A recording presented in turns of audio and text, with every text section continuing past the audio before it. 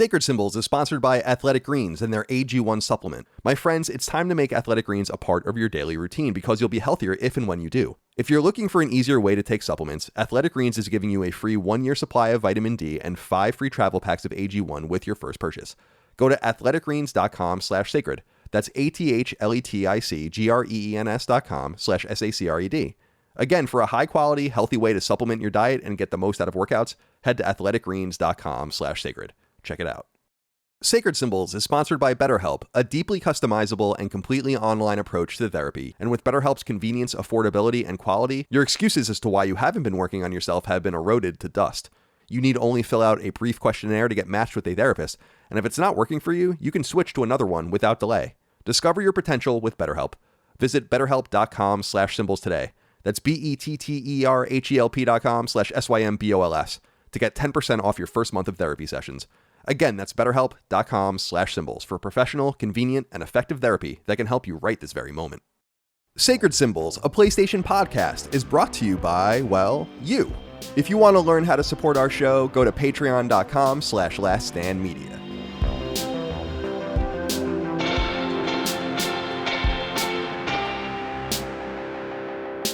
Greetings and salutations. Welcome back to Sacred Symbols, a PlayStation podcast. This is episode number 251. My name is Colin Moriarty. I'm joined today by my son, the champion in all of our hearts, Chris Raygun. Chris, welcome and congratulations to you, my friend. Thank you. Lots of people wrote in about this. Lots of people had things to say. We'll get to it. Yeah. But welcome to the show. How are you today? I'm great, dude. I've been smiling like ear to ear for the last like several days. Just happy to have my life back. Yeah, I have my life back. I'm not blind. I'm not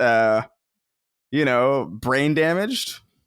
which is possible, which was always possible. You're not more brain damaged. That's true. Yeah. It's equivalent. I've sustained the same amount of brain damage that I had going in.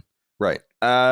Which is like, I don't know, man. It's scary, going into an environment like that. So it's fun to be on the other side and just have looking at my schedule for the first time and being like, oh my God, I have nothing. Good for you. Nothing to do. You can just relax and hang out. It looks like you're going to do maybe a little janitorial work. You got your mop and bucket in the background. Yeah. I came back to a fun little termite problem in my office. Ooh. So only in my office though, which is weird. I guess it's because like in LA it's been like raining a lot and now it's like warm, so all the bugs are like, hey, I no longer have to live in hell, and so like they emerge. But I bleached the floor; they're gone basically. So good. Termites are scary, especially as a homeowner. I have termite people come and check things out. They can fuck your shit up. Yeah. Have you ever seen a termite though? Like actually like seen one? I don't think I've seen one in person. No. I've never thought about it in my life. I just kind of always knew what termites were. I knew what they did, but I never seen them before. And they look nothing like I assumed they would, like at all. Like they look like, like they have like long wings. Yeah, I see them now. Yeah. And I was like, they fly? And they kind of maybe don't I have really. Seen these. Yeah, unfortunate creatures. Yeah. What a miserable. Imagine they eat gobbling wood like that. Fucking idiot. Imagine being a wood gobbler. Shout out to trees, though. Shout out to trees. Shout out to trees. All right, we'll get to your thing in a minute because we have much to discuss about what's going on with you. But let's get Dustin in here. Dustin Furman, executive producer. Welcome to the show. How are you today, my friend? Happy 420.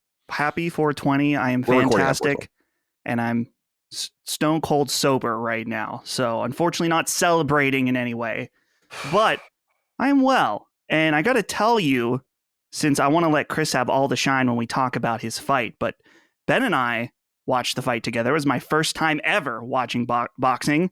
So Ben was kind of giving me the rundown about, the energy conservation throughout, the hugging each other throughout the fight. I was learning all kinds of stuff. By the end, I consider myself a full-blown critic. I had a beer in one hand, Chinese food, just watching and being hypercritical of all these fights. It was a fantastic time.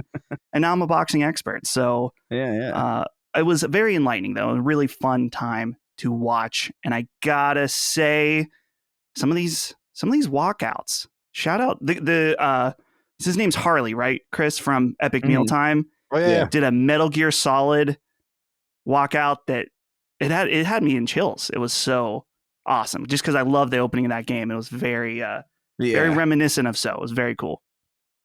Very cool. Well, we're talking about this already, so let's just get right into it so we don't have to segue back. A lot of people wrote in about this, but I chose Magro Crag to speak. He says, to the Puerto Rican demon himself, just wanted to say congrats to Chris for his role in Creator Clash 2. I don't follow many influencers and don't care for boxing, but my friends and I gathered around to specifically watch Chris have a go at it and in the ring. I hadn't known about the whole Froggy controversy until I started Googling how it could possibly be fair that Chris had to spar with a guy 6 inches on him, along with obviously way more weight than the infographic purported. Atticus Finch once said courage is, quote, when you know you're licked before you begin, but you begin anyway and see it through no matter what, end quote. Good on you, Chris, for going through with it and giving it your all. You did the Sacred Symbols community proud. So we got tons of messages like this. I would say dozens in the thread, more privately. I'm sure you've gotten plenty of love via your own channels. So again, congratulations to you. But that's what I took away from it too, was it really was my opinion on it is that you were dealt a really shitty and unfortunate hand. I don't know who you blame in the whole situation. I don't know if that's really even relevant, but because there's I'm very old and I don't know any of these people and the controversy, and I try my hardest to follow it, but I do know sports very well, and that's what I said to you was actually Micah had noted after your fight that I was kind of I was upset, like it was bothering me because I was like, it's so unfair what happened to Chris. I know this. I watch sports. I'm very tuned in with sports. No one would do that in a real boxing match. No one would pull their opponent weeks before. No one would. If that happened, most boxers would be like, I'm not doing it then. Right. Even if it was someone they thought they could really beat, you know? Yeah. I mean, that would probably be the smart thing to do. It would be to be like, hey, you know, like my opponent got quit. It's like, I'm a very difficult size to match with because not a lot of people my height and weight class are willing to do something like this. Even fewer in the influencer space. So, you know, I mean, the smart thing probably to do would have been to not do it, but I was just kind of eager to do it. Yeah. And so a lot of people were, I've seen a lot of takes where it's like, oh, Chris got screwed over with the matchup. And I want to make it clear. I agreed to the matchup. Like I understood that I was going in there, into an uphill fight with an opponent who was like kind of outclassing me in like a lot of ways. But I trained for like 8 months. You know, that's a lot of time. That's a lot of money to do something. And I don't know. I wanted to go out there and do it. It was scary. It was exciting. It was weird. It was like in the ring, it's deafening. Like I didn't hear anything at all. It was That's what they say. The weirdest experience of my life. You're focused. Yeah, super focused. But I don't know, man. The second I stepped out of there, I was so happy that I had done it. I knew I would have regretted it if I didn't do it. And I knew that immediately the second I stepped out of there. There's this amazing photo. I don't know if you saw it of my friend. He's the guy I moved out to LA with. The guy I drove from New York to California with. I did see this like 8 years ago. And I brought him with me through the walkout to Suavemente. By the way, on the 25th anniversary of that song, by sheer accident. It was like very funny that happened. But there's a photo of me like leaving the ring, like, and he's like holding me, and I'm like wrapped in the Puerto Rican flag, and I'm smiling ear to ear. It is the craziest photo of me that I think will ever exist. It's like amazing. I want to get it framed. Looks like a still in a movie. It's crazy. But no, I'm over the moon about it. Even with all the, you know, bullshit that transpired and the complications that kind of happened last minute, I feel very, very proud and also just excited to kind of get back to my life after this. Yeah, it's like a huge commitment. Ask. Yeah, it's a big. I said that because the reason I wasn't able to go to be with you at the fight was because my sister had her wedding shower this weekend. So my entire family, even more people than I thought were coming, were here. It was quite overwhelming. And the day of the fight, I'm like, all right, so they had the shower for the girls, and then they invited everyone over to have like a little dinner. I'm like, I got to get out of here. My friend is fighting, and so people were asking a lot of questions. And my uncle was like, would you do something like this? And I'm like, I'm actually a very athletic person, and I work out every day, and I'm pretty in good shape. I have a little bit of a gut because I just can't stop eating, but I'm in probably the best shape of my life actually right now. Mike and I were just recently talking about that, which is so funny because I'm 38 years old, but I was like, I don't think the time I could never do that. I'm too selfish for that time commitment. There's just no possible way again, Ayn Randian selfish, not the bad selfish, but I'm just like, I want to do my own thing. Like giving that much time. Yeah. It reminds me of when I was a kid and I played travel hockey my entire childhood, and it just dominates your life. And I don't want to do that. You know, so it's a really cool thing. It's for a great cause. I love it. I see all sorts of people trying to get involved and trying to, and I was like, I probably could get chosen to do it because of my connections with Chris and a few other people, but no, it's just, there's just no way. Yeah. It's a big commitment, and it's really no joke. It's such a, I woke up like every day with the biggest frown that you could even perceive. Cause I was just like, it's not so bad once you're in there, but waking up to go do it is like misery. Well, you did the thing though. You know, I mean, that's a big deal. Yeah, you did the thing. And I did the thing. Right. And I think that's a big deal. Like I always say with experiences like this, you'll probably never look back at that and regret it. No. You did it, you know? No, and you saw it all the way through. See, that was the thing that bothered me, was it almost got robbed of you, and the purest experience got robbed from you, which is a shame because of the time spent. So you made lemonade, as I would say, you know? Oh, yeah. And I think that's great. So congratulations again. Dustin, you have anything you want to add before we move on? Yeah, just obviously congrats to you, Chris. We were, I was telling the Discord, because we had our own channel set up. It's like, I was watching you fight, and I knew that the outcome, obviously I wanted you to win, but I knew the outcome didn't matter. But I felt I had secondhand intensity, nervousness for you in that moment, just watching. I was like, oh man, I don't know what's good. And then it was like, it didn't matter, you know, it's fine. It was so cool to see you out there, dude, in front of that arena of just thousands.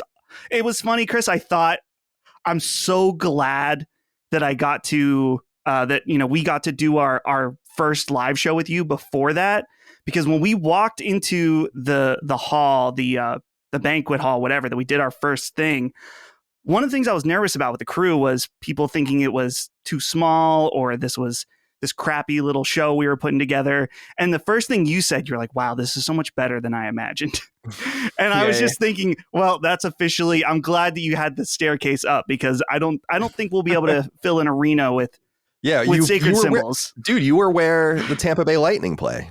Yeah. So that's not only a really big building, that's like a building with a lot of winning championship hockey played in it. So it's like a pretty cool place to be, you know? Yeah. It is cool. I want to go like after this episode, I want to go frame my shorts and my robe. I don't know if you got a clear view of the robe on the broadcast, but there's like the New York City skyline at the bottom of it, like in like gems and shit. You got to get that done. I mean, you got to do that. Easily. I was looking for it, I found, but I got distracted. I was going to clip out and just send you the one of my favorite Donald Trump clips, because I know you and I both love doing Donald Trump impressions with the Puerto Rico.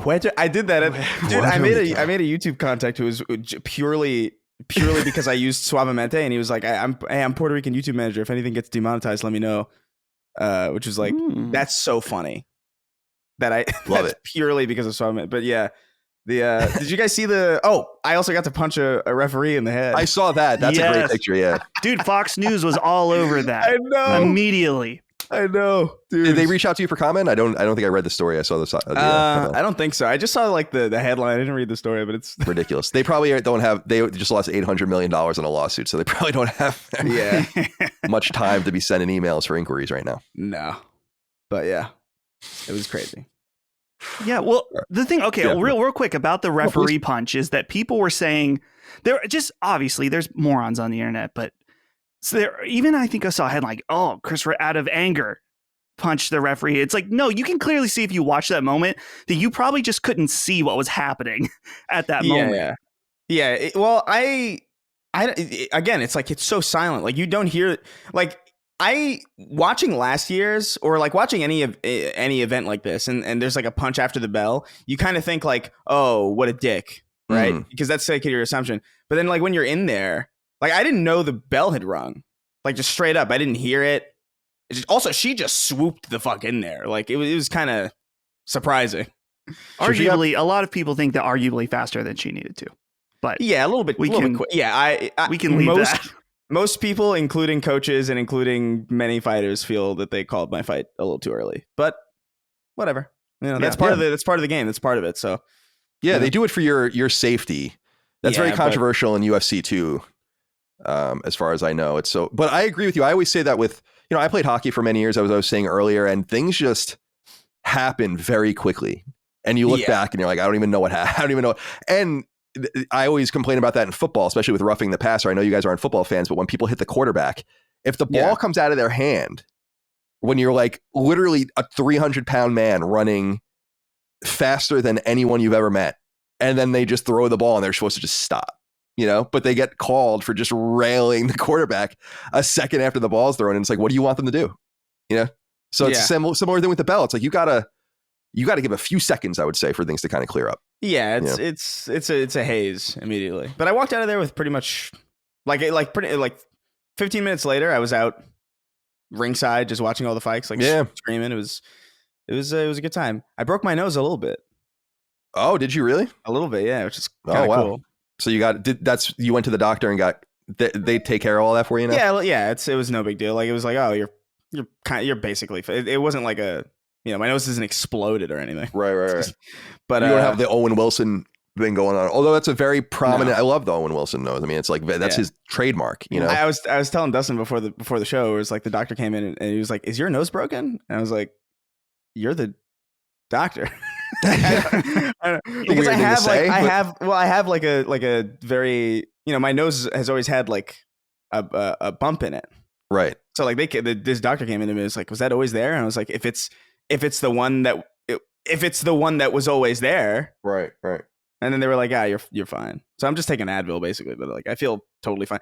Completely underwhelmed by the feeling of a broken nose, by the way. Damn. I thought it was going to be a lot worse. And I also just didn't know when it happened at all. They should give your nose a cute little cast. They did that thing where they set it. Oh, where they push your skull, and even that didn't hurt. It was weird. Yeah, that's interesting. Anyway. That's so interesting. Your thing reminds me, I don't know why I was just thinking of this, because you're talking about your nose and a doctor, is when I have people, well, you might not be able to tell, I don't have a very high quality camera, but I have several scars on my face because I had skin cancer. And like not the bad, like, well, it's all bad, but like not the one that was not the bad skin cancer. The good right. Like the skin cancer you want if you're gonna have skin cancer. Right. I can't remember the name of it, but it's like, it's still bad. But I just remember the doctor, this was in 2011, the doctor cut this bump off my nose that had been there for a while and was like, he's like, don't worry about this. This is nothing. We're just going to send it out. No problem. And stitch you up or whatever. And then a week later, he's like, oh yeah, so I was wrong about that. You got skin cancer. I'm like, oh, great. Thank you so much.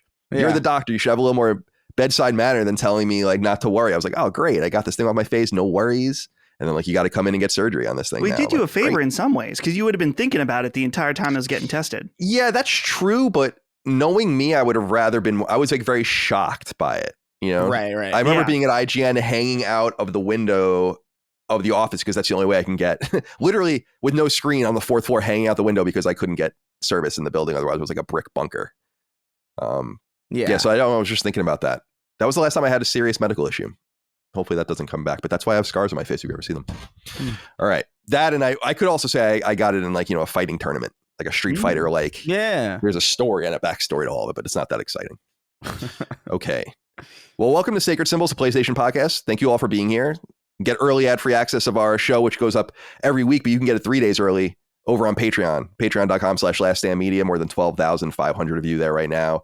Lots of perks for supporting us on Patreon, depending on the tier you support us at, including submitting your questions, comments, concerns, thoughts, and ideas to the show, which you hear sprinkled throughout using the thread that we post there every week. Sacred Symbols Plus twice a week, which is our twice weekly supplement only for Patreon, where we go deeper into specific topics, and so on and so forth. Sacred Symbols Plus episodes recently include a Final Fantasy 16 deep dive, and Damian Phoenix wrote into us about this. As Final Fantasy 16 State of Play was really impressive in my opinion.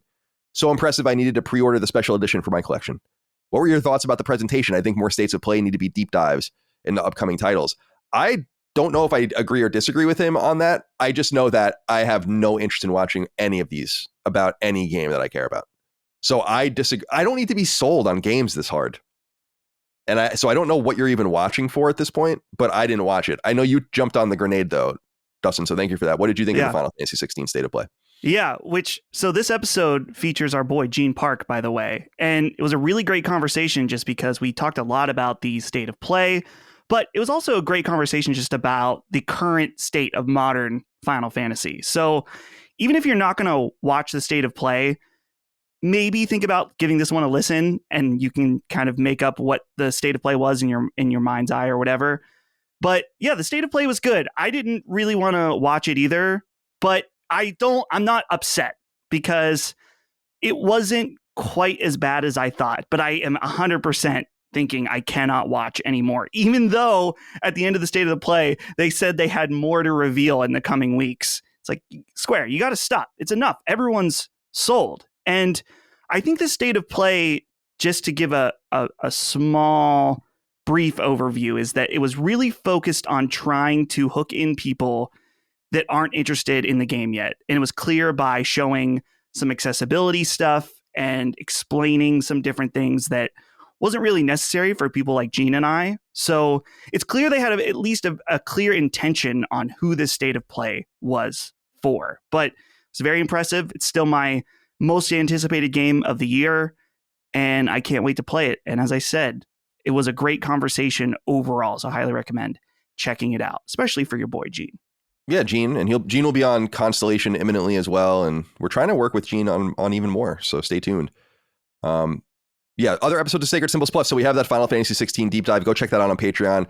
Dustin and I did an interesting conversation about like building a new PSX or PlayStation experience with word of Nintendo doing their own show this fall. I thought that would be actually Dustin thought that would be an interesting topic. We had Hogue on recently. That went live on all feeds, so you can go on YouTube to check that out if you're not a subscriber. PSX, yeah, we already did that Colin episode. Resident Evil 4 remake review. Micah did an episode PSVR 2 deep dive. Sales Saga comes back soon as well. We have new sales data to go into. You can play along at home, sacredsalessaga.com. We have merch at laststandmedia.store if you want t-shirts, stickers, free sticker shipping domestically, by the way, but shirts, sweatshirts, all the rest. And we'll be selling something else very soon as well. Very excited about this. But Jacques Thomas wrote in and said, hey, CDC, first time writing in. I just wanted to ask, are there any plans to add tank tops to the LSM store? Started to get hot in Georgia, and with temperatures being 80 to 87 degrees down there in Georgia. They got a saying down there. They got a saying down there in Georgia. Plus, I think it would make some good workout gear. Just wanted to ask. Hope you all have a wonderful day. Tank tops, do you think there's a demand for them? I don't know. So I think it's important to explain just that with our merch, I think we've said this, but it's worth repeating that with our merch right now, everything we have to buy in advance. So nothing is print on demand. So and it's all in my house. And it's all in Colin's house. So we are really blessed by you guys that everything we've released so far has been a success. But we also just need to calculate the risk and demand for the audience. And I would say, I'm guessing that tank tops, while we would sell some, we could maybe do a limited run of them. But I think we have more other stuff that I think you'll like even more in the works right now. In fact, we have I think 3 shirts right now in the works that are some stuff that people have specifically asked for. So if you guys like that, make sure to buy it, just because it sends a message that we can do more and expand more. Or if you don't want it, then don't buy it. And then that sends a message also. Sacred Symbols Blazers coming soon. Oh, nice. Sick. Okay. I'm getting a custom made suit for my wedding, and I am getting the moon embroidered on the jacket. Dude. Hey, I was thinking about getting a custom suit for your wedding. Because I have 2 weddings. They're expensive, but it's fun. You should. This is the first time I'm going to go all in on it. Yeah, but yeah, it's good. I've got 2 weddings that month. Yours and our boy Jimmy Champagne is also getting married. So I thought this is the time to get the fitted suit. Yeah, get a nice suit. I got a suit a few weeks ago, just at Men's Warehouse for my sister's wedding. I mean, I think that kind of stuff's totally fine too. But just for it's actually better than fine.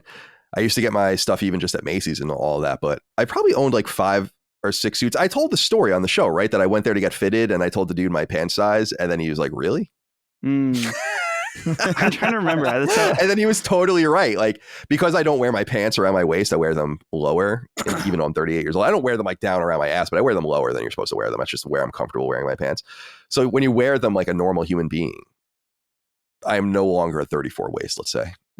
And he knew it just by looking at me. Nailed it.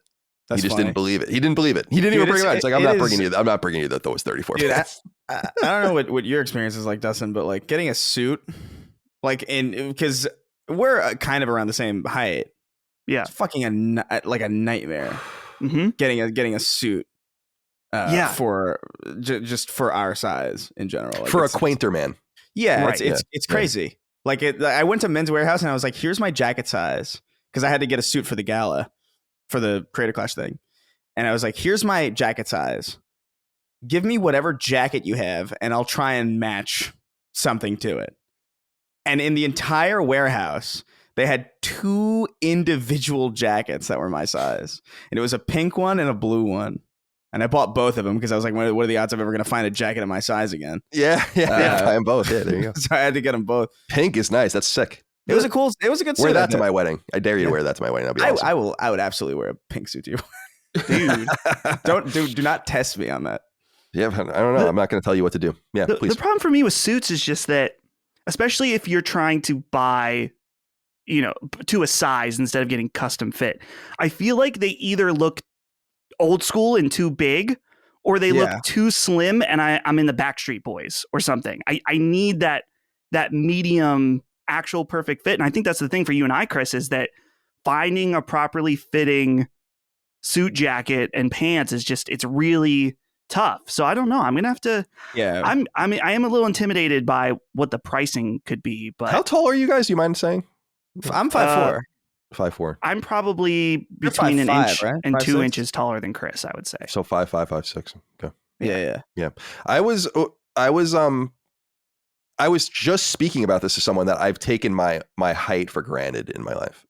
I'm 6 feet tall, so I'm a little bit taller than average, but I just never even, it was never a thing, except for when I was a little kid. My dad used to tease me saying that I was always afraid I wasn't going to grow because my dad was 6'3".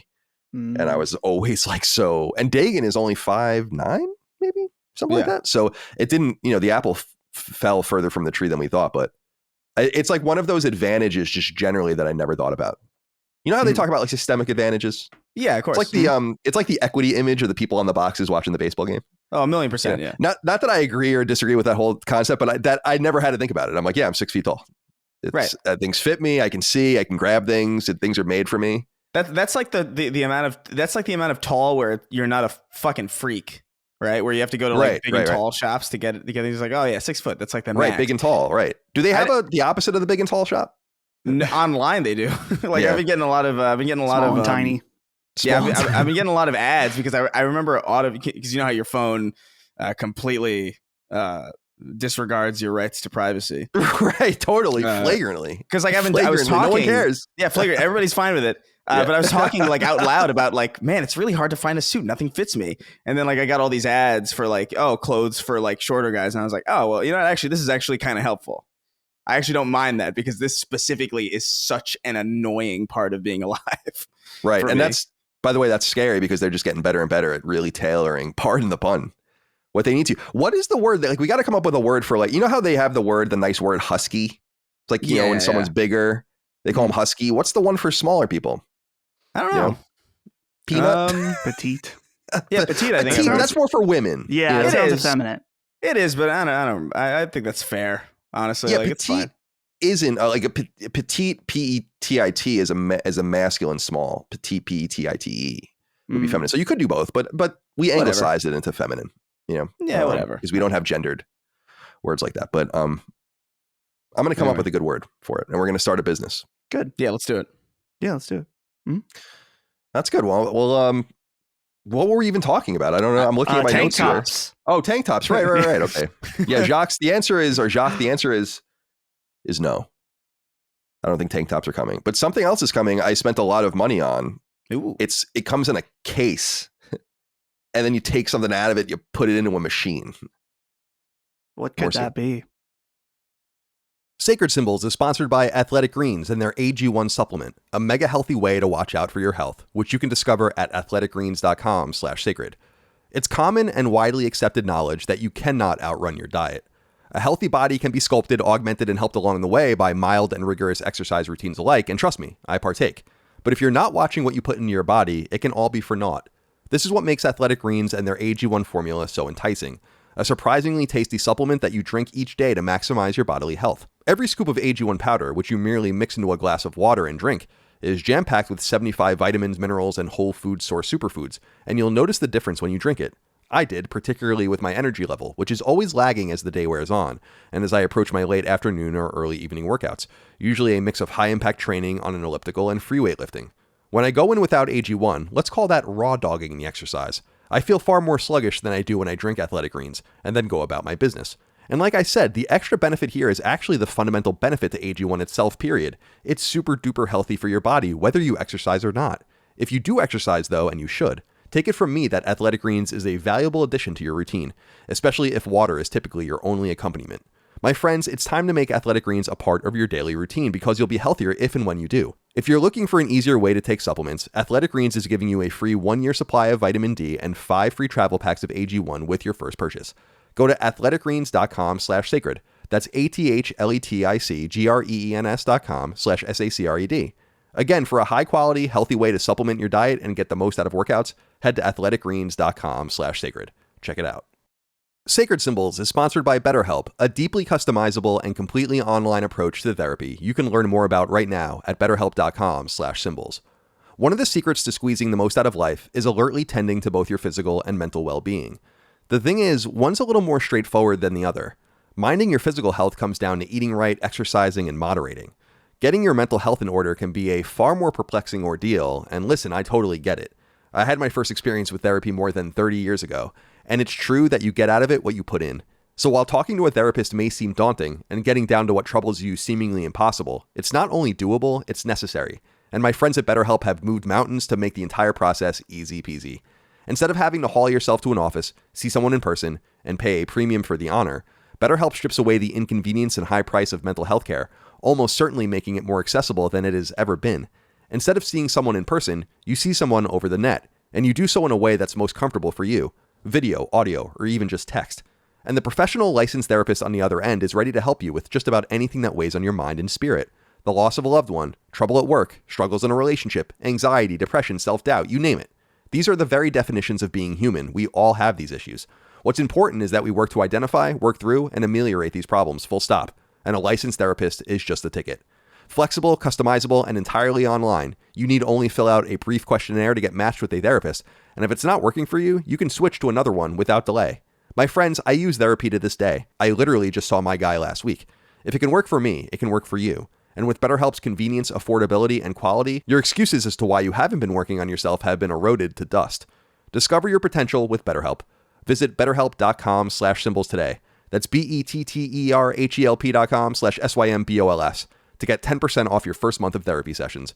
Again, that's betterhelp.com/symbols for professional, convenient, and effective therapy that can help you right this very moment. All right. Dylan Manchak wrote into us and said, "Hey boyos, this question is for Colin. Has it been warm enough to open the pool yet? My fiance and I just bought a house with a pool and just got it running last week. I'm not looking forward to the constant maintenance, but it will pay off during summer. Lastly, are the frogs back or have you come up with a final solution?" Thanks for all you do. I think I said I had 420 of all days to make that joke. Yeah, exactly. Hitler's birthday, famously. Well, thank you for writing in, Dylan. The pool is open. I've been running. I have like the Roomba for the pool, so I've been running it. It's been going around, kind of lurking.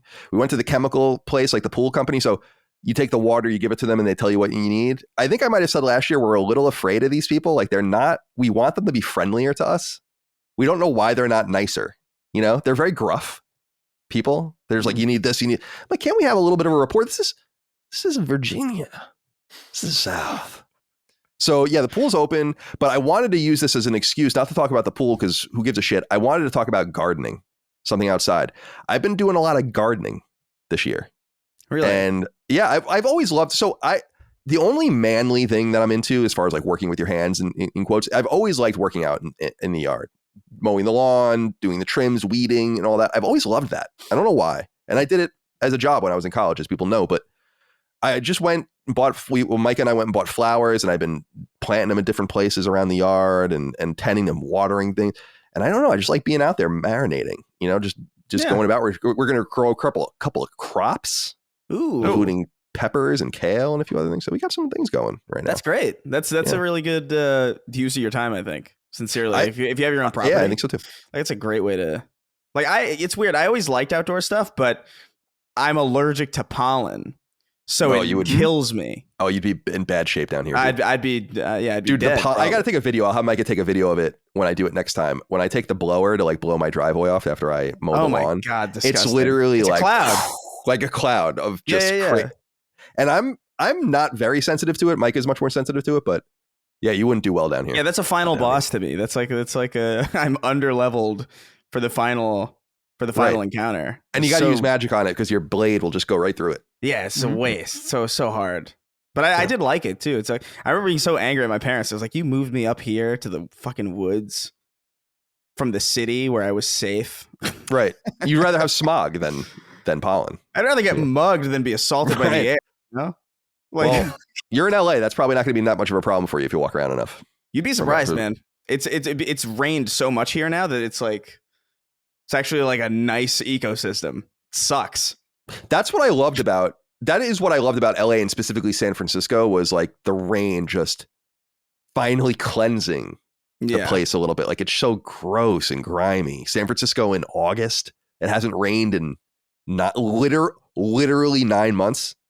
That's crazy, and then finally it just rains and washes the human feces and the fentanyl dust away. Oh, love fentanyl. Good stuff. I'm gonna tell you, dude. I haven't been introduced in my life much to the consequences of fentanyl. Like it's like a newer thing. Yeah. And I like, but I just read it kills 300 people a day in the United States. That's crazy. Yeah. That's a crazy ratio.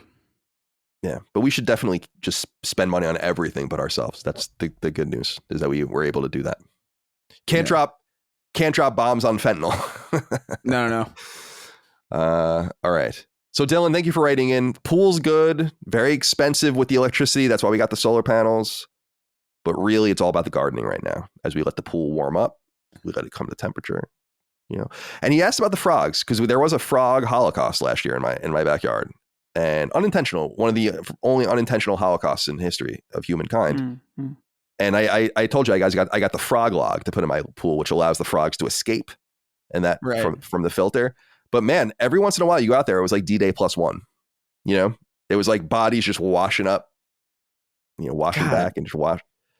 And I don't want to kill the frogs. You know, I understand so we are going to get this thing apparently like we can wrap around our fence that will keep them from hopping in. And then we don't have to worry about it because I worry about them. I don't want to kill them. Yeah.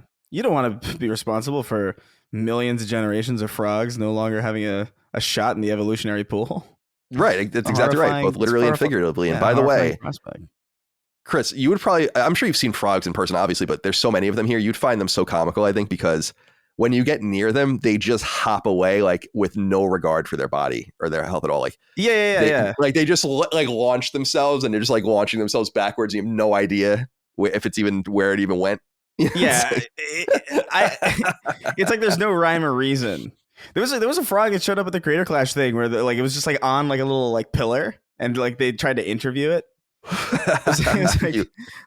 They're cute. I like frogs, but all the more reason why you don't want to see a mass of their huddled bodies lifelessly you don't compiled into a filter, which I then have to dump somewhere. Ugh. And then we had a turtle, which we named Boxy. Micah named it Boxy, coming in and eating the frogs. Oh, the dead bodies. Wait, turtles eat? They do that? Well, I just left some dead frog corpses in the garden, and then they were gone, and there was like a little trail. Yeah. And then we found that it was like a big turtle. Yeah. Like a little note that says, "I'm a turtle and I ate these." Well, we followed the trail and realized, and then we saw it, you know. I don't know if it was camouflage or what was going on back there, you know. Hold up, Colin, were you composting the dead frogs? I want to say I'm composting them. I just didn't want to go in the front and throw them away. So I just threw them in the garden. Just bury them, let them and do something. And there were frog skeletons left behind. But it's good for the soil and all that, you know? Yeah. You got to do something with these dead frog bodies. Why not return them to the earth? I'm doing all I can to save them. Colin, you have my permission. If I'm ever at your house and I die, just throw me into your garden. Yeah, sick. Oh, we can get the compost going real good. We get a little lime. Yeah. Leave me out in the sun. Watch me bubble up. This is the South. All right. James McIvern wrote in. He said, "Hello, gentlemen. I wanted to thank you for talking up Tetris Effect and turning me on to this wonderful game. Not only has it become a great bonding experience for me and my wife, but now it has become part of one of my most treasured gaming memories. My 1-year-old daughter loves music, and so I thought of trying Tetris Effect with her sitting on my lap. I booted up one of the early levels as soon as the tempo picked up. She was bopping along to the beat while I cleared lines and explosions of particle effects. She had a blast the whole time and even started making the connection between the controller inputs and actions on the screen. Awesome experience, and I don't think I'd ever tried it if not for this podcast.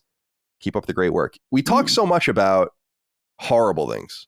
Yeah. People getting into accidents, trying to figure out where someone gets hit by a fucking car on a bike, drops his earbud. Like, this is the kind of shit, right? Frog Holocaust. Also, Hitler's bunker, being a deli, and all these. I don't know what we're talking about. So I thought we would have something a little more uplifting, that there was a little bit of positivity brought into someone's life for once. That's awesome. By this show, and I'm glad to hear that. If she's into music, have you considered showing her 311? Or Sacred Symbols, if in the podcast side. Yeah, dude, I love that. I love that Tetris is such a perfect game by itself. So like, it is. So enhancing it in that way is like really smart. Tetris Effect is great. If you haven't played Tetris Effect yet, do it, because it's just so good. Imagine you just came out and saw the world for the first time within the last 300 some days, or I guess if a 1-year-old, a very short amount of time, and then you see Tetris Effect. This practically was like LSD for this baby. I can't even imagine what that baby was thinking. Yeah. Well, looking forward to hearing about your daughter's experiences with Sound System and From Chaos and all the great 311 records that she's no doubt going to pick up as a result of her loving music. James, so glad to hear that you had this experience. Thank you for writing in. All right, let's. And by the way, speaking of Tetris, before we get into all the other things we want to talk about here about games and all the rest, is I had mentioned in our employee Discord, did anyone watch the Tetris movie on Apple Plus? And I think or is it Apple TV? I don't know what it's called. It's still called something. Apple TV Plus, I believe. Come on, man. Why do you have to call it both things? So Apple TV is the service you rent stuff, and Apple TV Plus is the stuff with their content. Right. Okay. Whatever. Because I like to get that like once a year or so for a month and just check things out. I like that For All Mankind show and a few other things. And Severance is supposed to be excellent. Yeah. And then so I think I'm going to check out that Tetris movie because it's supposed to be pretty good. And it's not about blocks. Yeah. It's not like a cartoon or something. It's about the creation of the game. Yeah. It's about the Soviet Union and getting the game over to over that wall. Did you see it? I've heard really good things about it. I saw the Mario movie, but I haven't had time to really see much of anything else. So I'll probably catch that tonight, honestly. Like I don't have anything to do. I know. Look at you. That's so wonderful. I'm so happy for you. Oh man. I always say that is just manufacturing free time is my favorite thing in the world. I don't want to have plan. Like during the day, you got to get things done and I got to go to dinner at 7. I mean, that's nice sometimes, but I'd rather be like, I have nothing to do at 7. Yeah. That's what I get to look forward to. It's just doing nothing. It's like I can't remember which comedian it was, but it has that bit about how canceling plans is like euphoric. I've heard that. I can't remember who it is though. Yeah. It's amazing. It is. You got to just avoid making plans altogether. Okay. Let's get into some of the things here that people wrote in about that. They want to talk about some smaller news items, etc. Then we'll get into what we're playing and we'll get into the bigger news items as well, including a couple of huge news items this week. But yeah, let's start with Kyle Kelm, who wrote into us and said, "Hello, Sacred Crew. With Horizon Forbidden West DLC being released this week, I was wondering if any of you guys are going back to check it out. When I played Horizon Forbidden West, I was hoping to attain the platinum on my first playthrough as I did with Horizon Zero Dawn, but alas, I missed scanning the corruptor in the quest helping the Quen, so I had to go back and play through half the game again for the all-machine type scan trophy. Yeah, that sucks. I think I remember looking out for that one, actually. And then the platinum finally popped. Congratulations. But doing that at the time felt like a slog, and I wasn't really enjoying myself. I plan on playing the Burning Shores just to see what LA looks like at this time in the future. Just wasn't sure if it was going to be interesting to you guys at all. Keep up the great work." Thank you, Kyle, for writing in. So indeed, Horizon Burning Shores is out. I think it's $20. Could be wrong about that. It's got its own cache of trophies. It's post-game content, so you have to beat the game, meaning that this is really only accessible to about the 5th or 4th of the people that ever even played Horizon Forbidden West. And I heard it's actually pretty difficult. And I would like to check it out, though, because it's supposed to intimately intertwine with the third game. It's so surprising to me in some way, as someone who platinumed the second game and the first game, that people didn't see that the third game was clearly teased and heavily in this one. Like it's impossible that it wouldn't continue, but people are really writing a lot about how this one really solidifies what the third game's going to be about. But I wanted to use this as an opportunity to also complain, as I often do, about something, and that's people's flippancy with spoilers. I heard about this on social media, especially. I think people, especially in the media, and especially like these tryhards on social media that do nothing but complain and spoil shit for people. Can you just shut the fuck up about what's in the game? They ruined who the game's about. They ruined what the third game's about, which is something that you find out at the end of this game. They ruin something to do with Aloy, her relationships. There's no care at all for letting people have an experience. And I noticed this with Resident Evil 4 as well. But I was very familiar with Resident Evil 4, so it didn't bother me. It wasn't really spoiling anything for me. But I was thinking over and over again, if I saw this and I had never played Resident Evil 4 on GameCube or wherever people might have played it, Wii, PS2 in the past, then I would be really upset that you said this. And I just wanted to point that out, that there are probably a half dozen things that people have spoiled about this already. It's been out for a fucking millisecond by the time we're recording this. And it bothers me. Why can't people just shut up? Go to forums or places where that kind of talk is welcome. Listen to our spoiler cast. People tell us that we're too strict sometimes on our spoilers on the show. I've gotten that feedback recently that we're almost going too extreme about trying to kind of cater to, especially with new games. And I just wanted to say that I'm disappointed that people just cannot stop themselves. They just, and you cannot avoid it without just removing yourself. It's not like I'm looking for this stuff. Yeah. It's just popping up in my feed. Like, you know, when you're reading something and it's like you have to read it to know what it says. So you can't be like, oh, just don't read that. It's like you're already read one sentence by the time you look at it. If you're fucking literate. I don't know. Just wanted to point that. Anyone notice this about Horizon specifically and Resident Evil? Well, yeah. Oh, go ahead, Chris. Oh, I'm sorry. I should kick. See, people are always like, why do I kick it to one person or the other? Well, I think Chris and I were both thinking at the same time because usually it's easier than that. But Chris, go ahead. Well, I was gonna say, like, I saw the Horizon spoiler today, like this morning, like as I was getting ready to record. So less than a day after it came out. Yeah. Immediately, basically. And I was like, oh, okay, cool. Like, fortunately, like I'm not that invested in it, so like I don't personally care. But also, like I remember thinking, like, wow, I remember thinking when I saw it, I was like, that seems like a weird thing for me to see about a game that's really new. Or at least like a DLC that's really new. Yeah, I don't even want to say even in like a buffer of being like, just tune out for a few minutes or whatever. I don't even want to. It's so new that you have no business even bringing it up. Nonetheless, posting pictures and video. It's like, dude, it really upsets me. And that's really what I'm taking away from this experience. And I think it would have hit me with Resident Evil 4 if it was possible for you to spoil that game for me, which it's not. Right. Dustin, do you want to add anything? No, just be careful out there. I mean, sometimes for us, it's impossible because we need to be involved and in the know about different stuff. But for certain things, for example, as we get closer to Final Fantasy 16, I'm just going to add a bunch of blocked words on my Twitter. And that's only a very slight protection. You can protect yourself in a few different ways, but it is nearly impossible. So be the change, you know, don't be going and posting shit that you wouldn't want to see yourself. I lost my check mark on Twitter. I just looked. Oh, you did it. Yay. I was just saying in Discord earlier, I'm like, just take it already. God. It's still there for me. Oh, you can see it for me. No. It vanished before my eyes. Wait. No, it's probably because it was just cached, you know. It has to because it's cached. Nope, I reload and it's gone. But it was there a second ago. That's so funny. Oh, thank God. They finally followed through. I really thought it was going to like go on and on and on and on. I don't want it.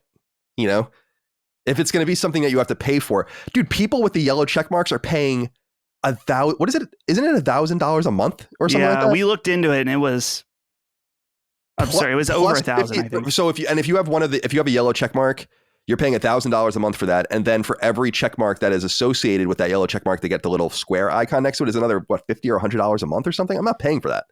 Yeah, I might do Twitter Blue for Last Stand to help it circulate better. But for me, I don't really give a flying fuck. Yeah, but it's been. But I got it. I've had my check mark for 11 years. So salute to you, check mark. It is gone now. You're no longer mentally ill. You're one of us now. Congrats. I got it. It's funny, man, because we've been talking a lot about E3, and I know I've mentioned this before, but I got my check mark at E3 in 2012. And I remember being on my phone and being on a food truck line. You guys have been to E3, so you know the space between where you get all the food. And I just was like, oh, I got an email actually. And it said, you have been verified. And I remember there's probably even a tweet from that moment in time. But I remember that so vividly because I was so excited. I was like, oh my God. And I think Greg got it at the same time at IGN. So we both and I think what ended up happening, because it was very rare at that time, was that a friend or like a fan listened to the show and just gave it to us. So we never even, because I don't think I really deserved one. And then everyone ended up getting them, you know? And then except me.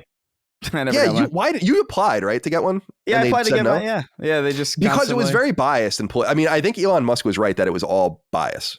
It's about who you knew and what you could do. Yeah, for sure. You know, his solution was a little ill-conceived, but I'll say it here. I'm sorry, go ahead, Chris. No, I was gonna say like, because I qualified for it. They were like, you need certain articles written about you. You need your government ID. I was like, okay, cool. I have all this. And then they were like, no.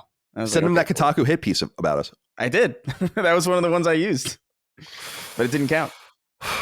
And now I get it sucks too, because now I have a bunch of articles written about me, you know? Now I have like the world's my oyster, because I punched a ref in the face, in the back of the head, you know? And now it doesn't matter. Now I can't even use it to get a check. Now you got to get a Wikipedia page or something. My Wikipedia page comes and goes. It depends on what, either I'm notable enough or not. I think Last Stand would be notable enough maybe for one, but I don't know. I have no idea. Who cares? By the way, I'll say it here because this is not live, is the reason why I've been waiting for my name to get to lose the check mark is because I've wanted to change my name, and now I can do it without feeling bad for losing my check mark because I changed it, because that's a consequence of it, you know? Yeah.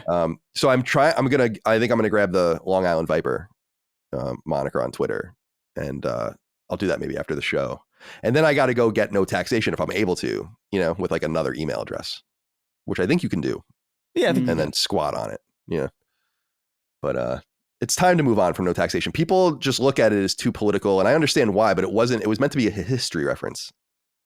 Right. It was supposed to be no taxation without representation. I understand why people see it as no taxation, and I get it. I totally get it. But it's not what I want to be known for anymore, or really ever. Okay. As far as playing it, I am going to try to play it. I'm a little concerned though, because it is endgame content. It is, like I said, pretty difficult, and I don't remember how to play these games. Yeah. You have to start from the beginning and kind of work your way through. So I just don't, that's the one thing I'm a little afraid of, is am I going to be good enough to play? Because it's been a year. It's been more than a year since I played the game. But Leah's Cool Jenkins wrote in and said, hey, Sacred Dudes, with the release of Horizon Burning Shores DLC this week, what are your views on it only being available on PS5? Is this a step in the right direction, moving away from last gen in your opinion, or a bit of an insult to the many PS4 owners of the game that have completed it, but can't carry on with the story without getting a new console? Thanks as always, lads. I would assume they did this because the game probably didn't sell very well on PS4. I'm sure most people played it on PS5 and they felt confident in abandoning it. But apparently the tech necessary to do some of the things they've done with like that flight aspect of it, with the bird dinosaur, I don't know what the fuck they call it. Pterodactyl, maybe? Something, I don't know. Yeah. So I think that was necessary to go all the way to PS5, but I think that's the right move, and hopefully a good sign of things to come as well. I don't think it's a big deal. What do you think, Chris? Yeah, I don't think it's a big deal. You're gonna need a new console. You're gonna need a newer console to continue the story anyway with the third game. So like, what's it matter if it happens now or later? It might as well happen now so that you know what to expect for the next one. It's like, oh, I better get if I want to get in for Horizon 3, I better square up. Right. Yeah, I don't think it's a huge. I'd be curious to know how many people are upset about that. Yeah, and I think it's relevant. I think the only thing that would be relevant is if you were able to pay for it earlier, if there was a season pass, but there was no option for that. It was not obvious that this was going to exist. I'm sure that they knew because it came out in fairly rapid succession considering the scope of it. But I'll definitely try to check it out in the coming weeks. I don't feel like there's very much coming out for me in the next few months. And we'll talk about that more when we get to what we're playing. So I think there's going to be time enough for Burning Shores. Okay. Wanted to throw this out here real quick. Deadline, which is usually known as a website and a publication known usually for its TV and movies coverage. No different here. They write The Last of Us showrunner Craig Mazin, sorry, I always say Mazin, joins craft collaborators for deep dive on show's look and sound, and hopes series will quote unquote be around for a while beyond season 2. So it seems to, if you read this and you can go into it, it's not a huge deal. It's all about a lot of things we don't care about on the show. But one of the things that he says in parting in this is that they seem to already know in some sense that they're going to be around for more than a second season for The Last of Us. And I thought this was great news, not only for the sanctity of the second game's story and really fleshing it out, but with the hope and my hope that they tell a lot of story that's not in the games as we lead up to what happens in the second game. And we all know, or most people know what happens in the second game that will make it very unusual for them to embrace that so quickly. So I'm excited about this. Just wanted to throw it out there. Good news. HBO's The Last of Us was awesome. Highly recommended. Anything to say about this, Dustin? No, not really. Just that I'm sure they'll stretch it out as long as they make money. And it's clear on for season 1, they made probably a lot of money. All right. Oh, I'm sorry. Wait a minute. Sorry. Yeah. Okay. I have it here. I was pulling up the next story and it was making noise. Okay. Uh-oh. I wanted to ask you guys on this Immortals of Aveum. Did you see this? Mm-hmm. Posted on PlayStation blog. This was posted actually around the time we published last week, so we missed it at the time just based on timing. But it's an interesting game because it's coming from Electronic Arts, their kind of EA Originals brand, and it's being made by a studio called Ascendant.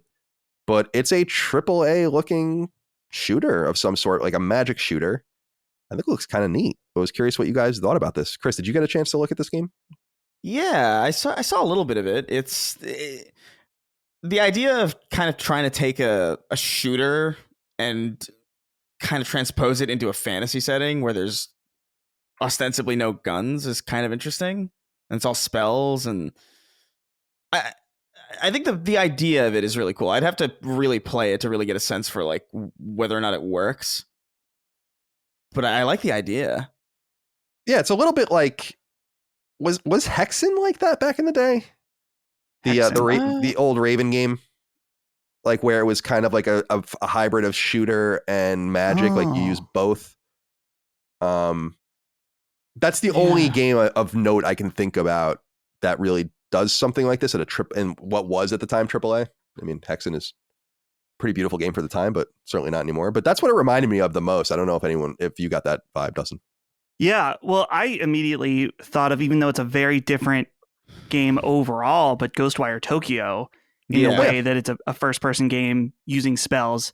Obviously, this game is a much different pace than Ghostwire, but I was really conflicted when I was watching the gameplay about this because there was part of me that felt like what I was seeing looked kind of generic from a visual perspective, almost like a Marvel movie or something, which I understand that I have bias against, but like they took the visual style of how Doctor Strange does spells and then just made a entire game out of that.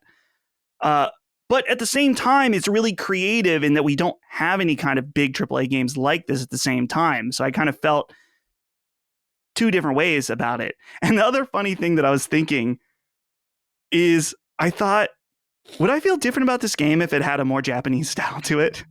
Am I reverse racist towards video games? And if something just looks slightly more anime, I'd be more interested. And I thought, yeah, I probably would. So I don't know. I guess it was an interesting acknowledgement from my own part that I don't know. I jokingly said to Holly when I had it on, I was like, oh yeah, this looks too Western for me. But I don't know.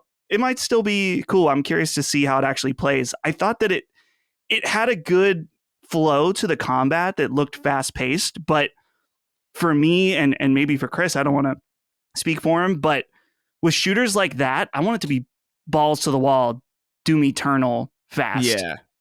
It's either should be more slow and methodical, or you're going a million miles an hour and ripping dudes' heads off, like nothing in between. And this felt maybe in between, but it's hard to say until we play it. Yeah. Indeed. I love the vision. I love EA kind of getting into the nitty gritty. I mean, this is another example along with their work with Omega Force on what was that game called that just came out? The Monster Hunter game? Why can't I think of the name of it? Oh, Wild Hearts? Yeah, Wild Hearts, right. Yeah. This is like another example of them, I think, doing very un-EA things that are diversifying their portfolio in a very old Electronic Arts style. Remember when they, let's say PS1, PS2, even into the PS3 era, you had quite a bit of different things going on. You might have had a little bit of Army of Two. You might have had a little bit of Battlefield. You might have had things coming out of like a Pandemic. And then you had Dead Space. And then EA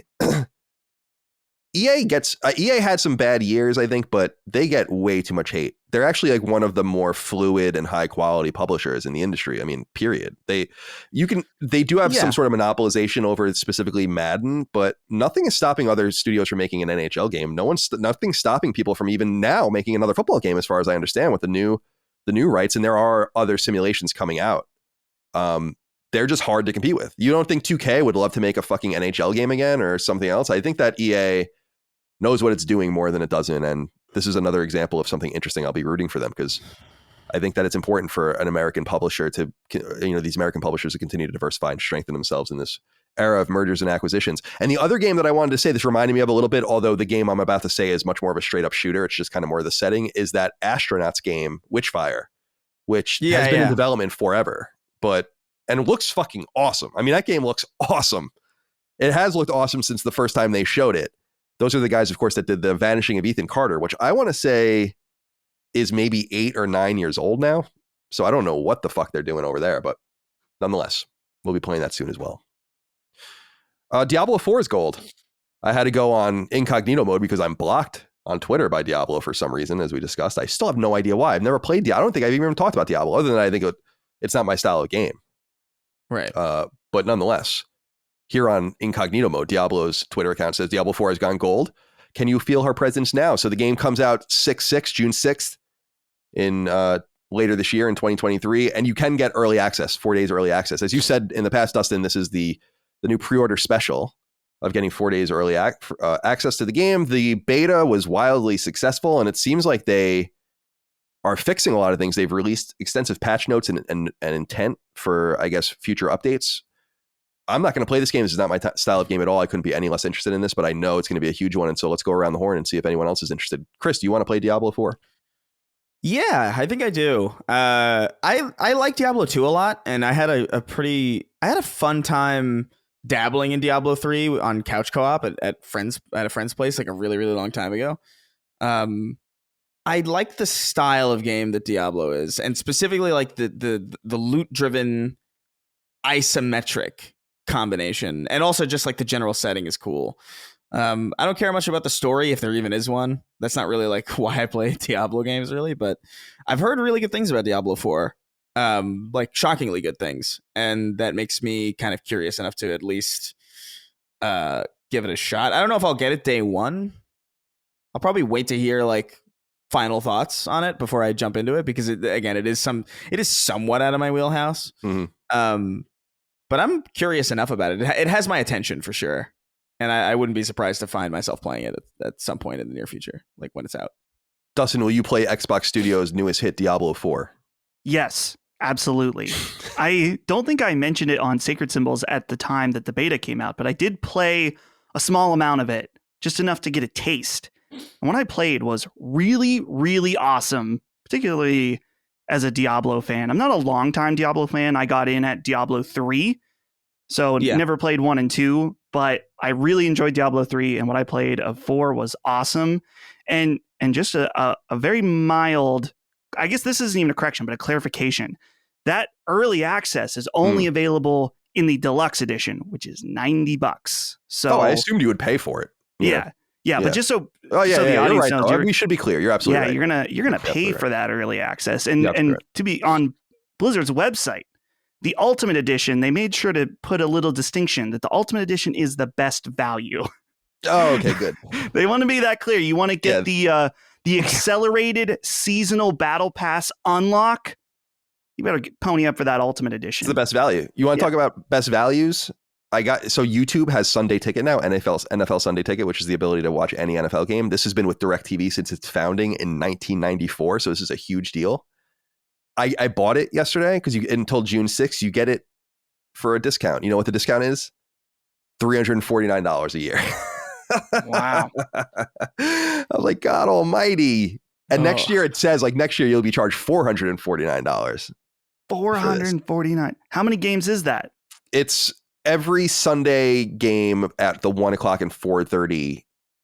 So it's at those windows live only. So wow.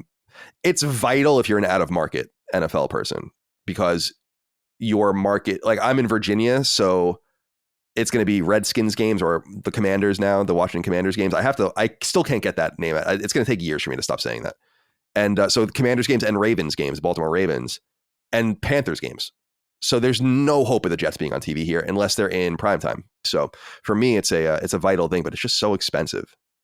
It's like God almighty, but at least it's not on DirecTV anymore. So that's exciting. True. All right, Diablo IV, June 6th, if you want to raw dog it.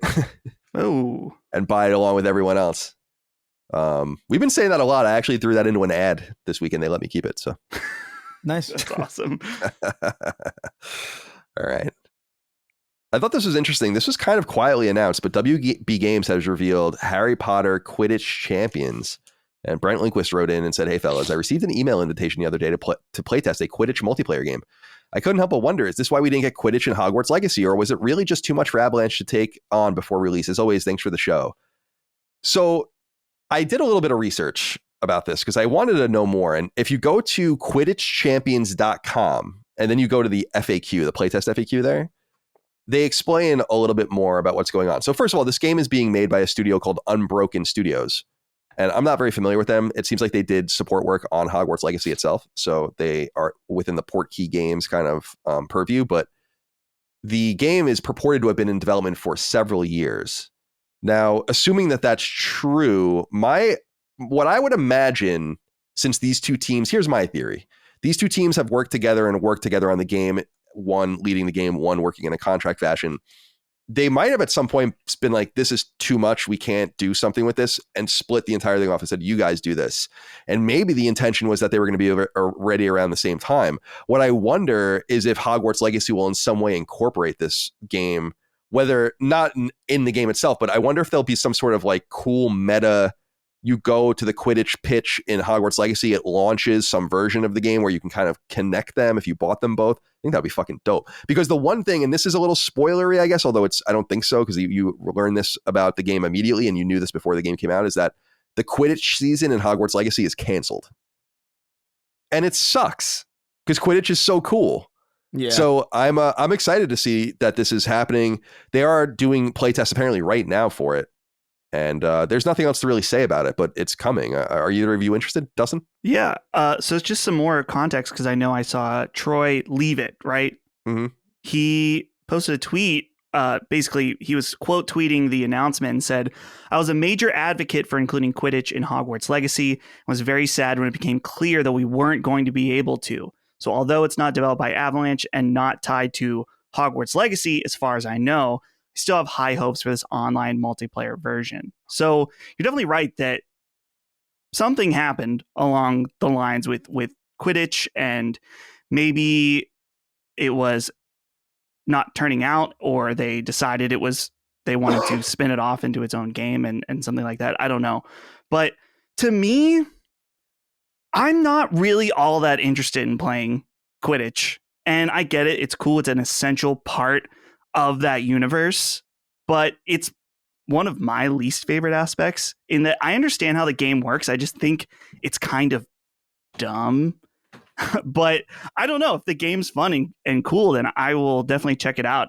I'm sure they'll do a more open beta and then there's no excuse to check it out. I will definitely do that. But yeah, I don't know if this is something I have a particular desire for, but at this point, I'm sure they're happy that they can get a 1-2 punch with Harry Potter stuff, just because the ramp up has begun and we will all be sick.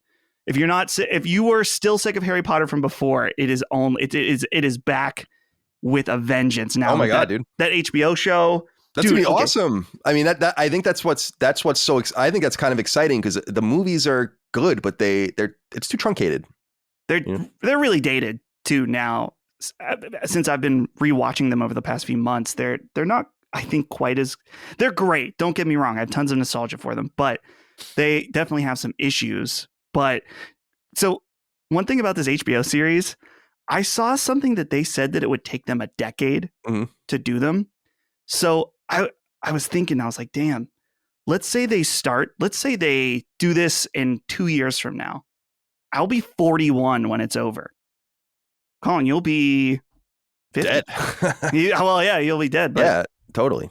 I totally hear you. You know what my favorite part about this series is I've always felt it quite unfortunate how the actors that all became big off of that movie have been really graceless and classless in the way that they've talked about and treated J.K. Rowling or Rowling or however you say it. And I think that's been so obvious for years in the things that they've, not really, like, if someone gave me basically my shot and I became this iconic person because of it, I would probably be a little more grateful for that. And if you go ask a 15-year-old in 15 years who Harry Potter is, they're going to say whoever the Harry Potter is on the HBO show. So this is like some sort of legacy win, I think, too, to maybe treat people a little bit better. Not that it undoes all the money, fame, and fortune that they've come their way to begin with, but JK, I actually said it about her, and what is it, Robert Galbraith, her pen name? Yeah, Robert. She's already had a long-lasting relationship with HBO. I was saying that months ago on the show. This seems like the natural evolution of that. Like, HBO does not care about, and of course they're with Warner, but they don't care about and they don't think this is a big enough deal for them to worry about it. And I think it's awesome. I'm excited to see a modern series-based Harry Potter, and I imagine what they'll do is probably film it all in 5 years or something like that, and then take their time to release them and finish them, just like they did with Avatar and shit. Like, isn't Avatar all done? Didn't they film them all? No, I don't. I think, I'm trying to remember. I saw something about James Cameron having a 5 or 6 hour cut of the most recent movie that he was demanding to Disney that they do all the visual effects for, and Disney said no. But then he made $1 billion, so maybe they will do a 6 hour cut. But I don't know. What an interesting man. Okay, let's move on.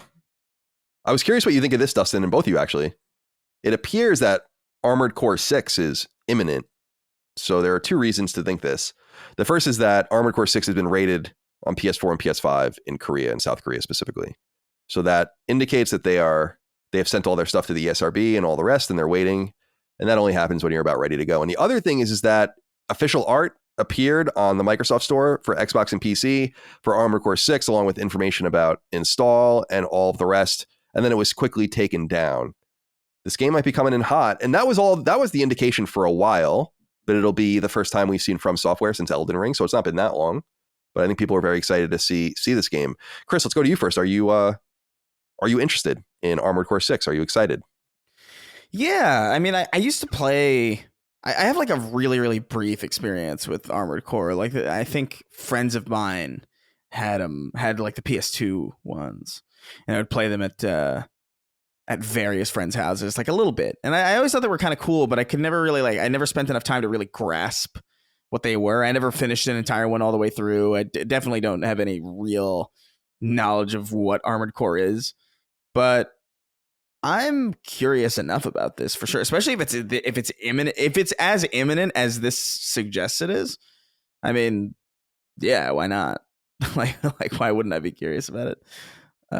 The prospect of them going back to Armored Core, though, after so long is what's most fascinating to me about it, because I think a lot of people are going to be very, very confused. I think so too. I especially think that people are going to be confused about how not hardcore Armored Core is compared to and always hasn't, compared to what you're talking about, Kingsfield, Demon Souls, all that stuff. Like, that's the hardcore branch of Armored Core is hard. I mean, it can be hard, but it's much more of an arcade game than anything else. So I'll be interested to see if that translates. I mean, it's theoretically 7,000 times more accessible than Elden Ring, but will no doubt sell exponentially less, and maybe it deserves to. I don't know. We'll see. What you're giving me a weird look. You think Armored Core 6 is going to sell? Well, you're saying it's more accessible. It'll be more accessible than Elden Ring. Yeah, Armored Core 6 definitely. I've always heard anytime someone tells me about Armored Core, they're talking about different builds and stats and really configuring your mech in order to do certain levels. I mean, I've never played the series, so I mean that there is that customization, but in my experience, the gameplay is fairly arcadey. Maybe am I thinking of Mech Warrior or something? I don't know. I don't think so. Maybe I'm not sure. I honestly can't say with authority because I've never played it. I just know that now that this game's coming out, I've heard a lot of conversations about people saying like, yeah, this is Armored Core is going to be a different type of difficult than current From Software games. And so I'm really curious about it. And that's something this is what I thought it was. This is exactly what I thought it was. This is not hardcore at all, in my opinion, but okay. Yeah. I mean, the gameplay is not, but you'll see. It's like a, in my opinion, it's kind of like a frenetic third person shooter, like almost like a 3D bullet hell game in some way. You're constantly moving and constantly shooting and just destroying shit. So, but they could, I don't remember the customization options, and I haven't played it. I'm trying to find the game. It could be Armored Core 5, which was PS3, but I think it was even before that I played it. So I could be wrong. We'll see. Yeah. But I'm preparing myself to potentially not like it. And just because I've never played an Armored Core game, I have played, on the early Xbox Live era, Mech Assault. I think that was the only mech game that I really got into. But I'm going to check this one out. I mean, for sure. And it's exciting that it's coming out this year in particular is so cool that we'll probably have, we had Elden Ring last year. We'll have this game this year. Elden Ring DLC next year. So From Software just cranking it out. So shout out to them. Shout out to cranking. Shout out to Miyazaki, just cranking day and night, winning awards for his ability to crank it. Yeah. All right. A couple other things here before we move on. This has really nothing to do with us. I just thought it was interesting is Sega, the Japanese publisher, that's kind of coming up a little bit. They're getting into the mergers and acquisitions game. They've acquired Rovio, which I thought was pretty fascinating. The Finnish company that is most famous, of course, for Angry Birds. And this seems like both a confusing purchase and a logical purchase. And in the era of mergers and acquisitions, Sega might very well be like a $750 million flyer on something as beloved as Angry Birds was. It might just be totally worth it. Plus their expertise in mobile games and all the rest. But I don't know that Rovio has much relevance anymore. So I was just surprised to see that. I just thought I'd throw that out there. Nothing really to say about that. And then I was excited to see this news as well. And this will be the final piece of news before we get into what we're playing from gamesindustry.biz. According to them, the AARP, so this is the organization that, is like the old people's organization in the United States, the lobbying group, they announced that 45% of players 50 years and older play games. And the group surveyed 7,800 people. It was conducted last June and July, so in 2022, and found that 45% of those aged 50 play video games at least once a month. That's up slightly from 44% in 2019 and 38% in 2016. And there were more noticeable growth in how much time those 50 plus gamers spent playing, the article says. In the 2019 poll, they averaged 8.5 hours a week. Over the prior 6 months, the 2022 poll found the average had grown to 12 hours a week.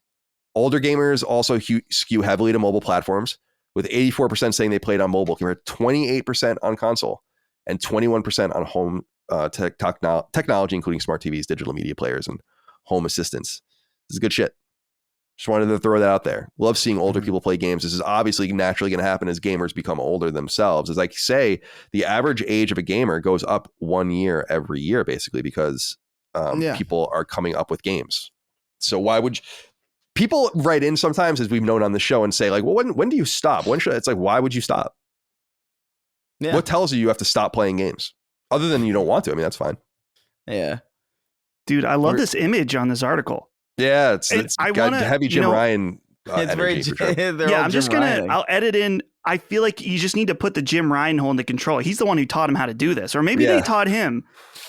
Just this image of them holding this controller. It's very Jim Ryan-esque, which is maybe more important. But yeah, maybe they're both off.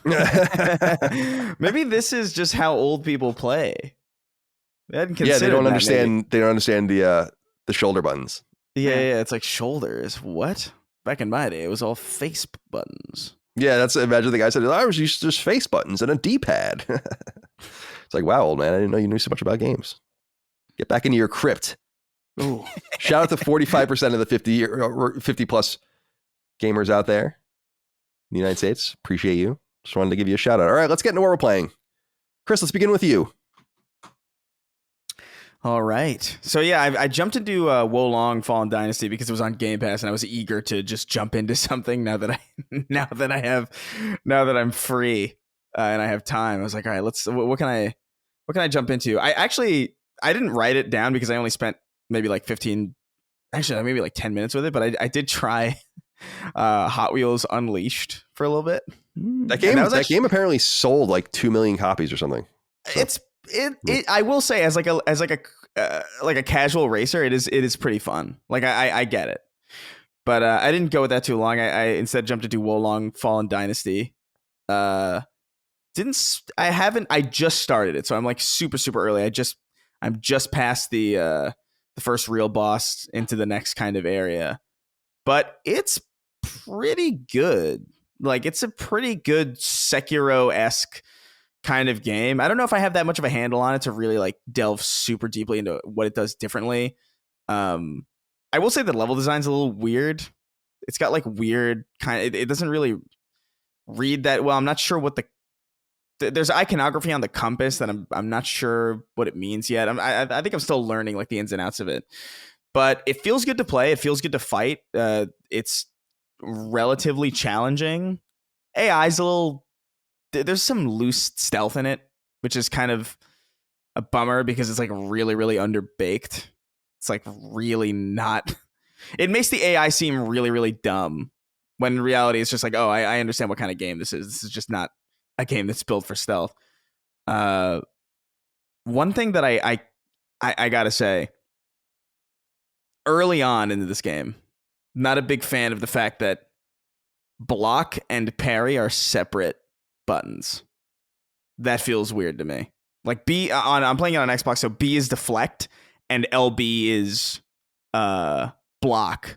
But I'm so used to parrying being blocking at a very specific time window, and having like a separate button for it feels really bizarre, especially when that button is also dodge. So like you have to double tap the parry button to dodge in a direction, and I don't know how I feel about that yet. It's kind of screwing me up in some of the boss fights, but it's a good looking game. The dub is really funny. It's very like clearly a dubbed game. But I'm gonna see if I can stick with it. It plays reasonably well enough with some control hiccups aside. I imagine I'm just gonna have to get more familiar with it because it's breaking some conventions that I feel don't really need to be broken. But still early on that, so just happy to be jumping back into video games again. Good Lord. Welcome back, my friend. Yeah. It's good to have you back in the fold. Are you playing on a Game Pass? Yeah, it was just sitting there and I was like, oh, okay, why not? Giving it an old college try. Yeah, that was a notable Game Pass game. Cool. Yeah. All right, well, that's Wolong Fallen Dynasty. Dustin says here you're playing Metal Gear Solid 2, Sons of Liberty. That's right. What a great subtitle, Sons of Liberty. In fact, all of those games. An ode to the revolution. Yeah. Sons of Liberty, Snake Eater, Guns of the Patriots. So good. This game, I'm pretty close, I think, to being done if my memory serves me correctly. This game is better and worse than I remember in some ways, which that is often the case when you go back and play some of these old classics at this point. It's been really fun remembering all the different aspects of this game. In particular, I think the thing that stands out the most is that I understand now why people didn't like Raiden, because he is kind of stupid and annoying at points. And the way there's nothing that voice actor has done a lot of great stuff. So there's nothing wrong with him. I think that just sometimes the delivery and the performance that they wanted out of him, maybe that was intentional, but I get why people don't like Raiden. In particular, as an example, there's a part where there's a bomb specialist that you meet, and Snake is listing all of his credentials that he did this. He was in NYPD bomb squad, blah, blah, blah. And then Ryan's like, so you're the bomb expert. Like, yes, Ryden, no fucking shit. He's the bomb expert. That's what Snake just said, you idiot. It's great. Well, that's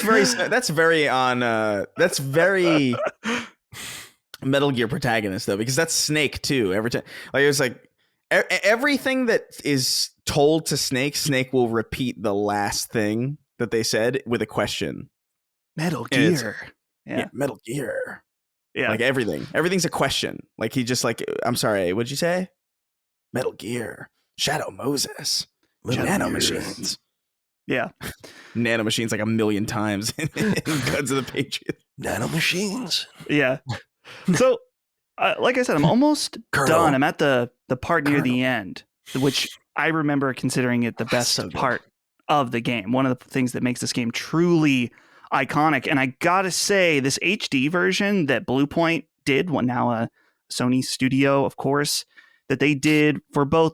So I'm playing it on Xbox One, or not, well, sort of. I'm playing it on my Series X because it has backwards compatibility and it runs at 60 FPS and all that good stuff. You can't buy it digitally. I think we talked about that last week currently, but you can always play the disc, or if you already bought it, you can play it that way.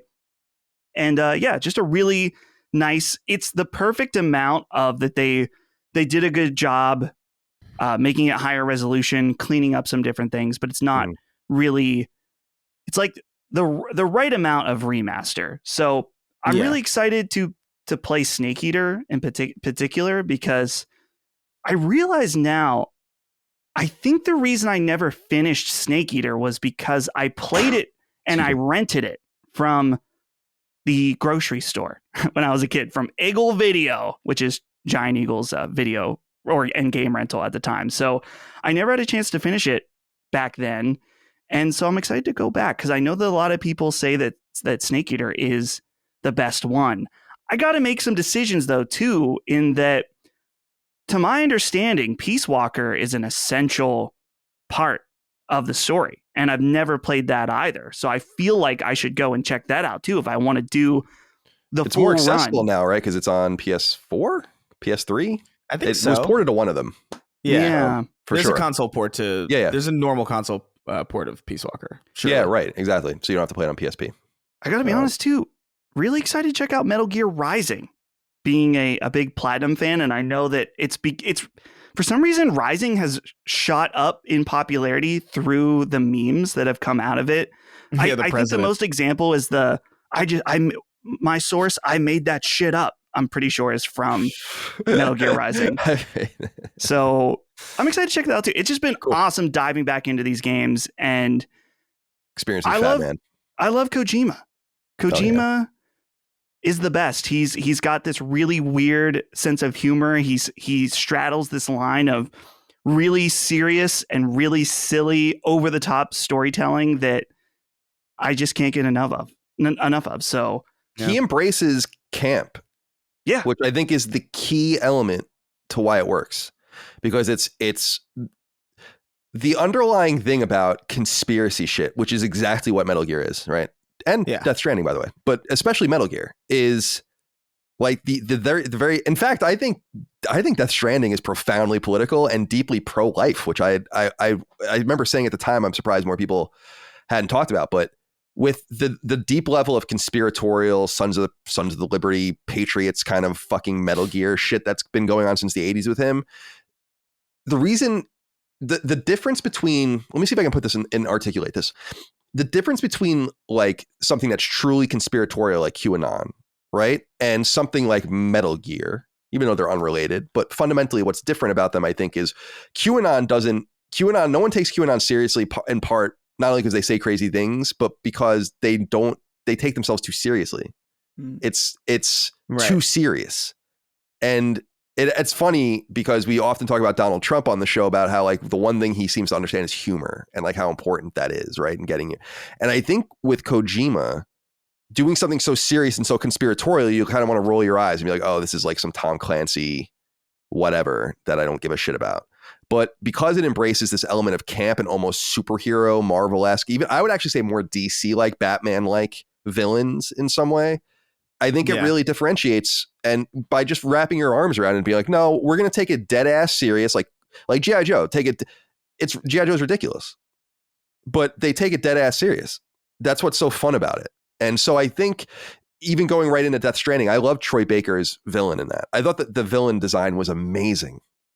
And he just does something with bad guys that speaks to me in a very deep way. Very similar to, well, it's not similar. I mean, it's because it's not for the same reasons, but Mega Man villains really speak to me in the same way. Oh, since I was a very little kid, or like the Koopa Kids.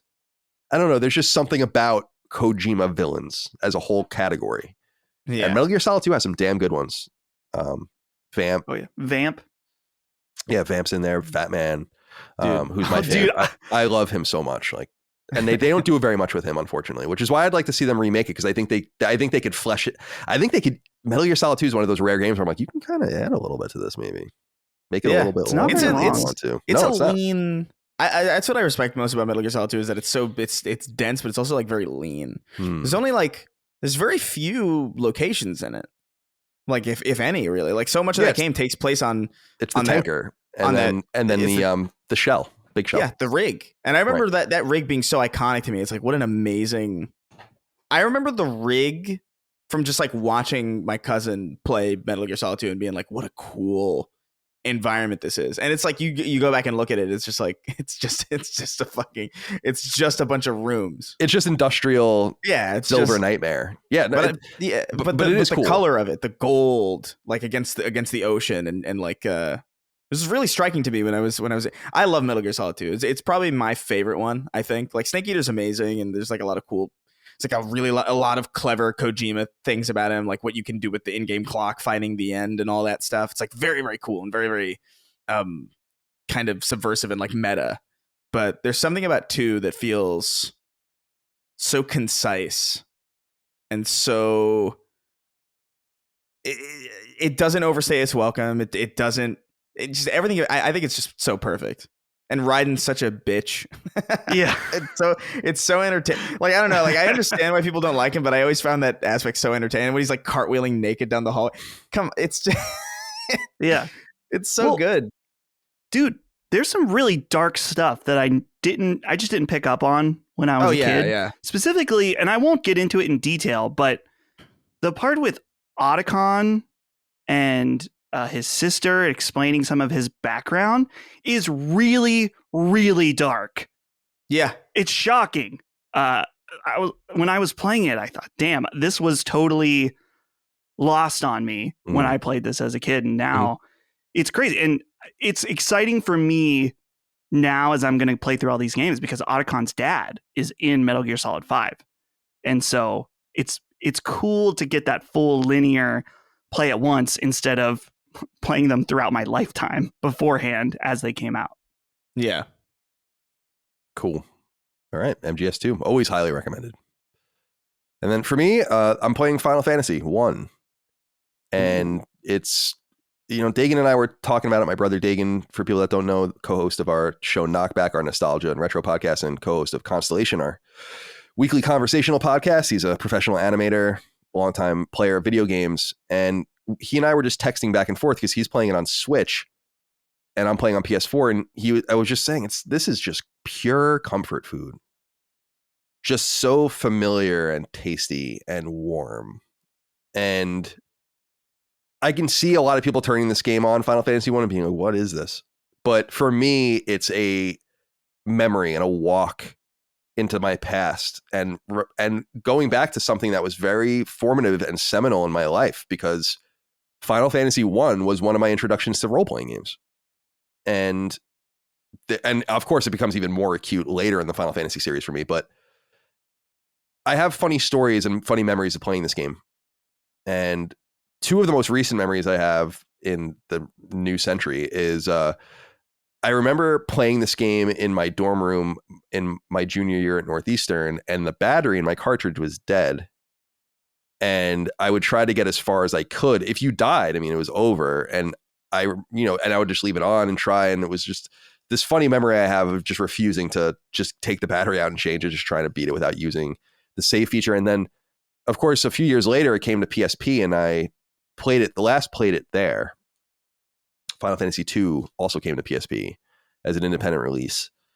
Final Fantasy 1 is a really lean and quick game to play compared to other Final Fantasy games. It's 15 to 20 hours long. There are a lot of ways to augment the game, which are bothering people, and we'll talk about that in a little while here because I have some inquiries I want to get into. But the one thing I wanted to say about Final Fantasy 1 and the whole suite, the Pixel Remaster suite of Final Fantasies 1, 2, 3, 4, 5, and 6, if I had something to say, it's this. You have to play them.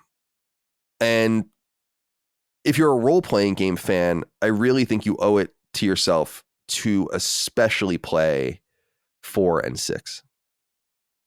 You have to play these games. You have to know, you have to be familiar with Final Fantasy 4 and Final Fantasy 6. If you're a role-playing game fan, console role-playing game fan, I would think that these are your Kubrick films or something. Like they're things you have to see or have to know. You have to be familiar with them if you have any grasp on where things have gone. And I don't know that I would recommend Final Fantasy 1, 2, and 3. I think 5 I would recommend much more widely. I don't think I'd recommend 1, 2, and 3 to everyone.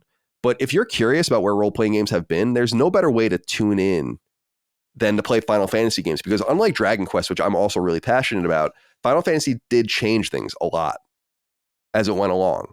The graphics kind of betray an underlying truth about Final Fantasy 1, 2, 3, 4, 5, and 6, and into 7, 8, 9, and so on, which is that the gameplay changes. And the way that things go, it's much more like Dragon Quest or Phantasy Star in the beginning, and it becomes much more, especially starting in 4, like with its own thing with active time battles and all of the different things that add more than just a turn-based element to it. But I love these games. They're pieces of comfort food. And I think the one thing that bothers me, and it doesn't really bother me, but I just want to say it is, buying the whole bundle digitally is 1, 2, 3, 4, 5, and 6 is $75. And I've seen some people complain about that. And that's a dark harbinger of things to come. If you think $75 is too much to pay for all new versions of 1, 2, 3, 4, 5, and 6, playable in a way we've never, and they're not all new per se, but these ports of these games that were available already digitally on PC and Steam and so on, with deep attention paid to their histories with like art galleries and bestiaries and all these cool things. And these are some of the finest and most important role-playing games of all time. And you think that that's too expensive to just pay for them on a machine like the PS4 or a machine like the Switch, like I say over and over again, or on PC where they're already available, where they're going to be available in perpetuity. Like the only thing that's going to remove Final Fantasy 1 now that you've bought it on PS4 or Switch is an EMP, because the consoles will all obviously talk to each other moving forward and they'll all be brought forward. That's why I think buying games in the now is actually kind of important in some sense, because it'll probably be the last time you're truly expected to buy some of this stuff ever again. And I think we've now been faced with that with all of the Final Fantasy games being on PS4. So I just want to give a shout out to Final Fantasy 1 and all the ones that come after. Final Fantasy 2 really trying to change up the combat somewhat unsuccessfully. 3 bringing back the class system. 4, I mean, absolutely iconic story, iconic characters. My beloved Porum and Palom, of course, the twin mages are in Final Fantasy 4. Final Fantasy 5 going back to class-based and a more nonlinear feel. Final Fantasy 6, arguably the greatest game of all time, depending on who you talk about or talk to. Dustin, especially with you, like I really, really, really want to implore you to play Final Fantasy 4. Like, I think that that's a great place for you to start. And if you're not into it in an hour, I'll be shocked.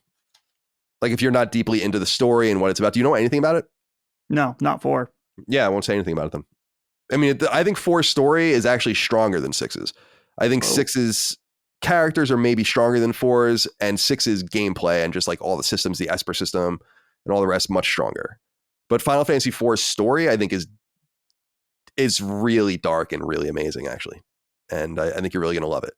And yeah, I love Porum and Palom because they're 6 years old in the game, which is crazy when you think about it. And they're just in the battles with you, and they're just using this massively powerful magic.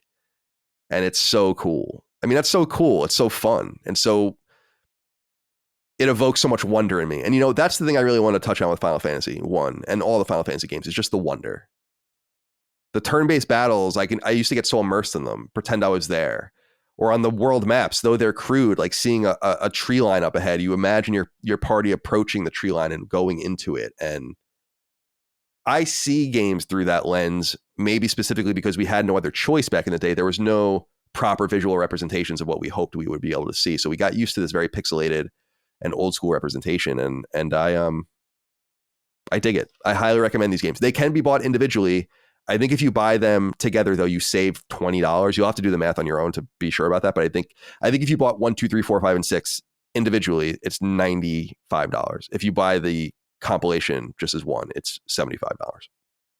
And again, you get what you pay for. You get what you pay for. If you're tired of paying for games over and over again, I totally understand that. But I would argue these games are simply inaccessible to us right now. And now they are no longer inaccessible, and now they will no longer ever be inaccessible. And my only hope is that we eventually get this with Dragon Quest. We eventually get this with Phantasy Star 1, 2, 3, and 4 from Sega. We get them with the Persona games. We talked about that last week with Atlas and the PS going all the way back to Revelations, and maybe even the earlier Shin Megami Tensei. You know, the one company that's really doing a lot to get their shit out there is Falcom. Like, they're the ones going out there and kind of porting things, getting them all out, getting them all current, really embracing. And they're a greater niche. So you would hope that some of these bigger entities will continue to keep their pedal down to the metal. But I don't want to go on and on about this. I know a lot of people find Final Fantasy boring. I will say, Colin, it is, you mentioned about Dragon Quest, because I was trying to remember. They released 1, 2, and 3, but Switch only. Right. Yeah, so Square it's playing there, throwing a dart at the board. 1, 2, and 3 were on PS4 in Japan. I think available, maybe 1 and 2 only available, I want to say, as a pre-order bonus for Dragon Quest 11. And then they just never brought them here. I think that's what happened. So they have to go back. Like, it's a shame for Square Enix because they did a lot of good work in getting the Dragon Quest games playable on DS specifically. Yeah. And I have all the Dragon Quest games on DS. Those are some of the most valuable games apparently on DS, which is so surprising to me because I went out immediately and bought those. But now they just have to do it one more time.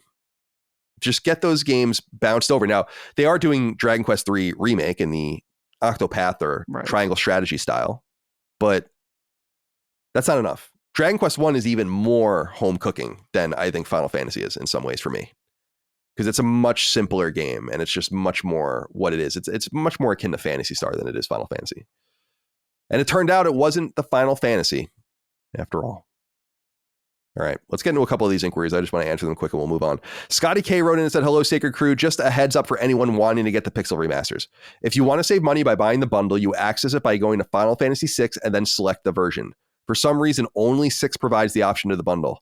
Not sure if this is an error that will be fixed or not, but just wanted to make sure people know so you don't have to buy them all separately. Thanks for all the great content. Dude, I'm with you. I couldn't find the bundle for the fucking life of me. I had to go on Twitter, and I think it was Wario64 that had a direct link to the PSN version on browser, and I just bought it there. Because I couldn't, it was only, it was actually very cool because when you go to the store, it just shows them all, like 1, 2, 3, 4, 5, and 6. But I'm like, where is the bundle? So good advice. Maybe, hopefully since then they've rectified it. Also, Square Enix, they released this art that was, I don't know if you guys saw, it was like global art. It was like Final Fantasy Pixel Remaster is available this time here and this time here and this time here. It was totally wrong. Totally wrong. Like when the games became available. The games were actually available way earlier than they said that they were going to be. So it's like, what are you guys doing? I don't know what you're talking about. But I do think there was something, I don't want to say pro Nintendo, but some sort of Nintendo deal maybe with this because the Nintendo versions were pre-orderable as well. Like you couldn't even find these available as an object until they were available to download on PS4. So there might be something to that. I don't know. David Wilson II wrote in and said, good day, gentlemen. I saw that the Final Fantasy Pixel Remasters boosts will not disable trophies. It looks like one can turn on the XP and money boost up to 4 times and still earn the trophies in each game. I frequently like having options like this to play classic games without the grind in order to catch up on older games I've missed with an ever-increasing backlog. Virtual console save states have been lifesavers in old Nintendo titles my old man reflexes can't handle. Same. Do you think ARM floaty assists like these boosts should disable trophies or not? Much thanks, and I wish you all well. I am not troubled by this specifically because I don't know that it matters. Here's the thing about this. Is that grinding in a role-playing game is not skill-based. It's simply time-based. And in Final Fantasy VII on PS4, you can make the game go 5 times faster, I think, than it's supposed to, which is an incredible thing. I think I beat Final Fantasy VII in under 20 hours in-game clock because of that. It shows you how much time is just wasted. Not wasted. I mean, it looks like fucking crazy when you're going that quick, I guess. But that's an advantage. Even if it's not really an inherent advantage, it's an advantage to go and play things quicker. I could grind 5 times quicker that way than I would in the other hand. So this is kind of just making it manual, which I don't really mind because it's a single player game that you still have to beat. You still have to go through all of the motions. You still have to do everything, and you can only make your character so strong. But playing the game in such a way like this, I don't know that I mind. I'm not going to play it that way. I'm not playing Final Fantasy 1 that way. I don't intend on doing that with any of the games, but I don't think it really matters because you still have to find all of the treasure chests. You still have to fill up the bestiary completely. So you have to do all the optional things. I don't know. I don't think it matters. I'm not that upset about this, but it is very selective, I guess. And finally, Ryan Pacheco wrote in and said, "Hey, Colin, Chris, and Dustin, with the release of Final Fantasy Pixel Remasters, what music are you all going to be using? It's about an hour into Final Fantasy 1 and I've set my music to the original. Do you think this is the right call, or am I fucking up by not listening to the new arranged music Square set as the default?" No, I did the same thing. And by the way, I highly recommend people do another thing, which is the set. So default settings have the new script and the new music, or the new like text style, new music. So go into configuration in the individual games and set it to the old soundtrack and the old style text. I don't know why they thought they should change the text. And I don't know why they have such a hard time replicating what it looked like. Because it still doesn't look good. It looks better.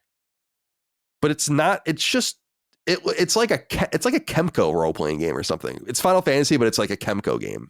It's a very deep cut. All right. Thank you for writing it, guys. And yeah, go play Final Fantasy Pixel Remaster. Don't be a bitch.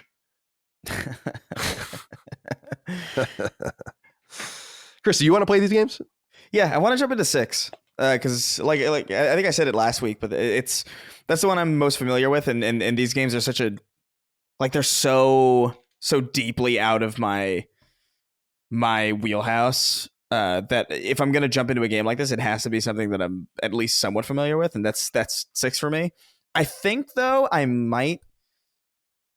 This feels like a Switch game for me. Yeah, I think my brother thinks the same thing. So. Yeah, because honestly, my Switch has just been sitting there collecting such an insane amount of dust that it's almost I feel abusive towards it. So I think I might get Final Fantasy VI on it, dust it off, actually give it a purpose for once in its meager existence. Play it before bed, something like that. I think that it seems like a good game for that. Whereas opposed to I don't know, I'd feel a little bit silly playing it on like a big 55-inch TV. How are you finding that? Like, is it weird seeing it blown up like that? It is. I gotta say, I find it kind of beautiful in its own way. It's not beautiful in the same way that old Castlevania or Mega Man or something is, but it's not that refined. But there is some nice touches in this new version. I don't know. This might be like the PSP version. I'm not really sure. I have to go look in it, but there's like cool new water effects. But I just think that the one thing they did wrong is they just made the trappings modern, and that's a mistake because the game isn't modern. So the menus don't look like they belong in the game. Even with the new text style, like it's too high resolution. I don't know why Square Enix doesn't know that. I think a lot of it has to do with fixed font and like they don't want to do this fucking crazy and annoying QA. I think that's where it all comes down to. But these new console versions do have fixes like that weren't even in the original versions that were on phone and PC. Right.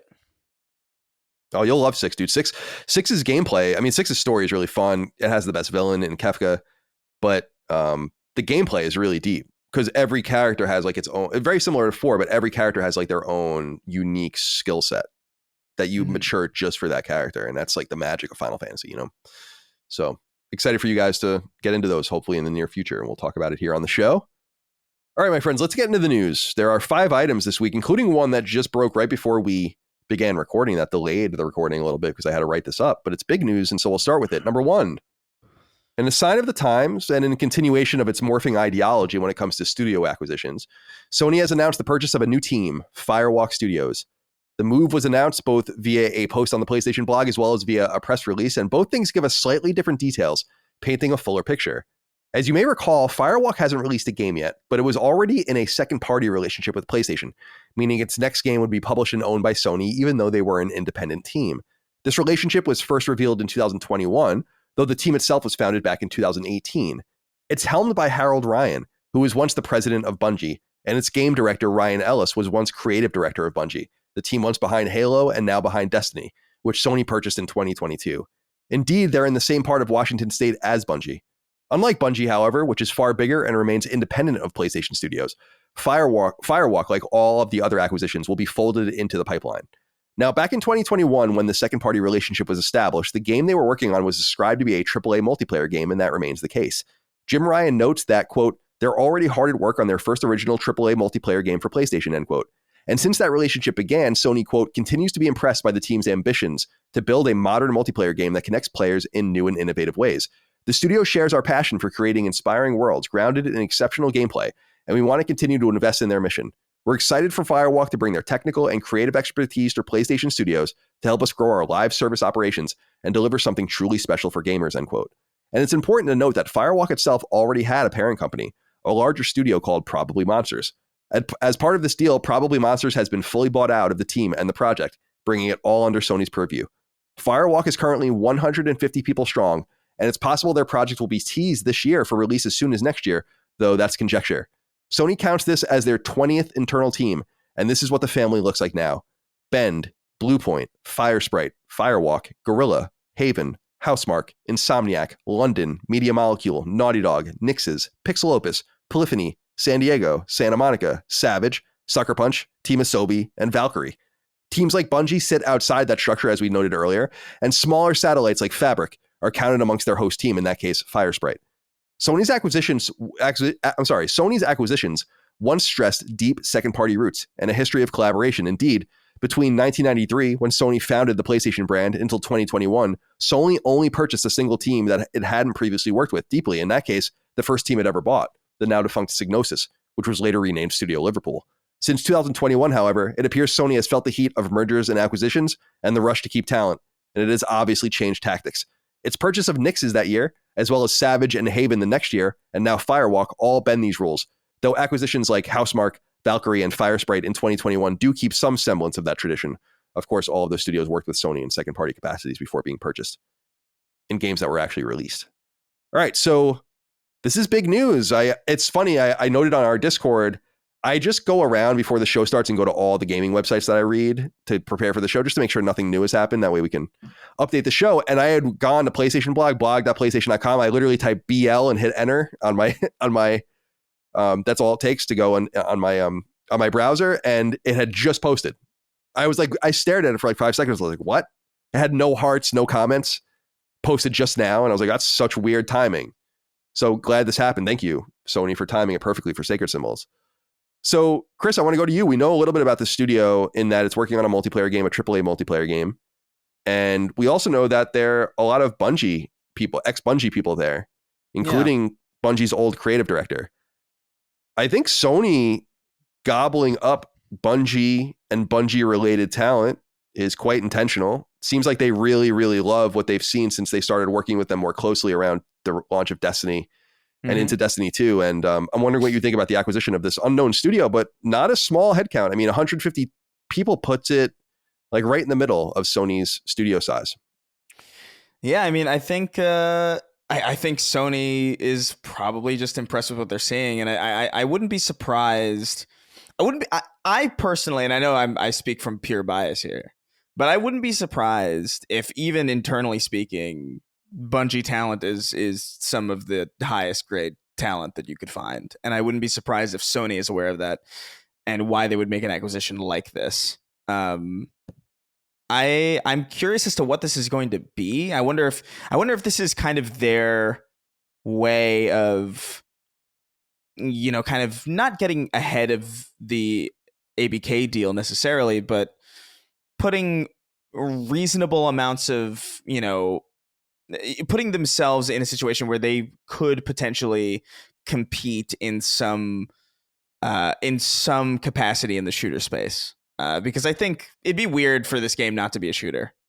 Like, I don't know what this could be if not. Yeah, I don't think that's actually a good point that they actually I don't think specify that it's a shooter. No. But you're right. It has to be. You're right. It could not be. It could very well.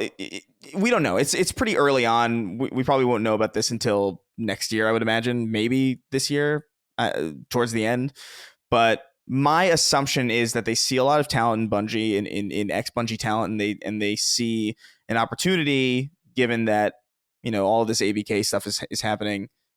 Why not jump into the shooter space again? I think they might see that, especially now with, I don't know if you guys saw this, but like XDefiant is apparently kind of good. Yeah, that's actually an inquiry we have later on in the show. We'll get to it. Hold your fire. Hold your fire. But I think maybe, I don't know. I feel like it was always kind of an exaggerative statement that like, oh, we can't possibly compete with Call of Duty. I understand that there's an entrenchedness there, but surely they know that they could on some level do that. And maybe this is, you know, one of the first examples of maybe them trying to maybe focus on that goal. Obviously, it's all conjecture at this point. We're all making pretty heavy assumptions, but Bungie talent's very specific talent. And I don't know if you necessarily want to acquire a bunch of Bungie devs and have them make like an RPG, you know, like or like a single player. You know what I mean? Like if you're getting Bungie talent, you want Bungie talent, and they're really good at shooters. You're really, you know, that's a really insightful point, because I think I was just kind of internalizing my thought that I was like, of course it's a shooter. But I'm reading literally all of the stuff from Sony as you've been talking. I went to the original 2021 release. I went to the PlayStation blog release from today and the new press release from Business Wire, and it all says multiplayer game.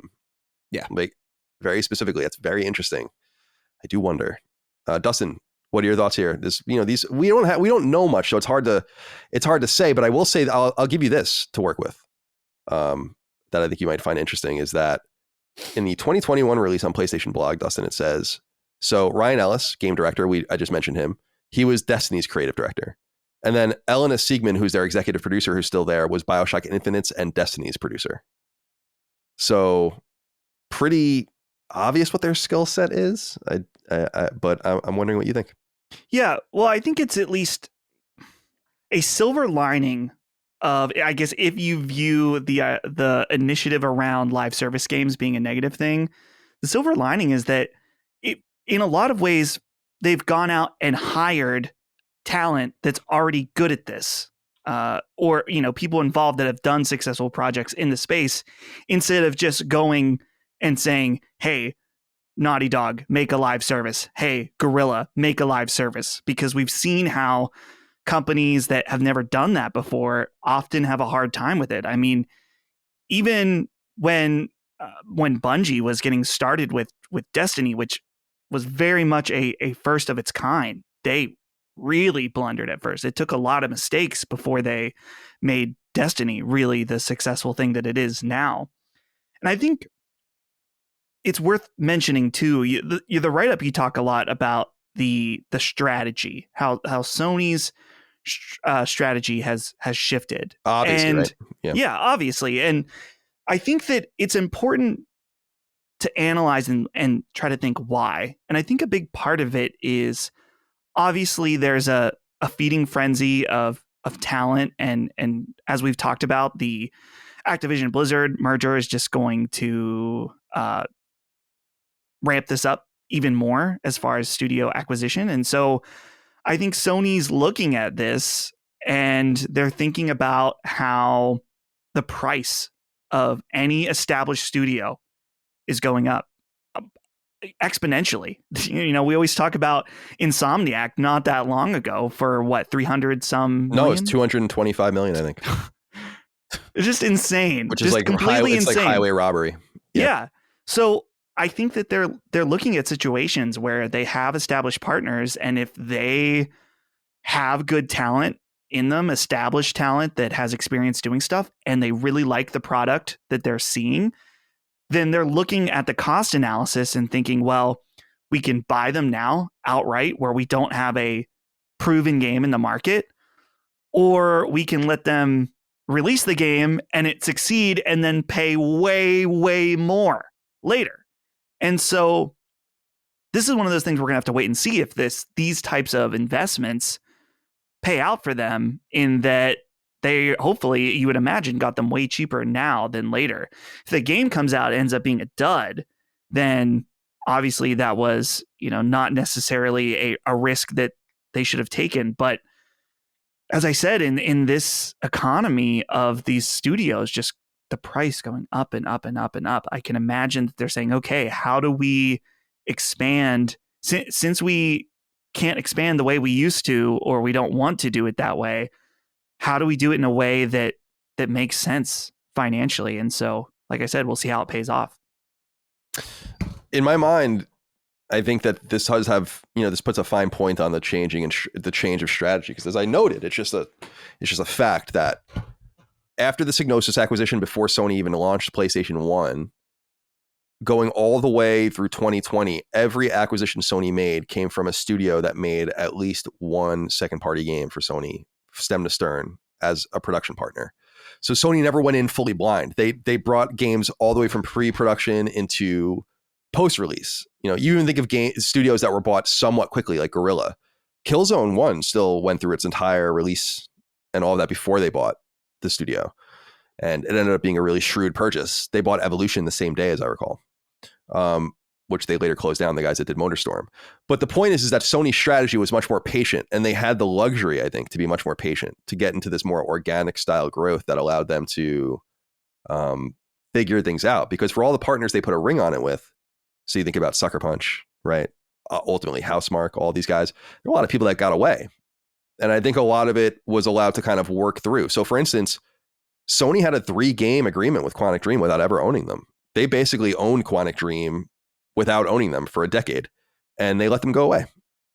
And I think that they didn't want to get into bed with them. Now they have a new parent company. I think NetEase owns Quantic Dream now, but you can imagine if that was accelerated 5 years and that happened now. So like say Detroit came out more recently, Sony might have bought Quantic Dream at that point. They might have felt like it was necessary. But I think what I see is Sony looking at things and saying, we need to fill in these gaps in multiplayer games, obviously. And along with Haven, this purchase is focused on new games as a service that they've kind of matriculated as second party games that they're going to then, or matured as second party games that they're then going to bring to the market as first party games. This is just an acceleration of what was already happening. And I think Sony doesn't want to be in this situation because they're making bets that are more dangerous because they don't know. It's to your point, Dustin, they don't know. And usually they would let it go and happen and they wouldn't feel like the heat was on and other people were, because I guarantee you what is happening, at least in some part at these companies, whether it's Haven, Firewalk, and others, is that it's certainly other publishers might be sniffing around. Certainly people might be offering money or interested in what they can do next and all that. And Sony might be, I just don't even worry about what's next. What's next is you being with us. And usually they would, Sucker Punch, you think of Sly 1, Sly 2, Sly 3, Infamous purchased, right?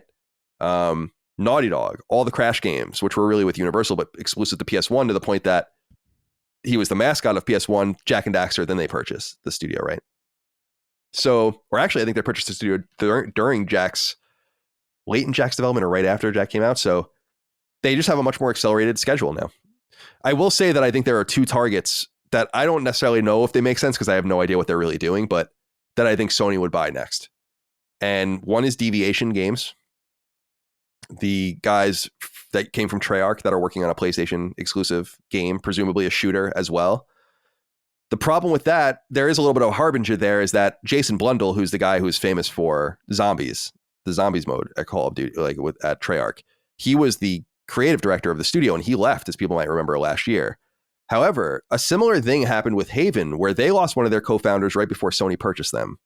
And I wonder if Deviation is kind of getting people in line for what the vision will be as a Sony first party, if that's what is to come, as opposed to a second party. So if Sony's making acquisitions in a similar manner moving forward, then Deviation is probably one of the targets. And the other target I would think is Lucid.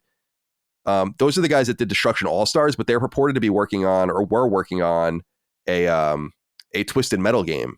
Now that game was brought in-house to Firesprite, and that's a bad sign for Lucid, but it's unclear if Sony has future plans for them. Those are the only studios that I can really think of, and Lucid probably making much less sense from a quality standpoint, but those are the only studios I can think of that are partners of Sony that have released games that are not already purchased or part of a larger family. So for instance, Sumo Digital is off the board. Things like Tarsier and stuff, those are off the board. Like it's hard to really think about what makes sense, which is why I think that maybe some more nonsensical acquisitions happen as well. And I'll just reiterate my preferences that Sony continue. Like this, to me, I don't find too distasteful because it's basically seeding a studio and then just buying it. But preferably they'll just kind of work with what they have, make acquisitions that are more sensible for them, and we'll see what comes of this. But I wouldn't be surprised if Deviation specifically was the next target. And I would say that there are other clearly skipped targets. Like Supermassive, I think, was a skip target. They're now with Nordisk. Ready at Dawn was obviously a skip target. They just had severe layoffs today, which is unfortunate, including, I think, losing Rue, right? The guy who is the founder of the studio, who's always really nice to me. Rue Sapira, something like that. I'm butchering that. Something like that, yeah. But they like let him go, so he must have been vested, and they were like, bye, which is very weird. So yeah, I'll be interested to see what happens here. It's just Sony is making these decisions quicker. And again, in this environment, Sony probably would have bought Ready at Dawn and they would have bought Supermassive. But options apart from that, I just don't know. And if the arms race continues, maybe they continue to seed new teams or whatever. But this seems to be the game. Find a group of guys that have left. So in this case, Deviation with Treyarch, we have Firewalk ex Bungie, and so on and so forth. Have them use their own money or consortium money, however they get it from whatever sponsors or banks that they work with in seeding and an angel investment and all the rest.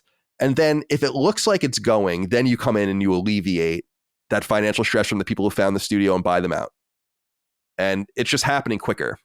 Kind of sucks that they have to do that. And that's why I think Sony has been good about not shutting studios very much after shutting quite a few of them down during the PS3 era. And you have to imagine with this level of expansion comes the risk of shutting some of these teams down later. So they have to assume that risk. And that sucks for them. Because the days of, there are studio teams that people probably don't even remember that Sony owned. Big, Incognito.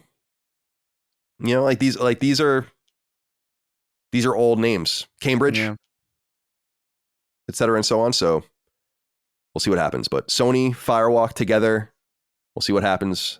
Terms unclear, by the way, and will probably not be disclosed. Yeah. Anything else to say about this before we move on? No. All right. Cool. All right. Let's get into number 2. You may recall that Sony had lofty sales goals for PlayStation 5, both on a quarterly basis and for their fiscal year, which ended on March 31st. In the United States, the world's largest and most economically important gaming market, the PlayStation 5 was not only the last month's best-selling console in the country, it has also somehow surpassed PlayStation 4 sales when accounting for month-on-month sales. In other words, 29 months into each console's respective lifecycle, PS5 is now outselling PS4. This is a remarkable turnaround for a console both more expensive and far more difficult to find than its predecessor. Launched in the fall of 2013, PlayStation 4 famously sold 1 million units in the US in a single day, and has since gone on to sell somewhere around 120 million units globally. While still actively manufactured, it's in a massive sales swoon, not only because it's old, but because finally, people can find PS5s to buy. Even at $500 and more than that in many locales around the world, it's selling extremely briskly. And speaking of the world, details from global markets paint a similarly rosy picture for PlayStation. In an insane statistic shared by website GamesIndustry.biz, European PS5 sales are up 5 times over year, as retail channels finally fulfill demand and the list of games to play on the console becomes larger. It's worth noting that a similar picture isn't painted for PlayStation's competitors. Both Nintendo and Microsoft have shown negative year-over-year growth in Europe, as well as in the United States. In both the US and Europe, Resident Evil 4 Remake and Hogwarts Legacy were the 2 best-selling games of March, with other notable games on the US charts, including MLB The Show 23 at 3, The Last of Us Part 1 going up a spot from 6 to 5 month over month, Octopath Traveler 2 slotting at 12, God of War Ragnarok holding on at 15, and Dead Space Remake starting to fall at 17. And speaking of Hogwarts Legacy, the game continues to kill.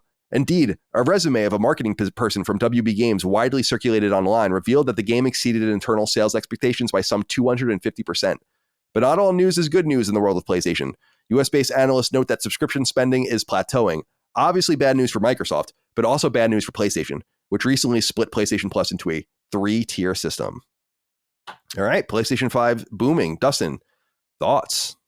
So I want to put a call out there to people in the audience. If you started listening to this show because you were able to finally buy a PS5 and you were looking for content, please leave a comment and let me know. Because this is something that I think, Colin, you and I discussed it maybe a few weeks ago or whatever. It's just that we've seen a sharp increase in this show's listenership over the last 2 or 3 months. And to me, surely this is a major factor in it. Maybe not the only one, but a part of it, just that the PS5 is absolutely killing it right now. And what's funny to me too, that I was thinking, is that I guess we do have some fully exclusive current gen games, but not very many. So the PS5 is really thriving off of multi-platform game. Like, I mean, Hogwarts Legacy. I guess there's God of War that probably has helped sell a lot of units, but again, available on PS4. But people want that premium experience for it, and just the fact that it's available, I think, is huge. Again, every time I go into a store, I always check just to see. And there has been one or two times where there hasn't been any PS5s, but that's because people are, as soon as they're on shelves, they're buying them and taking them home and having a fun, grand old time with these new consoles. And so I'm curious about, where does it end? Because there was obviously a lot of pent up demand for people that wanted to get one. And this is the other thing, and I said this months ago, is that the PlayStation 5 was available on PlayStation Direct much more readily before it was available in retail. And it kind of wasn't moving the needle, even though we're available online, but on retail. So it just goes to show, being able to walk into a physical store and buy a PS5 is still very, very essential for these companies. And I know this is kind of a separate topic, but remember that PlayStation VR 2 is not available in stores at all. And it has outsold the original PSVR 1 in the same time frame that it's been out. Yeah, some people are saying that we're being way too hard on the sales figures. And just it's really, really important to remember about this whole retail aspect, just because the three of us are in the know. We're online. We know it's only available online. We care about this. Games are literally our livelihood and how we choose to spend our time. So yeah, it's very obvious to us. But to a lot of people that maybe they're invested in games and buy all the new stuff, they might not know about PlayStation VR 2. They might not, or if they do, they'll just say, well, I want to be able to buy it at Target, because there's still a lot of people that, if something's wrong with their system, they want to have a clear receipt and be able to take it back to a store that's local to them. That's very important for a lot of people. So it just goes to show, PSVR 2, nowhere near doing as bad as I think that a lot of people are saying because of that reason. But again, that's kind of a side note. But yeah, and dude, this Hogwarts Legacy business about them doing that much greater than their sales expectation of 150%. How's that boycott doing? Yeah. How's it going? And now an HBO show and a new Quidditch game, and it's almost like a lot of it's almost like any attention is good attention, and that was like one of the most obvious lessons that you could possibly learn. Indeed. Is if you really want to destroy something, you starve it of attention. I don't know. I don't know what to make of this, really. Like I hear what you're saying about the PSVR data, but I also do feel like there is just kind of like a ceiling for VR in general. I think maybe we were a little bit hard on it, but I don't think it necessarily paints that fantastic of a picture still. It's still definitely not in a place that I would imagine it's not in a place that Sony would want it to be. You know what I mean? That's my thought too, just because they haven't said anything. Right. Yeah. They haven't said anything. And I mean, we know, we know, but they are prepping though for wide release. Just one quick detail. Apparently it's going to get listed on Amazon soon. So that will be the real test, I think, is once it's available. If it still does bad, if it doesn't sell a lot, then it's what we were thinking. Yeah. I by the way, I am. Well, do you have more to say? I don't want to interrupt you, Chris. I'm sorry. No. You're good. I was just going to say, I was looking up specifically 2016 era news about PSVR 2 or PSVR 1 sales. And they never said how much they sold, but that CNBC was told that after launch, they had sold many hundreds of thousands, which is more than PSVR 2 is sold. And there's analysts saying that the unit came out in October, late October, as I remember. So let's say 10 weeks on the market. So we're already past that window with PSVR 2, that it sold maybe 750,000 units. So I think the argument that there are fewer component consoles to put the PSVR on is a more, in other words, there aren't enough PSVR 2s in the wild to really have apples to apples comparisons to a PS4 that was into the market at that point. But I also want to say that the most hardcore people buy the console earliest and are most likely to buy PSVR 2, period. Right. So I do contest, while I don't think that PSVR 2 is necessarily bombing, I do think the combination of Sony not saying anything about sales and the assumption of it being maybe several 100,000, that's like half of what PSVR sold. So I don't know where people are getting this number of like that it's like thriving, because it's not. Yes, it's not. It might not be bombing, but just because something's not bombing doesn't mean it's thriving necessarily. Right. And I do feel like, I mean, there are different aspects to the situations that they launch. Obviously, October is pretty close to the holiday season. Probably a lot of people buying PSVR as like a Christmas gift or something like that, or maybe even around Black Friday, like trying to, there are factors for sure that like might contribute. But I mean, this isn't about PSVR, but it's just it can be about whatever we want it to be. So that's totally fine. Yeah, we'll see. I still haven't taken mine out of the fucking box. Maybe I'll do that now that I have time. You should. You should. Sorry, I just opened the wrong thing. You should. You should do that. I mean, I got to get back to it too. I told Dustin. I've just been so distracted. I told Dustin that I would try some of the games he recommended, and I will. But I am curious, like, what Sony is intending with this thing. Is this? I think you brought this up, Dustin, when you had PSVR on parole on the show. But like that, is this some sort of soft launch? Are you intending on doing a Sega Genesis style reemergence of this thing in the future, or a 1.1 version of it? The status quo is not sufficient. So they have to have some sort of plan, because if the status quo is the best it's going to be, then I'll reiterate that I played Horizon, the Call of the Mountain, the climbing game, for a few hours, and I have trophies that 16% of the people that played the game have, that you can't miss. So yeah, I just don't know. I think there's a lot of conflicting information, but I'm going to continue to follow my gut on this one. Do you disagree, Josh? Yeah, I honestly don't know.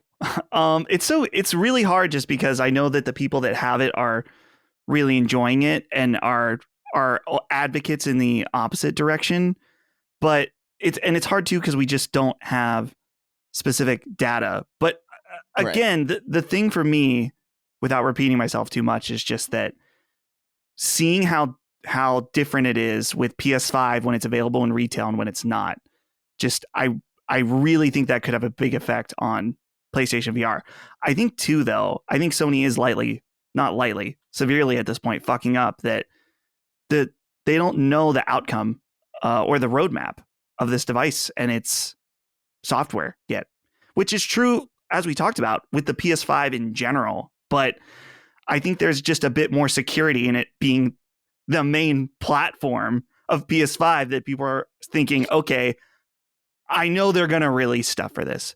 But with Sony's precedent in, we'll say, side projects, with whether it's Vita or PSVR, maybe if it's not doing well, maybe they'll just drop it. I think that they've kind of damaged their reputation in that way, and they're feeling the effects of that on PSVR too.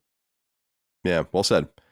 As far as PS5 is concerned, just absolutely murdering. And it is true that PlayStation 5 is basically carrying gaming right now, because of Nintendo being so late in their life cycle and the inevitability of a new Switch or a new handheld of some, whatever they call it. I wonder if they'll stay with the name Switch or if they'll go with something new. Probably. You probably think they would. They stay with Game Boy for a while. They stay with DS for a while. I think they'll stay with Switch for a while.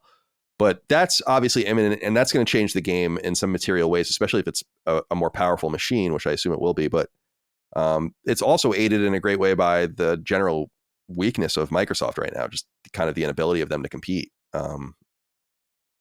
It's not a good thing that Microsoft's year over year sales 3 years into the life cycle, not even, is down. That's not good at all. They have to do something over there, man. And it could be argued that that's totally fine with them, because they just want people to subscribe. And that might be the whole angle, but it's very weird to see so much weakness out of the competition right now at a time when PlayStation is doing so well, and at a time when PlayStation hasn't really been doing much of anything. I mean, this is all happening without Final Fantasy 16, which I think comes out June 22nd, and then Spider-Man 2, which is coming in September, and so on and so forth, and all the games we don't know about, Factions and Wolverine and Helldivers, and I don't know.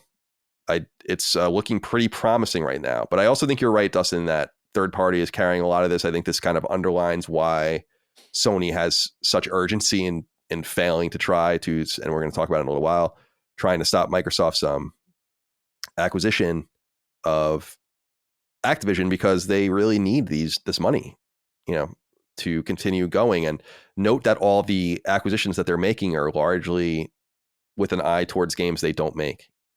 They haven't really acquired a team since Insomniac that fits the true mold of a PlayStation game. They're trying to change the definition of that in some way. And I think that'll be a very positive thing for them indeed. So in other words, as good as things look right now, I think things are going to be looking a lot better for them once they have games to talk about. Colby Freda wrote into us, though. He wanted to talk about this briefly, and I wanted to speak to it. He said, "Greetings, Sacred Hosts. What do you make of WB Games making an absolute killing off of 3 mid games?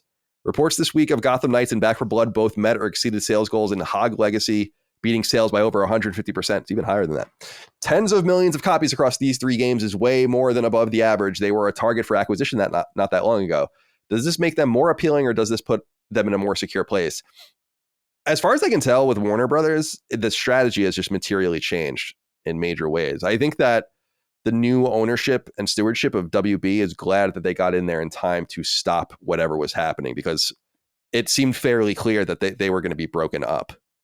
I don't know if that was like AT&T doing that or like what it was, but they were clearly shopping some of these assets. And by holding, not only did they secure their own talent at these studios, but they also had big hits. Back 4 Blood's older, but Gotham Knights, people shit on Gotham Knights, but it sold very well, very easily made them money. And Hogwarts Legacy has outsold Elden Ring, already, which is a really fascinating statistic.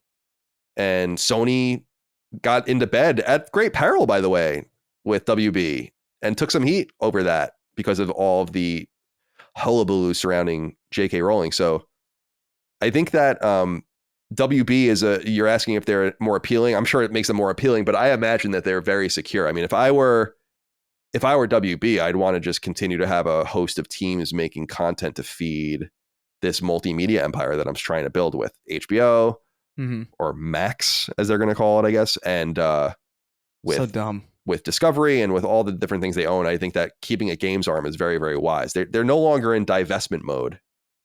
And I think that will show through. So congratulations to them. All right. Number 3. In unfortunate news for the future viability of Sony-owned studio Media Molecule, one of the studio's co-founders and perhaps its key creative figure has departed the team. Mark Healey, the creative director of the original Little Big Planet and an integral member of the studio's core, announced on Twitter that he was walking away after 17 years. He notes in part, quote, "From Little Big Planet to Dreams and beyond, I'm proud to have played my part and lucky to have jammed with some truly brilliant people and such a wonderfully talented community, which I will continue to be a fan of. But a strong cosmic breeze is pulling me and my pirate heart is awakened. I'm not getting any younger, so I'm going to indulge myself in the winds of my various curiosities for a while and see where they take me," end quote. He later confirms that he will remain in games. This news is a gut punch for a team that, as we discussed last week, is sunsetting the project that spent more than a decade maturing and attempting to support PlayStation 4's dreams. Indeed, those that know about Media Molecule's history know that the studio drew most of its early DNA from the Peter Molyneux-owned, now defunct one-time Xbox studio Lionhead, which is where he hailed from.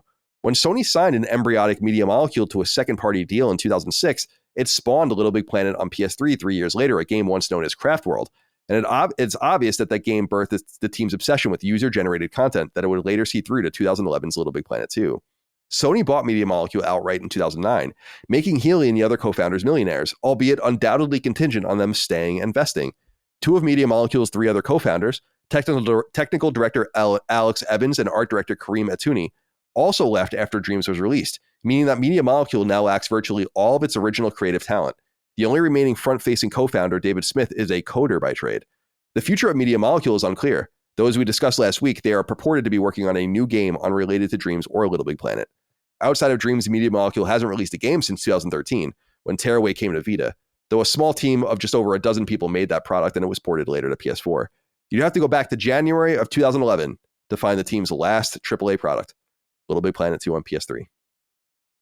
Bad news, Dustin. I wonder, could the exits all be coincidental, or are they? I don't think so. I mean, maybe you let people walk away or give hints, but we saw a bend that there could be internal struggles and people that you expect to win will lose.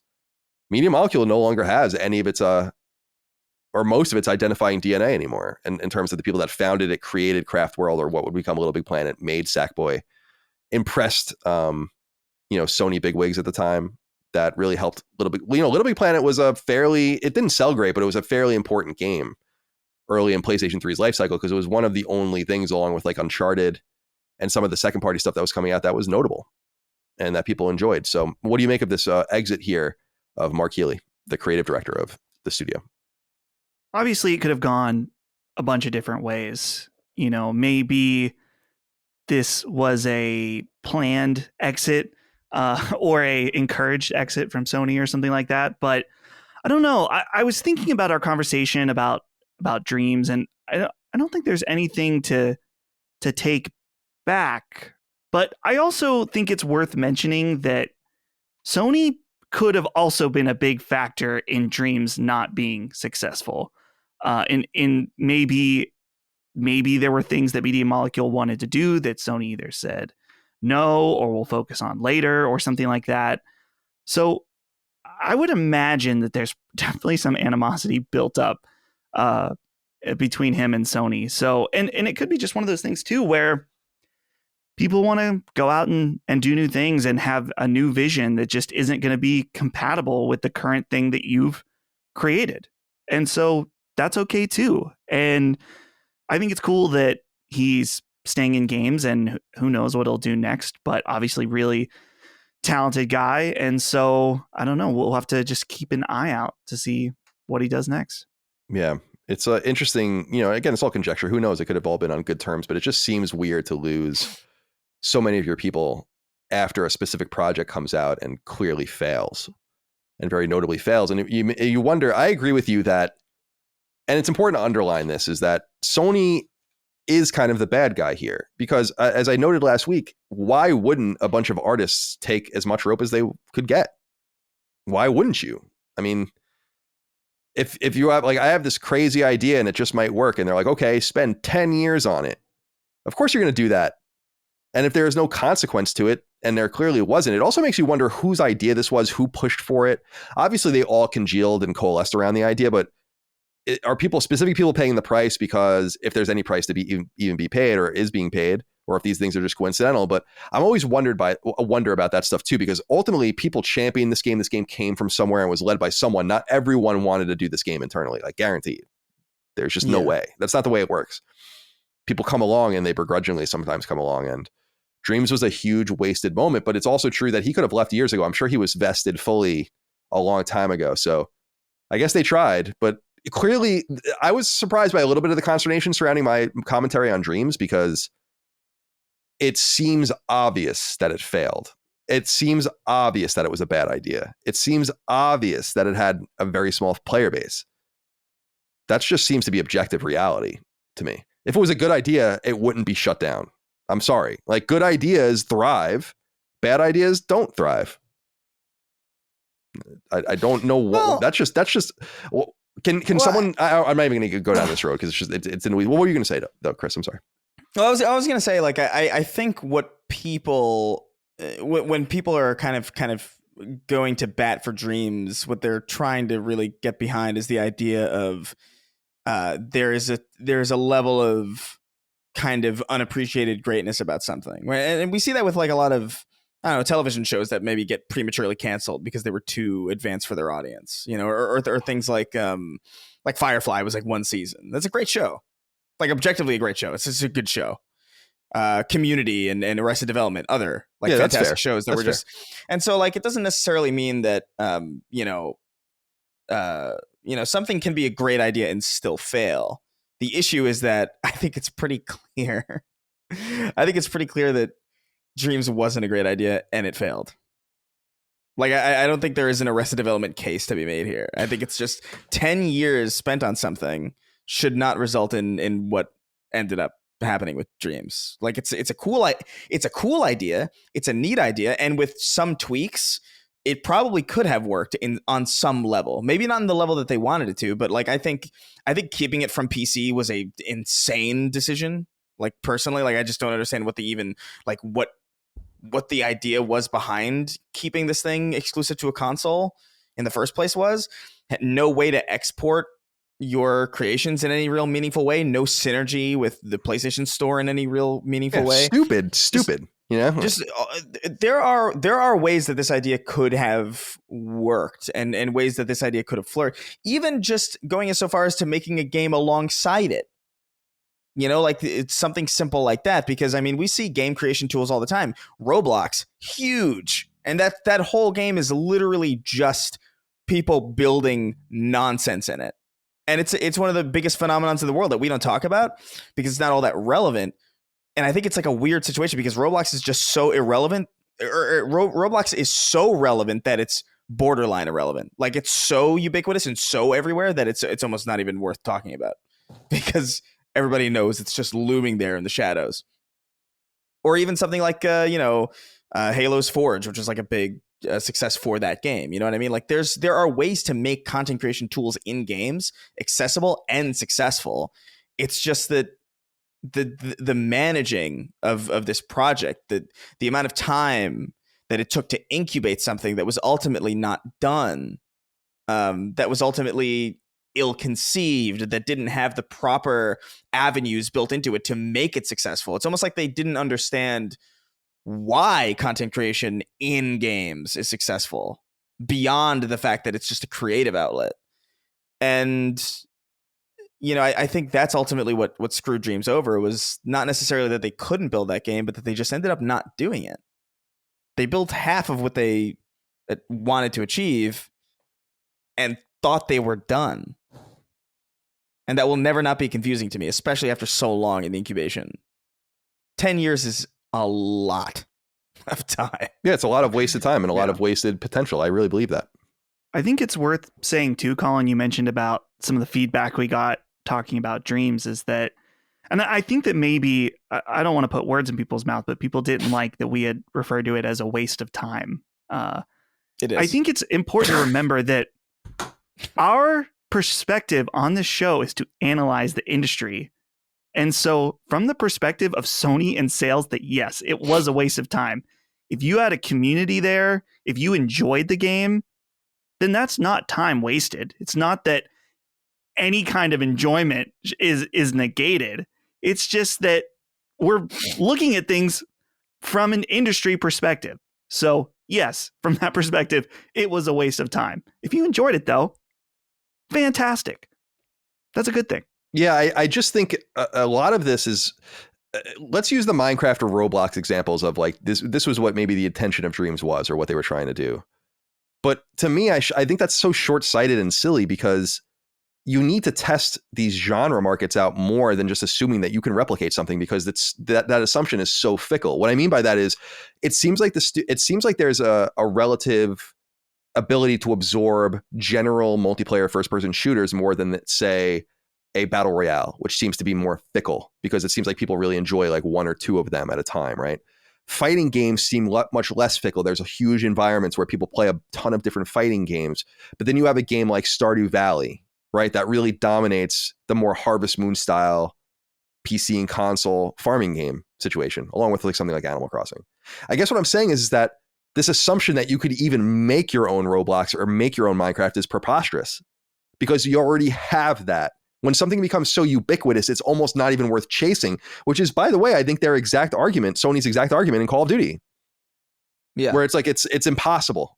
Well, if that's true, then why are you trying to compete with these other things that are also relatively impossible to compete with, that are already their own ubiquitous platforms that will never go away? Minecraft is never going to go away. Doesn't matter how badly received the latest spinoff was or whatever, it's never going away. And Roblox is never going away, but these are platforms in and of themselves and lifestyles in and of themselves. I just think it's silly sometimes for these companies to chase these wild dreams. And it's true that Media Molecule has always had user-generated content at the center of its vision. But I think that, as has already been noted by these guys very ably, is that they just They didn't go all the way. You got to go all the way with it. You need to be able to monetize these projects. You need to be able to export them. You need to be able to maybe even have some sort of functionality with real engines that you could somehow import into the game. You need to put it on PC. You need to put it on PS5. You might even need to embrace other platforms. Like, you need to have a wide open mind if you want to compete with something like Minecraft or Roblox. Trying to do it on PlayStation 4 was a fucking stupid idea, and I'll always stand by that. It doesn't mean that, and I said this on the show, I don't think it's bad. Right. I did mess with Dreams. We did it on video, I think. I don't think it's bad. I think it's a bad idea. And I think that that's not even up for question. That's what's so strange to me about any of the feedback, like the pushback, is like, what about that idea tells you that that was a good idea? It took Media Molecule off the board for 2 generations at a time when those games could have really been useful. They wasted all of this time. They lost most of their creative talent, including their founders. Like, so, and they made Dreams that might have been played by several 100,000 people at some time. Yeah. Well, maybe that's not first party. Yeah. Maybe one of the people in 2021, one of the 12 people who was playing Dreams in 2021 can come on and defend it. Because, like, I mean, like, it really, like, because I think something like those player numbers were rough. They were abysmal. And that was a while ago now. Way before they decided to shut this thing down. So, I mean, like I said, I feel like it could have done well with as a supplementary thing, as something additive to an experience that was already there. And I know that they build like these like kind of like smaller experiences within Dreams, but that's not good. I feel like there should have been some kind of main game to it, you know, just to get people familiar with like what this was, and then you get people jumping into it. Right. And being like, oh, how can I tweak that and tweak this and make this and like, ooh, how cool. But it just, I don't know. They minimize the potential of it for no reason. And it's weird. Yeah. After a lot of it's interesting to think about a reality when they just pulled the plug on this thing a long time ago. Before it even came out. And we're just like, this doesn't seem to have a viable, I mean, they admit it themselves. There's just no viability for it. And I don't even see, it feels a little mean to beat the game up so bad. Not only because of its spirit and Media Molecule spirit, but because it does seem mean. But I'm not the one who decided to dangle this game in front of everyone for years and pretend that it was something was happening with it when it was clearly not. And people say like, well, you really need to spend more time with it to fully judge it. And I'm like, I disagree. I said it was going to fail before it came out, and it failed. I didn't need to play Battleborn to tell you it was going to fail before it came out. I did, and it failed. Sometimes you just have an intuition. Sometimes your intuition is wrong. But this time my intuition was dead on. And I think the only reason this game even got all the rope it got was because it's Media Molecule. And I'll say again that I think Media Molecule really only survives at this point because of the BAFTA love and the award love that they've gotten. As I've said before, they don't have that. 3 of their 4 co-founders are gone now. And those are all I'm not saying there's anything wrong with being the coder and all of that, but those are the guys that like were the spirit of the creativity of the studio. It matters. What is Media Molecule now? Dustin's famous ship of Theseus. All right. Anything else to say about this before we move on? Nope. Be interested to see what he has, what he does next. He can obviously go do his thing, and he has the money to be able to stretch for a little while. All right. Number 4. Don't look now, but the American government is increasing its scrutiny of Sony and its business practices with PlayStation in light of Sony's aggressive moves across the world to stymie and halt rival Microsoft's acquisition of the biggest third-party games publisher in industry history, Activision Blizzard King. An official correspondence directed to Sony CEO Kenichiro Yoshida, Republican Senator Kevin Kramer of North Dakota wrote, quote, to express concerns about Sony's efforts to protect its gaming console business from competition. For more than 20 years, Sony has utterly dominated the console gaming market, as that market has been defined by the Federal Trade Commission. I'm concerned Sony's dominance of that market and its efforts to perpetuate its current position imperils an important economic development opportunity for North Dakota. Therefore, I write to request more information about Sony's anti-competitive business practices, end quote. After outlining the many investments North Dakota is purportedly making into education and development surrounding games, Senator Kramer continues, quote, given the growing significance of the gaming industry to North Dakota, I am troubled by reports Sony appears to leverage its dominance to exclude competition rather than enabling choices for players and developers. According to published reports, Sony controls over 68% of the global market for gaming consoles and a shocking 98% of the Japanese market, which is nonsense, obviously. Increasingly, it appears Sony's dominance is attributable to exclusionary practices, including paying game publishers not to distribute their games on rival platforms. Sony's anti-competitive conduct has also included lobbying the FTC and competition regulators abroad to oppose Microsoft's proposed acquisition of Activision, a transaction many legal and gaming industry experts believe would promote a more competitive gaming market. Even more troubling is the fact that Sony's lobbying of the FTC and other regulators began shortly after Sony itself acquired Bungie, another major gaming competitor, end quote. As such, Senator Kramer has asked for explicitly unredacted copies of, quote, all agreements that provide Sony with an exclusive right to distribute a game developed by an independent publisher, all agreements between Sony and a game publisher that prevent the publisher from distributing its games on rival subscriptions or streaming services, and all internal company documents describing the strategic rationale for Sony's acquisition of Bungie, end quote. A requested date for compliance of May 1st has been issued. All right, so I wanted to point this out. This is not the only heat that they're garnering. We reported a couple of weeks ago that a group of almost a dozen congressmen wrote a letter, most of them from like Redmond, Washington, places where you would expect that they would come from to protect their interests, which is natural. So there's that. And then, of course, actually the FTC chairman was grilled about this on the Hill this past week. So things are heating up here. I don't know if there's much to say here, except for I think this is a great example of unintended consequences. And I don't think it really matters. In fact, I reached out to Rick Hogue, our legal analyst and our friend of the show. He didn't get back to me in time for the show, but I asked him, I'm like, do they even have to comply with this? I'd be interested to know what that's all about. Can senators and congressmen just wildly, I don't want to say wildly, but just randomly be like, I want this, I want this, I want this? Is that unredacted? Or do they have to be like subpoenaed, or is there some sort of like, there's some sort of system you have to go through a situation? I don't really understand how this all works in this regard. So it just seems, but people are confused, like, why North Dakota? It's worth noting from a political standpoint, people are not familiar with North Dakota if you're foreign or whatever. North Dakota is very small population, and Kevin Kramer has no power in the U.S. Senate. I mean, he's not a notable senator in any way. This is obviously him trying to, and I'm not saying he's wrong. I don't give a fuck what they do to Sony. Sony's a corporation, a powerful corporation. Politicians fighting corporations, it's not something I root for. I hate both sides. That's my personal thing. But this is obviously him trying to make a name or a bit greater name for himself. But also North Dakota apparently is making some key investments to try to court this sort of, probably unsuccessfully court this sort of investment. I don't know how you're going to get game studios up and running in rural America, because you're going to require so much talent that's not going to want to live there, even though it's probably an awesome place to live.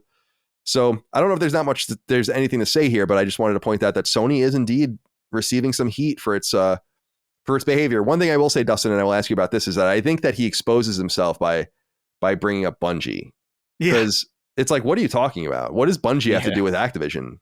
Bungie is a small, but Activision was Bungie's publisher once. That's how small Bungie is compared to Activision. So what are you saying? That's I think he kind of a little bit of an Achilles heel of his letter. If you read it, he should have not said that, because it would have been a stronger thing. Yeah, absolutely.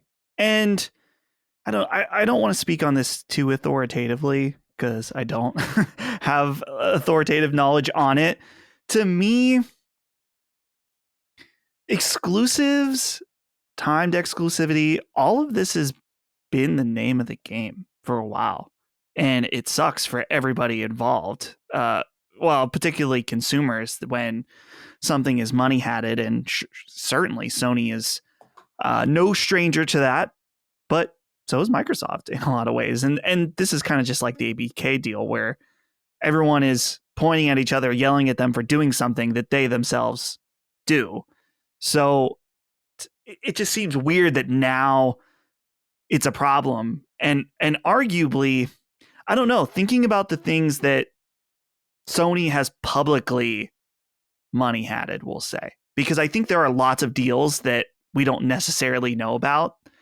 Like, just as an example, I wonder if there was a deal between Sony and Sega for Persona that it would only come out on PlayStation initially. Maybe it wasn't. Maybe there was. I just think that there's a possibility that some of these exclusivity deals happen that don't necessarily become public. But let's just say, of the public deals, Final Fantasy 15 or 16 is one coming up, and Final Fantasy VII. I'm just trying to think of the big things that have made them a market leader. And maybe I'm not remembering, but I don't know. It seems like most of Sony's success is from their own studios. Yeah, I do want to say this because I think people are getting increasingly upset, and I understand about like why is Sony getting so many and Nintendo getting so many of these games and Microsoft not, from Japan and also outside of Japan. But you have to understand that I think part of it is that they examine first and foremost, though not exclusively, their home territory and how they're going to do there. I mean, it's not the most important place. Sony has made that especially clear, much more than Nintendo, that it's not as important as it used to be. But this is the console sales from Japan last week. You ready? PlayStation 5, 39,799. Switch OLED, 33,351. Switch, 8,681. PlayStation 5 Digital Edition, 7,241. Switch Lite, 6,762. PlayStation 4, 1,356. Xbox Series S, 149. Xbox Series X, 147. So to reiterate, Switch total, 48,794. PS5 total, 47,000. PS4 total, 1,356. Xbox Series S and X, 296. Yeah. I don't know one way or the other, but it wouldn't surprise me if Atlas and Sega would be like, why the fuck would we put the game on Xbox? You know? Or unless at least Xbox why would we explicitly pays for it like they did. Right, exactly. Because, it's exactly right. So I think that it's not, I don't always think it's Sony or always Nintendo actively wringing someone's arm, like giving him an Indian burn, be like, you can't do it. You know, I think it's them being like, this has no cultural relevance to us whatsoever. To put this in the perspective, PS5's life to date is in Japan 3.5 million. Xbox Series, so S and X's life to date is under 500,000, and obviously slowing down in an extraordinary way. There's 100 million people in Japan, so out of 100 million people, 250 or 300 people bought an Xbox last week. It's bad. And I'm not trying to, this isn't to beat up Xbox, it's to bring up why I think a lot of Japanese publishers and developers are just being like, this is not a requirement for us right now. And do I think that some money hatting goes on? Yes. Do I think Sony's the biggest money hatter these days? I'm not entirely sure. I think in the AAA space, yes. But I think in the generalized gaming space, Nintendo might be the biggest money hatter of them all. And I think that's actually to their benefit. I think that they kind of go after different targets anyway, so it doesn't really matter. Like Nintendo gets the best Square Enix, and so does PlayStation. They get different Square Enixes. And the thing is that Xbox just gets no Square Enix at all. And people think that's because of Sony and Nintendo, but I contend it has a lot to do with Xbox's performance. And I was talking about this behind the scenes with an Xbox a commentator friend of ours who I invited on the show, and I hope to have him on the show in the coming months to talk about things generally. And he was talking on Twitter about how, this is Oxenfree 2 is the most recent game that's skipping Xbox, right? It's even going to Netflix, although that's not surprising since Netflix owns the studio that made it.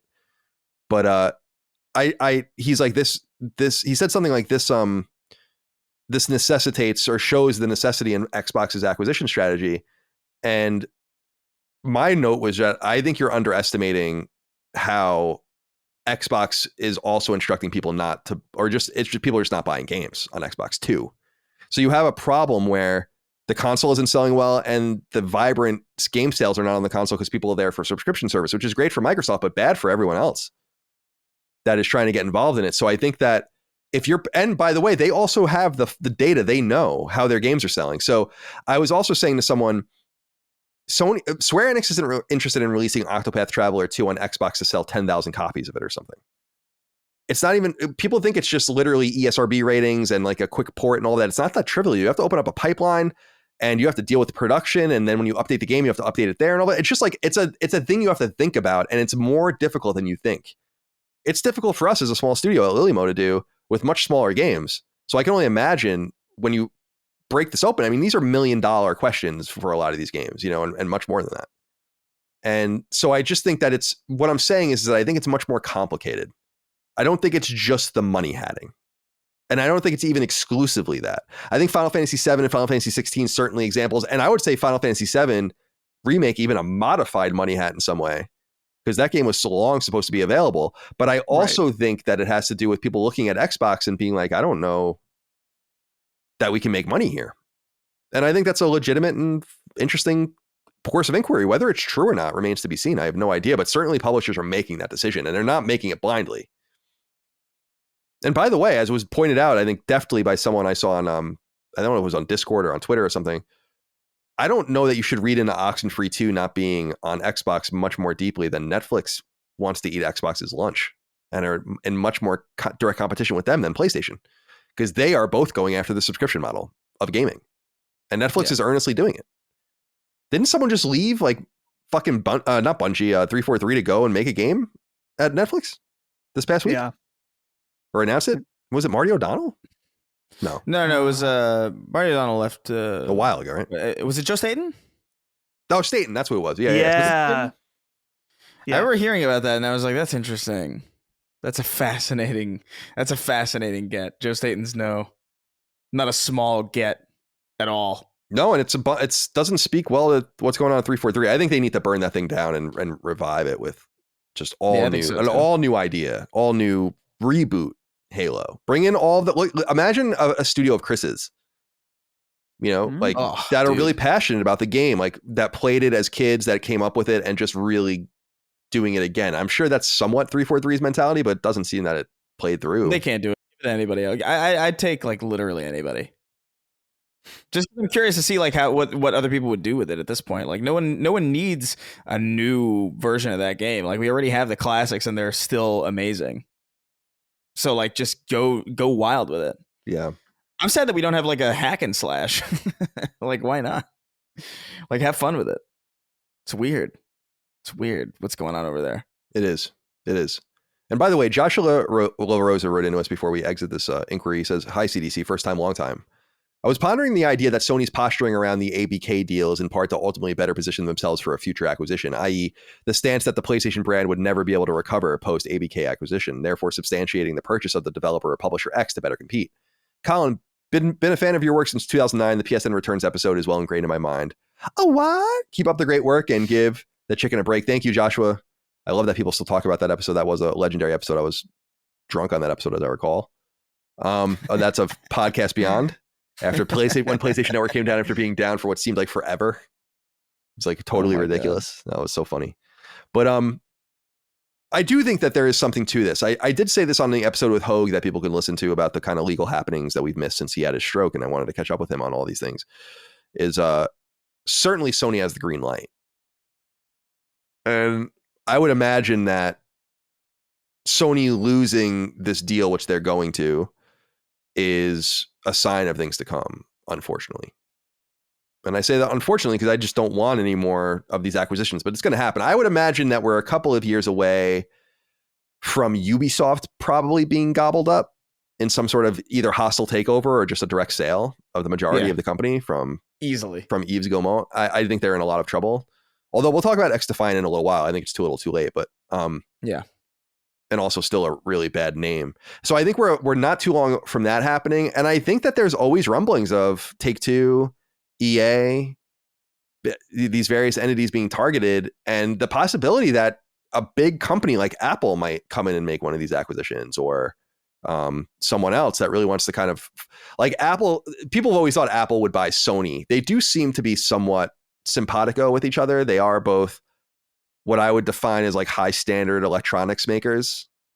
They might even share like a similar culture because of that, but I still think all of these entities are best alone by themselves, and hopefully with more entities to come in the future, but that seems even more unlikely.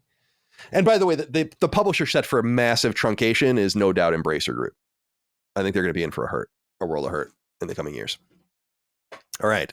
Number 5, the final thing. I just wanted to talk about this quick because I thought it was interesting. Wanted to throw it out there. If there's a most litigious company in the industry, it's probably Nintendo. But a competitor for the crown is no doubt Sony-owned studio Bungie, the team behind the popular Destiny franchise. As you may recall, Sony purchased Bungie in 2022, but has essentially left the team alone. Indeed, it's the only developer Sony owns that operates outside of Sony Studios' framework, and it clearly does so I'm sorry, and it clearly still does its own thing in many regards. One such way Bungie continues to operate is to aggressively protect its interests through legal means, and a recent story has bubbled up that has brought all of this back to the fore.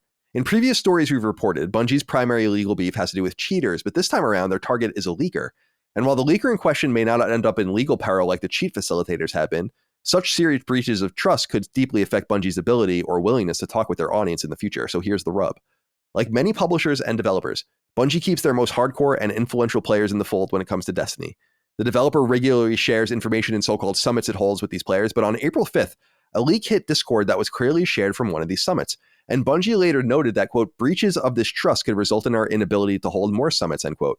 Now, that would have been the end of the story, except for the fact that the purported leaker outed himself in an interview with publication Forbes.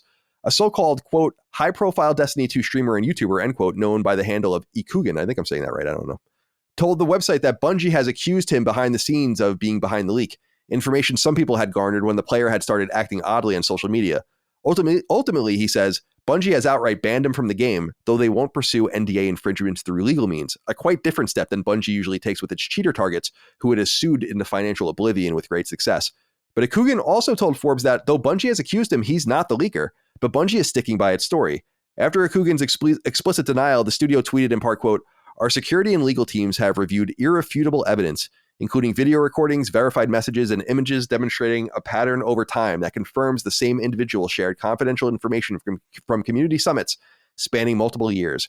We are very disappointed to have learned this information and wish that things have gone differently with this person. We do not take these actions lightly, and we are confident in our decision. This is our final communication on the matter, end quote. For Ikugan's part, he continues to deny he was behind the leaks and vows to clear his name.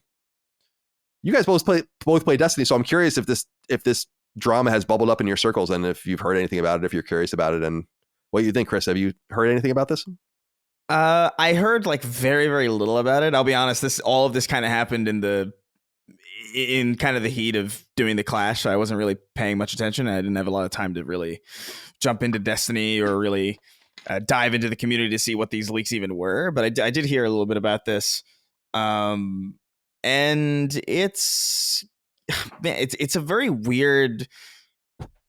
It's a weird situation because, like, I mean, you kind of wrote down like this isn't a standard, financial oblivion type deal. It's just like, oh, here's the consequences to what you did, and here's how we feel about it. Go away. It's kind of a more relaxed, if albeit pretty stressful situation to find yourself in, assuming you are innocent. That's kind of the thing. How confident would they would have to be very, very confident, to just ban a person. Like, I can't imagine. I'm sorry. It's like I was gonna say, just I don't think this guy's innocent. Well, I was gonna say like a huge leap. The argument against him is apparently like there's video recordings or screenshots that show a computer background that is known to be his background when he streams. So like his desktop is shown. Mm-hmm. And the defense against this, because this is like, no, that is true. Apparently the defense against it is that he's being framed. And some people seem to think that could be, but it seems like Bungie would know. I mean, the circle of people that would be at these so-called summits is probably very small. So you're looking at a select few people, and then maybe you can limit it from there or something like that. But they would put themselves, I think, in their own legal peril by being so definitive on something if he really, really wanted to push back. And if he truly wanted to push back, then he would with some sort of irrefutable evidence, although such evidence might not exist. And it's also not up to the accused to present that evidence. It's up to the accuser. So that is true. Yeah. It is complicated. But Dustin, have you been plugged into this in any way? No, I haven't been, but it's one of those things where I don't know. Should Bungie just come out and, well, they said it's their final communication on the matter, so they don't feel the need to prove themselves. And honestly, they really don't need to, but I would love to see their definitive proof to just shove it in this dude's face if that's the case. But I don't know.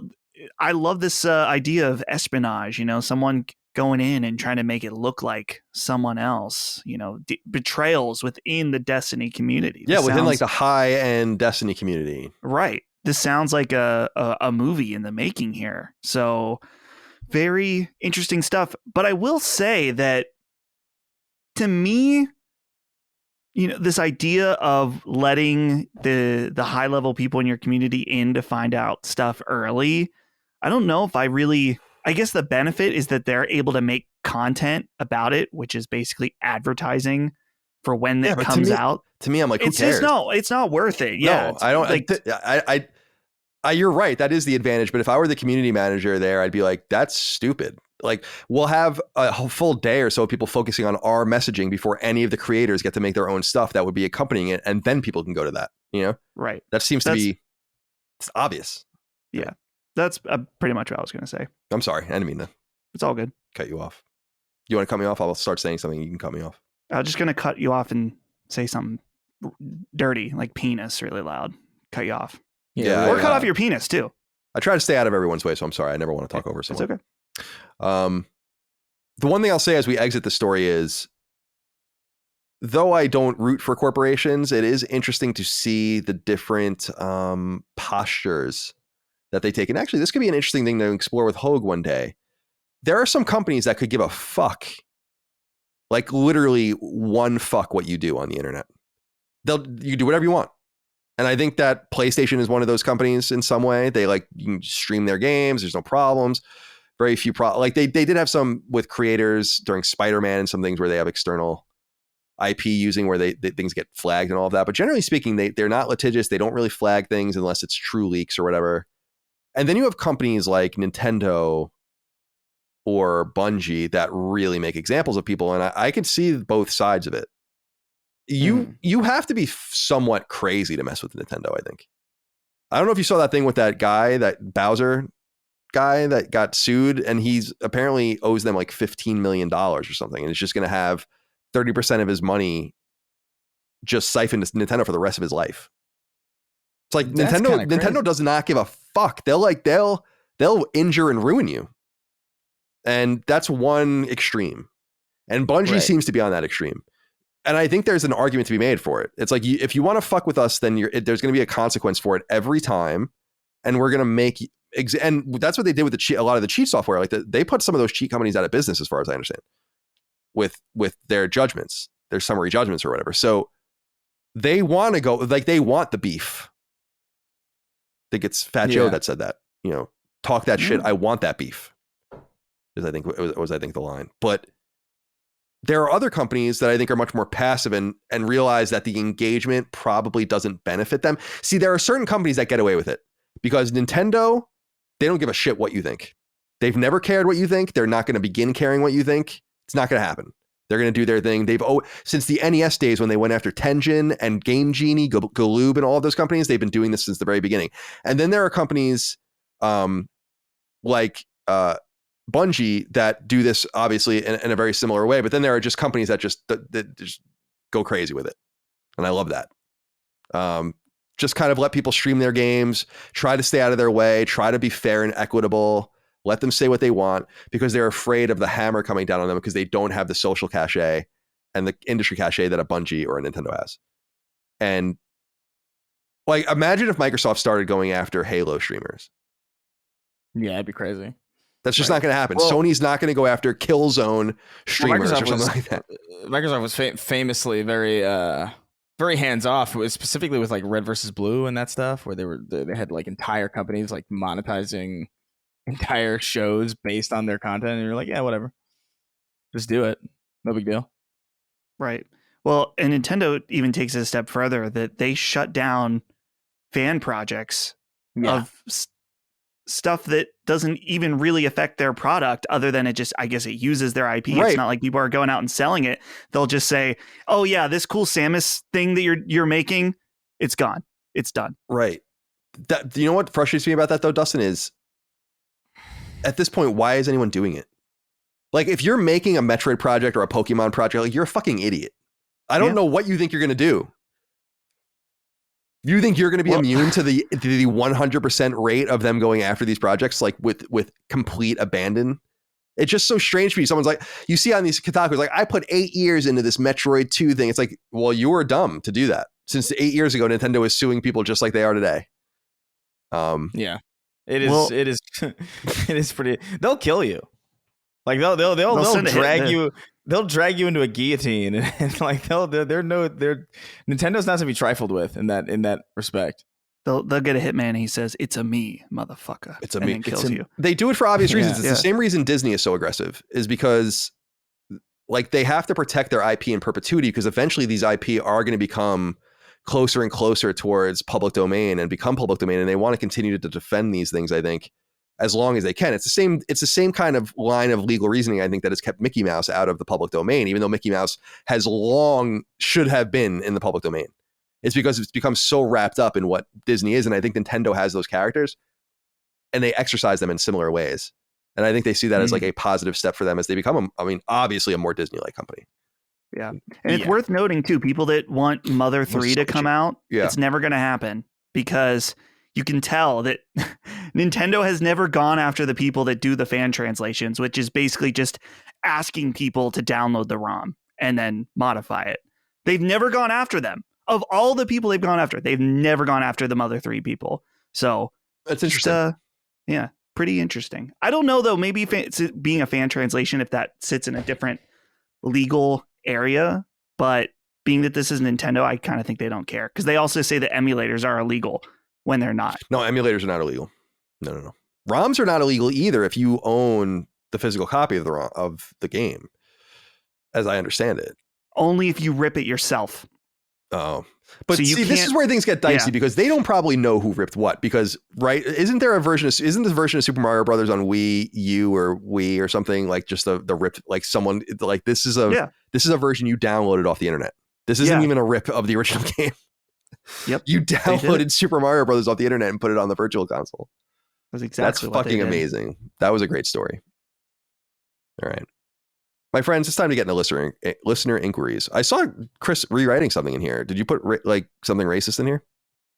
Oh no, I was correcting punctuation and spaces because it was driving me insane. No, I appreciate that. I usually do that, but I must have let that. One must have gotten by the goalie. I do appreciate your hard work. Listener inquiries, 6 questions, comments, concerns, thoughts, and ideas from the audience over on patreon.com/lastdaymedia. Remember, support us over on patreon.com/lastdaymedia. If you like our show, you get access to our other shows as well. Early and ad-free, access to Sacred Symbols Plus twice a week, only on Patreon, and your ability to submit these inquiries on the news feed in the thread we put up each week. We'll start with Monterey Jack, the cheese. He says, "Hey guys, what video game terms did you use incorrectly growing up? I don't mean mispronunciations, but actually made up words. I grew up calling the fire flower from Mario Plux. I had a group of friends on the playground that referred to them as Plux as they made a pluck noise when you fired them, so it made sense to me. As an adult, you can imagine how I got some weird looks from people when they found out I would compliment them on their Pluck keychains and t-shirts. I now say the correct word out loud, but they will always be Plucks in my mind. That's ridiculous. I'm not even sure if I have any example of this. I just wanted to read that because it was so funny. You went around calling the fire flower a Pluck? Yeah, it does make a pluck, pluck, pluck kind of noise. Yeah, when you shoot it.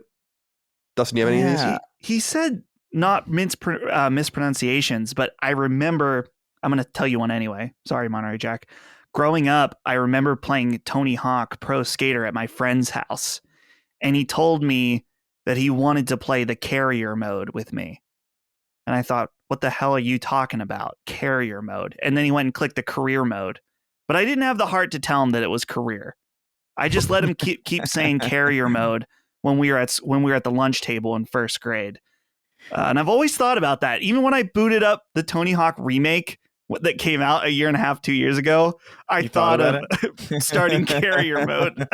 He's illiterate. That kid to this day is illiterate. Yeah. That poor kid.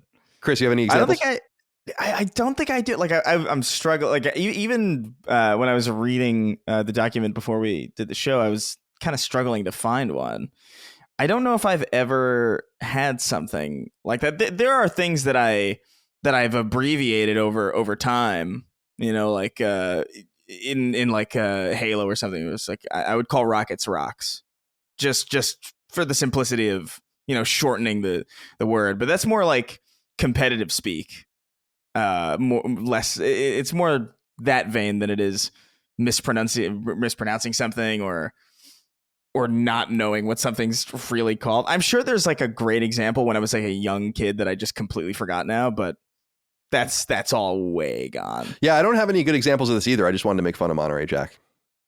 Pluck. Specifically for calling the fire flower Plux. and then bringing that into his adult life. Very strange indeed. I guess like in Mega Man, people call the arm cannon the pea shooter, and people thought it was called the pea shooter because they're kind of shaped like vaguely like peas, although not really. They're more like ovals, but it's really P because that's what you select is P or player from the menu when you're selecting your different weapons, and that turned into that. But it's really just called the arm cannon. But that's just more nerdy than me embarrassing myself like Monterey Jack did. Thank you for writing in. Cody Jones wrote in and said, "Hey CDC, holy fuck! I just played through the Mass Effect Legendary Edition trilogy for the first time. I don't think I've played a video game trilogy as good as this one. All the memorable moments from punching a reporter to banging blue alien girls. Decisions felt like they actually had weight. It wasn't like in a Telltale game where you're an asshole to someone and then 5 minutes later they say, hey, remember that time you were an asshole to me? Characters actually had weight to them and actual dimension. As someone who is a Star Wars fan but feels so burnt out on it, this filled a science fiction void that I didn't know I needed. So do you guys have any hopes or expectations for the next Mass Effect? Would you prefer it to be a sequel or the start of a new trilogy? Returning characters, new mechanics, etc.? Thanks for reading this wordy email, but I just needed to express how good I thought this series was. Thank you, Cody Jones, for writing in. First of all, so pleased you discovered Mass Effect. I mean, that's a must play, and now it's been available for a couple of years, but like you said, the Legendary Edition on PS4, very easier to play than ever, and in higher quality than ever. I love Mass Effect personally, but here's my answer to this, Dustin, and I'll go over to you first, is I don't want Mass Effect to come back. It's coming back. We know that it is, but I don't have any expectations for it because I don't really want it back. I think Mass Effect is a place in time thing. And I wish that they'd be more comfortable walking away, especially because they failed so catastrophically bringing it back by most accounts with Andromeda, certainly commercially, but critically as well. So what do you think about this? So what are your expectations for Mass Effect and how do you want to see it come back? It's tough. I'm going to do this without spoilers, though I have a lot of thoughts that would involve spoilers. But it is, I think, well known at this point that there are multiple endings to the Mass Effect trilogy. And so it's annoying that they're going to have to choose one of the three unless they do something totally outside of that trilogy, which they tried to do with Mass Effect Andromeda. Didn't turn out so well. So I would imagine that this will be, maybe it's not called this, but it will be Mass Effect 4, and that it will continue the story of that trilogy, thus having to pick a very specific ending from Mass Effect 3. And I think it sucks that you have to negate a lot of players' choices to do that. A lot of games have done this. I think Deus Ex famously did this, where they made an ending, one of the endings canon, the other one's not, which kind of defeats the whole point of the original trilogy if you only make one ending canon. The whole point was how it ends for you and the people that survive and the people that don't survive. And that's just not going to be the case if they do Mass Effect 4 in it as a direct sequel. But I think that they are probably feeling the pressure to do it that way. Maybe they'll try to do something different, but it's a really risky situation after Andromeda. So I think I'm with you, Colin, though, that I want a spiritual successor to Mass Effect more than I want a new Mass Effect. I want it to have the same type of dynamics as far as the way it tells its story, how you interact with its characters. I think that would be a much cooler route and a better experience for the players. But from a marketing standpoint, obviously, especially BioWare trying out a new IP with Anthem didn't quite work out. So I think they're probably looking for the safe haven of something that people are familiar with. So if Anthem was a single player role playing game, it would have been huge. Yeah, exactly. So it's unfortunate, but I don't know. BioWare is the studio, I think, that maybe is part of the Origin where we talked about a studio that is only in name BioWare. And they have some. The one guy's now coming back to work on like Mac Walters or something. Yeah, he's coming back to work on Dragon Age. So there is some threads of their early days still there, but yeah, it's just not the same anymore. I want them to be the same. I want to have a great BioWare game, but I just am not hopeful. Yeah, I think part of the reason you're right in that it would be cool for them to do something totally new, and that's what BioWare used to do. When you think about going from KOTOR to something like Jade Empire to something like Mass Effect, and if people want this like sci-fi epic, I think they can do it again. But Chris, I think the problem that BioWare finds themselves in my opinion, is it's hard for them to go they told this story over 3 games that was this grand trilogy of galactic proportions, and anything else feels almost smaller and inconsequential. And I think that they avoided it by doing the only thing they thought they could as a brand, which was to literally leave the galaxy in Mass Effect Andromeda and go somewhere else, which is like the only way forward. And I think they have to kind of reverse their mentality and think really small. Why not tell a smaller story about one planet or one territory, one place? Why does it have to be sci-fi? Why can't it be something else? And just unleash your talents in different ways. They're almost chasing something that I don't think they can ever quite. I think they're going to have an easier time of capturing Dragon Age's magic than I think there are going to Mass Effects. But what are your thoughts here?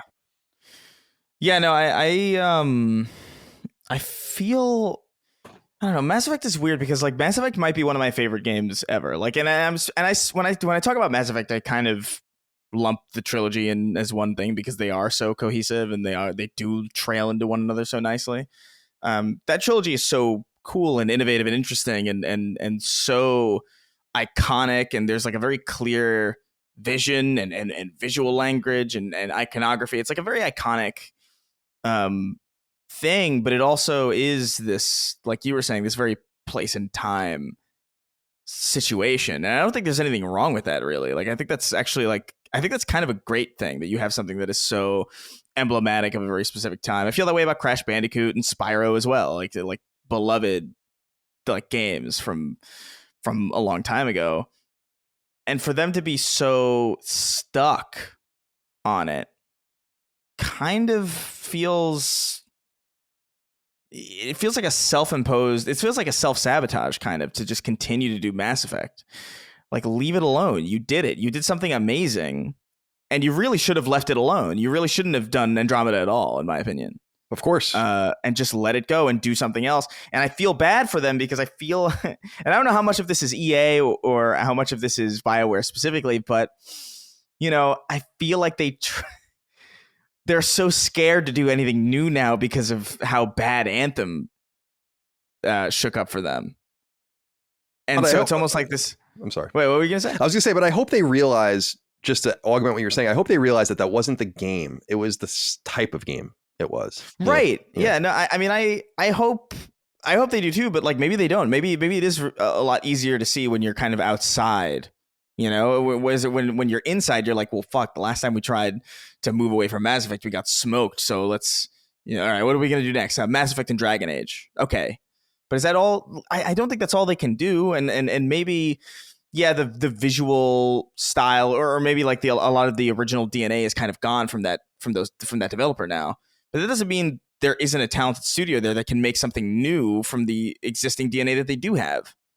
And that's kind of the problem, is it's kind of a square peg in a round hole situation when you try and get all of these people who never made Mass Effect or really weren't integral to its success in the early days to try and retrofit their talents into what is demanded of a new Mass Effect in a modern setting. Like, I don't know. That magic is uncapturable. I think it's a little bit like Ghostbusters to me, where it's like it's a miracle that thing worked in the first place. And it's not to say that it's bad; it's amazing, but you got to move on from that.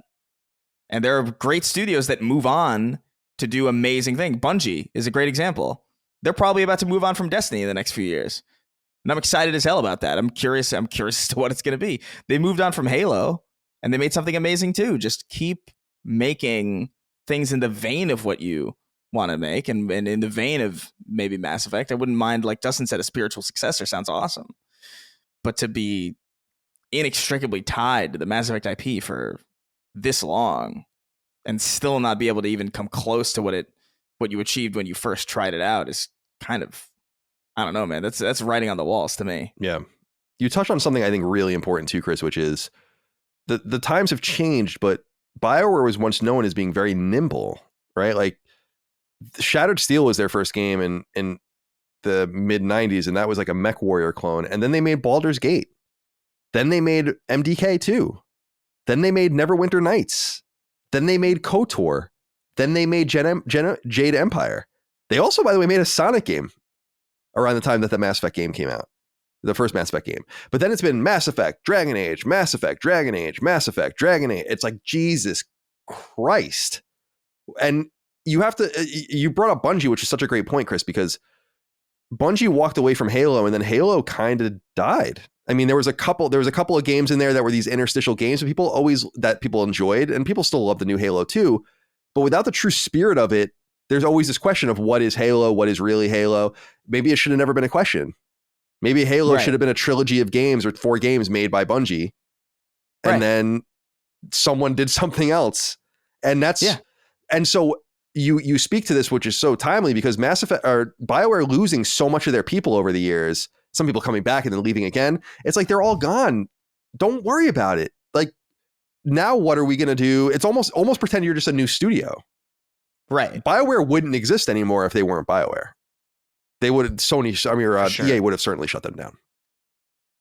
So yeah, that's, I agree with you completely. It just seems like it's a lot of the same kind of shit. And in researching things, what's so funny is that they were actually working on a Warhammer game right after Mass Effect 3 came out. It was supposed to come out and it was canceled. And then they were also working on a Command and Conquer game, and that was also canceled. And they were working on another game. I don't know if you guys remember, it was supposed to be an asymmetrical multiplayer game called Shadow Realms that was going to be on PS4, and that was canceled. So like, anytime they've tried to go away, and then Anthem finally came out and that failed. So there is something to be said about going outside and trying something different. But I just personally don't believe I think the original 3 Mass Effect games were awesome for their time and place, and they're really seminal and important games. But I personally don't think neither Mass Effect or Dragon Age are anywhere near important enough to justify a studio's existence in which they make Mass Effect and Dragon Age games. Right, yeah. Just don't see that. I just don't see it. I don't know where that comes from. And by the time that Dragon Age game comes out, it'll have been probably more than 10 years, because I mean, Inquisition came out in 2014. So now you're even like, what is even Dragon Age? What is this? Why couldn't this just be something else? I don't know. I think Anthem was really done dirty by EA in production, though. I'm sure the idea was to have some sort of, they should have made more of what they're known for, what people want. Can't. Yeah. It's like rock bands that are like, we're going to reinvent ourselves and do like a new wave album or something. It's like, that's cool, but don't be surprised when people don't like it. Yeah. All right. Let's move on. Stephen Campos wrote into us and said, "Hey guys, Colin, I have a question to ask. We can all get into this though." He says, as someone who plays RPGs, how come not all experience is created equal in role-playing games? For example, in Pokemon White and Black, if you overlevel your Pokemon above the recommended level for each route or town, then the game reduces all experience that your Pokemon gets and its gets drastically reduced. I'm sorry. I hate when RPG games do this. Oh no, actually that was your bad writing, by the way, Stephen. I'm sorry, it wasn't me. I hate when RPG games do this. They penalize you for over-leveling by drastically reducing EXP that you gain. If you're going to do that, then what's the point of even having leveling up and experience in your game then? In my opinion, over-leveling your character is a legit strategy. This is the sentence I really wanted to get to at the end. In my opinion, over-leveling your character is a legit strategy. Due to Stephen's writing, maybe not the easiest path that we took. Thank you, Stephen, for writing it. This is something I agree with you completely. And we've talked about this in the past, and I do want to ask you guys what you think of this. I don't like scaling. I think scaling is weird because it does break the notion of having some control over characters that you're building. This is where new territory or more thoughtful experience building comes from. And it's funny, Final Fantasy 1 that we brought up earlier and that I'm playing actually does this, where it's a little bit more annoying to level up, but it meters your ability to kind of break the game very easily.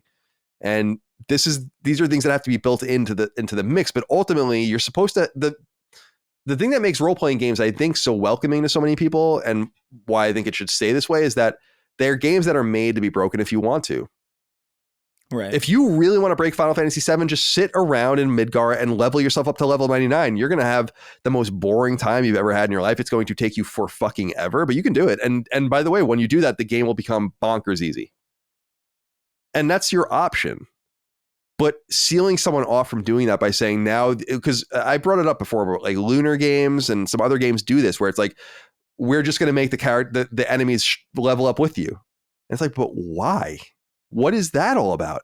And the argument is for a more realistic thing where it's like, why are you, and this makes sense, where it's like, why are you meeting the weakest enemies first and the strongest enemies last? Does that make any sense to you? You just happen to be going from place to place and everyone just keeps getting harder. Shouldn't people scale?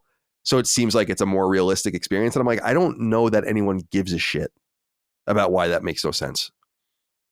That's just something in the Division, I'm gunning people down that are level 1 hour into the game. And when I'm level capped, I'm fighting people at the level cap. It makes no sense whatsoever. But I don't care. Yeah. And I think that maybe that's what we have to kind of override in some of this game design is, if I want to break the game and role-playing games have this fundamental experience system that can be broken, then just let it go. Or do what I think is profoundly annoying and games like Tactics Ogre Reborn did last fall, which is to just say, like, you can't earn any more experience until you move on. You can sit here and grind and dick around, but you're not going to get anything for it. That's lame. I don't like that. I feel the same way, and it's actually one of the reasons why I kind of bounced out of it, because the original didn't have that. That's a Band-Aid over a problem more than it is an actual fix. I feel multiple ways about this. Because I do like the experience. I do like both experiences. I do like playing a game that is consistently challenging, even in an RPG where I get to tweak my stats and kind of level up and grind for better gear, and the enemies kind of scale with me. But I also do like, I don't know, like in Elden Ring or something. I don't know if Elden Ring has scaling. It doesn't feel like it does. No, I don't think it does. I think Dustin, does it have scaling? I can't remember. I don't think it does. But I love that experience as well. Kind of like jumping into like the starting area and just completely decimating enemies because I'm so strong.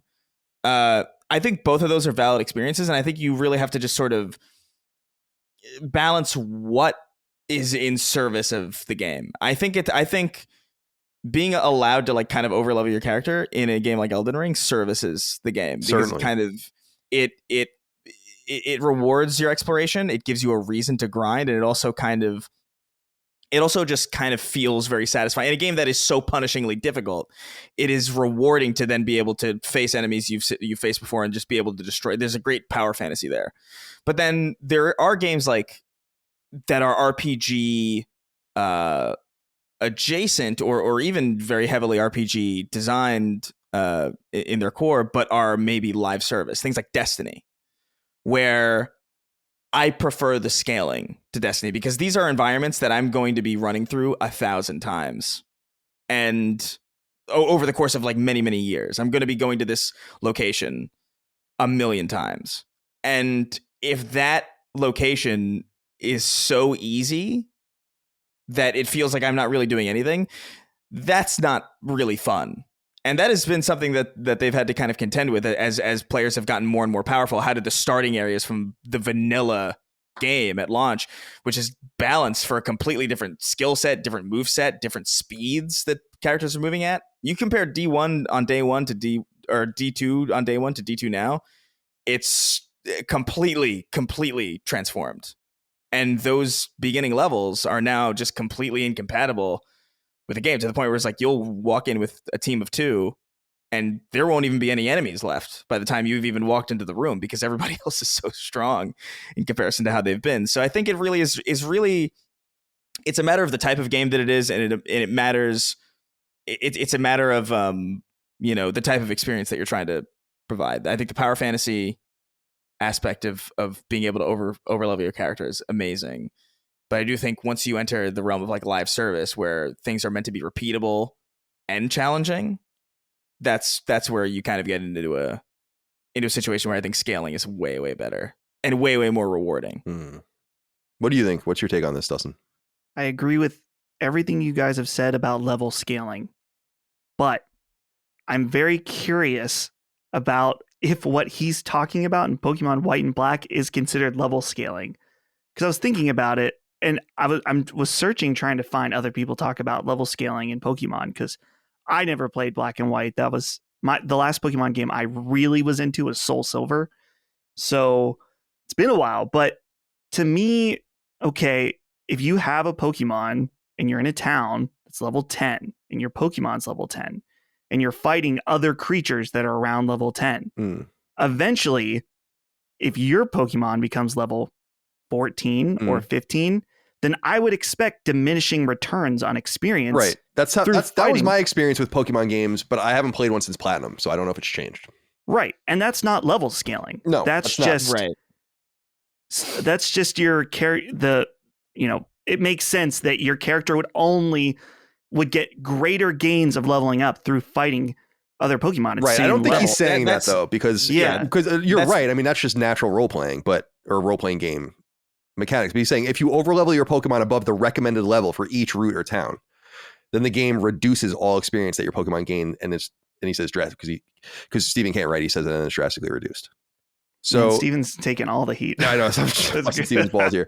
So I don't think that's what he's saying. I think that what he's saying is that once you reach that certain level threshold, like the numbers get cut. So there's like this extra. Right. There's this. It's not that you're getting the same amount of experience, and then you need more to level up. It's that you're getting just less cumulative experience, which is a form of scaling. Right. That makes sense. In my opinion. I mean, maybe people disagree with that. If I'm describing that right, that is level scaling. I mean, that is a form of level scaling. A different way to level scale is to just have level guys go up and level with you, but you would maybe call that level throttling. That's not really a term. I'm going to make that up right now, though, I guess. And so now it is a term, much like I made up the term bro shooter back in the day and never got credit for it. We don't know if that's actually true or not. Steven, thank you for writing. I'm only busting your balls. Play more role-playing games. They're fun. Numbers are fun. God, it's so... By the way, the one cool thing I like about the new Final Fantasy Pixel remasters, one of the really neat things is they take on the... it's like a very Phantasy Star Dragon Quest thing to do, actually, but like at the level up screen, it shows you the specific things that went up. So it's like +1, +1. They never did that in the old Final Fantasy games. You'd have to go in. I remember actually being a kid and writing down, like, just as a sample, it's like Cecil in Final Fantasy IV, here's all of his stats, and then I level up, and then I go and see, like, oh, what changed? A little Colin, he's like, oh. Okay. Daniel wrote in, said, hey guys, here we go. I've been playing Ubisoft's XDefiant beta this week.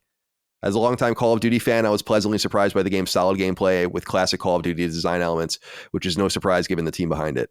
Although the game may look like a generic shooter with some technical issues to work out, I believe it's worth a shot for those who have been missing out on old Call of Duty multiplayer.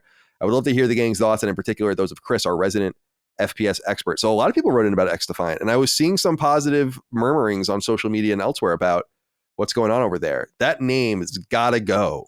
I hope that they get rid of that name when they finally come out of beta and maybe get it ready to show this thing off in a greater way. But Chris, in the meantime, talk to me about this. You wanted to talk about it earlier, so now's your time.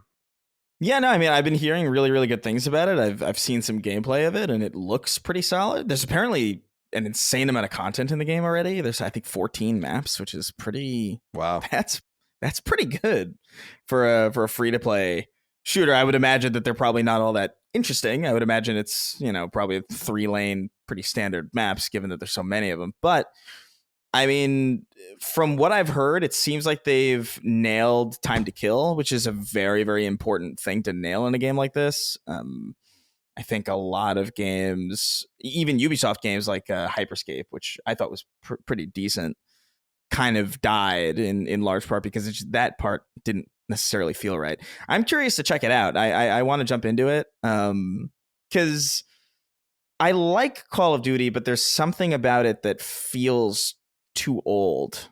There's something about it that feels like there's still a lot of DNA trapped or not trapped, but the skeleton of, Call of Duty 4 is still there, which, is good for Call of Duty 4, but, it just feels too ancient to me. And this being like a from the ground up kind of like newer, or at least more modern and more fluid take on it does interest me. Time to kill interests me. The enemy readability interests me a lot, because that's a big issue with me in Call of Duty 2. I just feel like I can't see anybody, especially as like resolutions get higher and higher and pixel density gets more and more dense. And,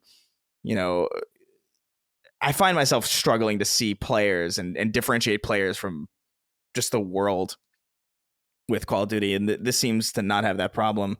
Do we know if is it like, what's the beta? Is it a closed beta? Because I was trying to find out earlier how to get into it. I don't. I'm going to look up right now. XDefiant is a free-to-play news and updates. Like you have to register. All news. This is good radio right here. Yeah, announcing who has codes? Hook us up. Announcing cross-play insider session. That was the last piece of news. Oh, no, I'm sorry. XDefiant closed beta Twitch drop program. XDefiant closed beta FAQ. So closed beta announcement April 6th. So back in February of 14th, there was a cross-play insider session. And then the closed beta was announced April 6th, I'm sorry. And then there's now an FAQ as of the 17th, so a few days ago. Okay, so there'll probably be an open beta at some point. If not, somebody throw me a code if you can. because I am curious about it. We were kind of hating on it earlier when it was first announced because it did look incredibly generic and it's just got a terrible name. And also it's coming out of a current day Ubisoft, which, you know, the context for that couldn't be any worse. As we watch kind of Ubisoft sort of stumble through development hell game after development hell game, kind of blunder after blunder. That's not trying to beat up on Ubisoft. It's just like a reading of the tea leaves. I think it's pretty obvious, but you know, maybe this will help them out. It's got a lot of positive buzz. I personally feel like it's maybe like too little too late. I feel like maybe something like this was needed for Ubisoft at least like maybe like 2-3 years ago. I think maybe that would have been great for them to have a smash hit like this, especially if they managed to monetize it in some way. Because I do think something that is holding Call of Duty back in some way, although they don't have a problem with it, is just the outdated nature of its its business model. The fact that, you know, it's a yearly game, but it's still like independently monetized outside of your first purchase. So like, why not? Like everything that you buy in a new Call of Duty game is going to be useless in a year. So like, I feel like a lot of people are less likely to spend money on it, but I don't know. We'll see how XDefiant goes. I'm curious to try it out. I want to try it out. But it looks like it's a good thing for Ubisoft in a time where they desperately need something like that. So yeah, there was supposed to be. Let me check actually. Video Games Chronicle. Yeah, I'm not seeing anything being announced. I guess it wasn't that big of a deal, but there was supposed to be something for The Division today, as of the time we're recording. Oh, maybe it still hasn't happened. I don't know, but so yeah, there. Hopefully between that stuff, the Avatar game, this Siege's continued success, maybe Skull and Bones hits, who knows? I doubt that highly at this point, but we'll see. Yeah, it's looking interesting. I was surprised, Dustin, to hear this. What have you been hearing about XDefiant? It's really interesting to me, just in that we've seen Ubisoft release and support games that are intended for the most hardcore. And I'm talking about Rainbow Six Siege, right? This is not a game that, having never played it, you could just hop on and casually play. It requires a lot of dedication and learning the different mechanics and learning the different operators or whatever they're called. I think that's what they're called. Yeah. So it's funny seeing the reaction to this beta, because the people that are playing it and that are hardcore Call of Duty fans love it, because it's very focused on these hardcore mechanics, a lot of movement meta type stuff.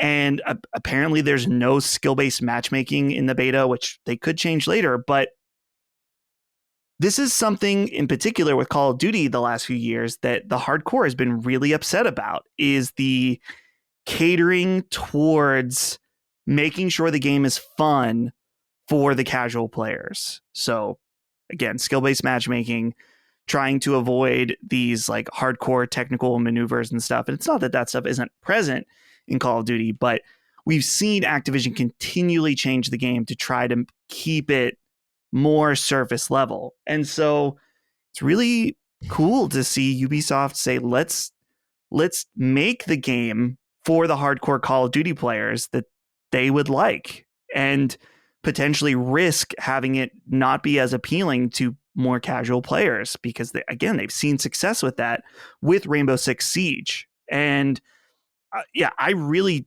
after seeing some of the gameplay, I saw a little bit and I want to check it out. It sounds cool. So again, if you have, I think they were giving out like 5 codes per invite. So if people have extra codes, please hit up Chris and I, let us know. Yeah, absolutely. Don't hit me up. If it's still going. I don't know how long this beta.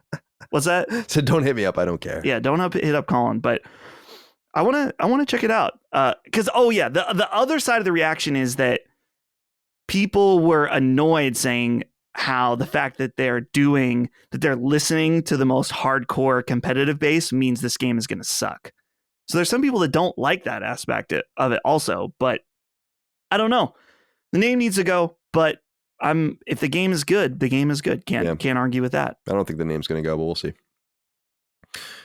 Casey Sizlikowski wrote in and said, Colin, last weekend on the Mario 3 episode of Knockback, which is our retro nostalgia podcast, you said people graduate from Nintendo. You also said something to the extent that Nintendo isn't for you because it's the same thing over and over and you like new experiences. However, aren't Sony's games the same things over and over again? While they may have newer IPs, they are all the same game, over-the-shoulder third-person action games. Couldn't you make the argument that Sony's games are all the same except for a change of setting and tone? I don't know if that came through, but wow, that's what I think of that. Yeah, give that a boost. That's an unsavory one here in the room. I'm gonna tell you that. But that's what I think of that. I think Sony is being known for a certain type of action game, and we make fun of them for that all the time here on this show. But I don't think that you can compare Nintendo to Sony. And I was saying this about Nintendo, and I finally got to talk about them in a really deep way on the Mario 3 show without being like just out of pocket and having a place to actually talk about it, where I kind of articulated that the reason that Nintendo is very, I keep saying Nintendo is like Disney. They're embracing that they're becoming like Disney. They're a generational company. And the reason that they can really kind of milk the same things over and over again, that Animal Crossing feels so new, even though Animal Crossing came to GameCube 20 years ago, for instance, right, is because they get new people all the time, new kids being brought up by both Nintendo adults, but also just by the normal course of being exposed to Nintendo the same way we were as children. I grew up on the NES and SNES, and these kids are growing up on Wii U and Wii and Switch and all of the rest. And so I don't think it's a bad thing to graduate from Nintendo. I don't think all people do graduate from Nintendo. In fact, I think the numbers suggest that a lot of people don't graduate from Nintendo. But I think comparing the two is quite strange to me. If anything, I think Sony has been in some cases, especially earlier on, maybe too insistent on moving on from some things. And if you really go in and look through some of the IP that still goes on to this day, that's from the very beginning, you'd have to go to Gran Turismo and be like, that's the only franchise that Sony really still supports to this day in any way, shape, or form that comes from the original PlayStation. Otherwise, what's from the PS1 that you give a shit about? And then you go to PS2 and it's like God of War. Okay, and that's, by the way, late in PS2's life cycle. Gran Turismo was about halfway through. Not a little, maybe not halfway through. That's dramatic. That's too dramatic. I'm gonna recant that.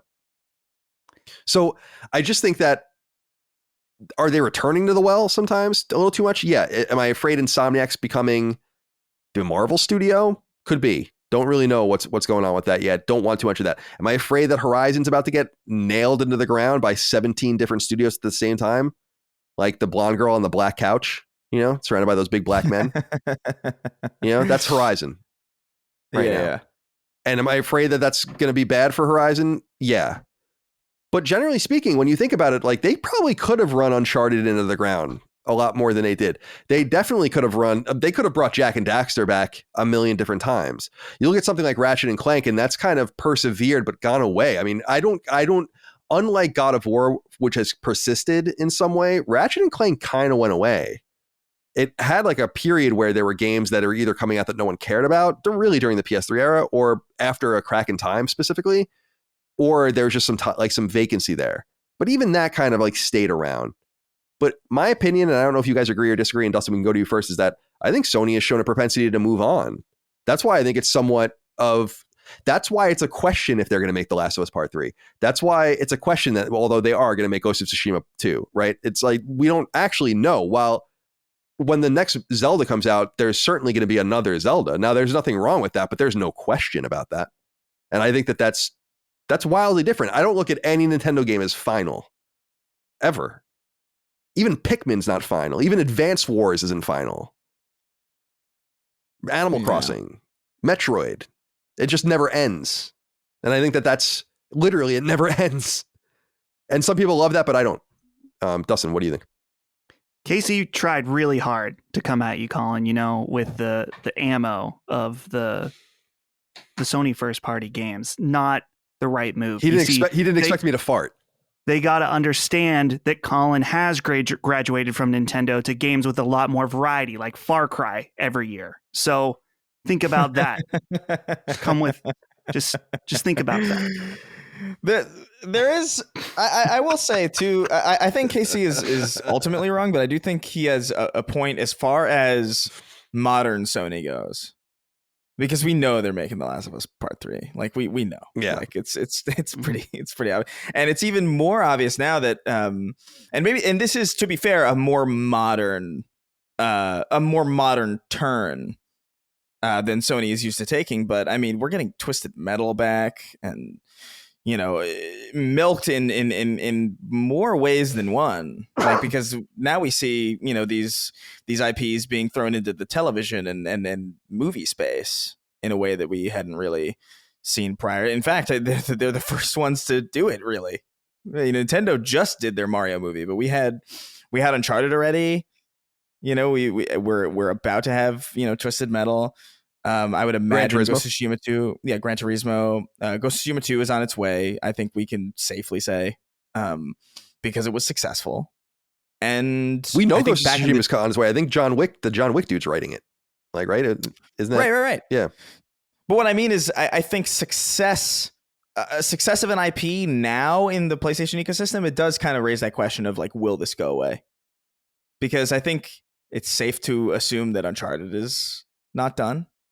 I think it's safe to assume that we've probably not seen the last of Ratchet and Clank either. Like, I feel like it's a very different Sony, where like I feel like a while ago you could have had like, here's one, and then off we go, or here's like a solid trilogy, and then off we go. I feel like modern Sony is a lot more like Nintendo than maybe they've been in the past. And I'm not saying that, I don't even necessarily think that's a bad thing, by the way. But there's definitely a difference in attitude to modern Sony versus, the Sony of the PlayStation 2 or the PlayStation 3. I think so. I also think that a lot of that comes from the fact that games just didn't sell like they did back then, like they do now. 100%. Like 1,000,000%. Sony had no games in the PS2 era that sold like they did in the PS3 era, and no games in the PS3, and then just raising the bar from 5 million to 10 million to 15 million to 20 million to 25 million. And so of course you're going to go back, and especially with the cost and increased cost in making these games, you're absolutely right. I think what people mistake with my analysis of the Nintendo is that obviously they're very good at what they do, maybe the best at what they do. I also think they're kind of in their own land, for better or for worse, doing kind of their own thing. I don't think they really care what's going on in the rest of the industry. I think that's kind of fun. What's fun about them.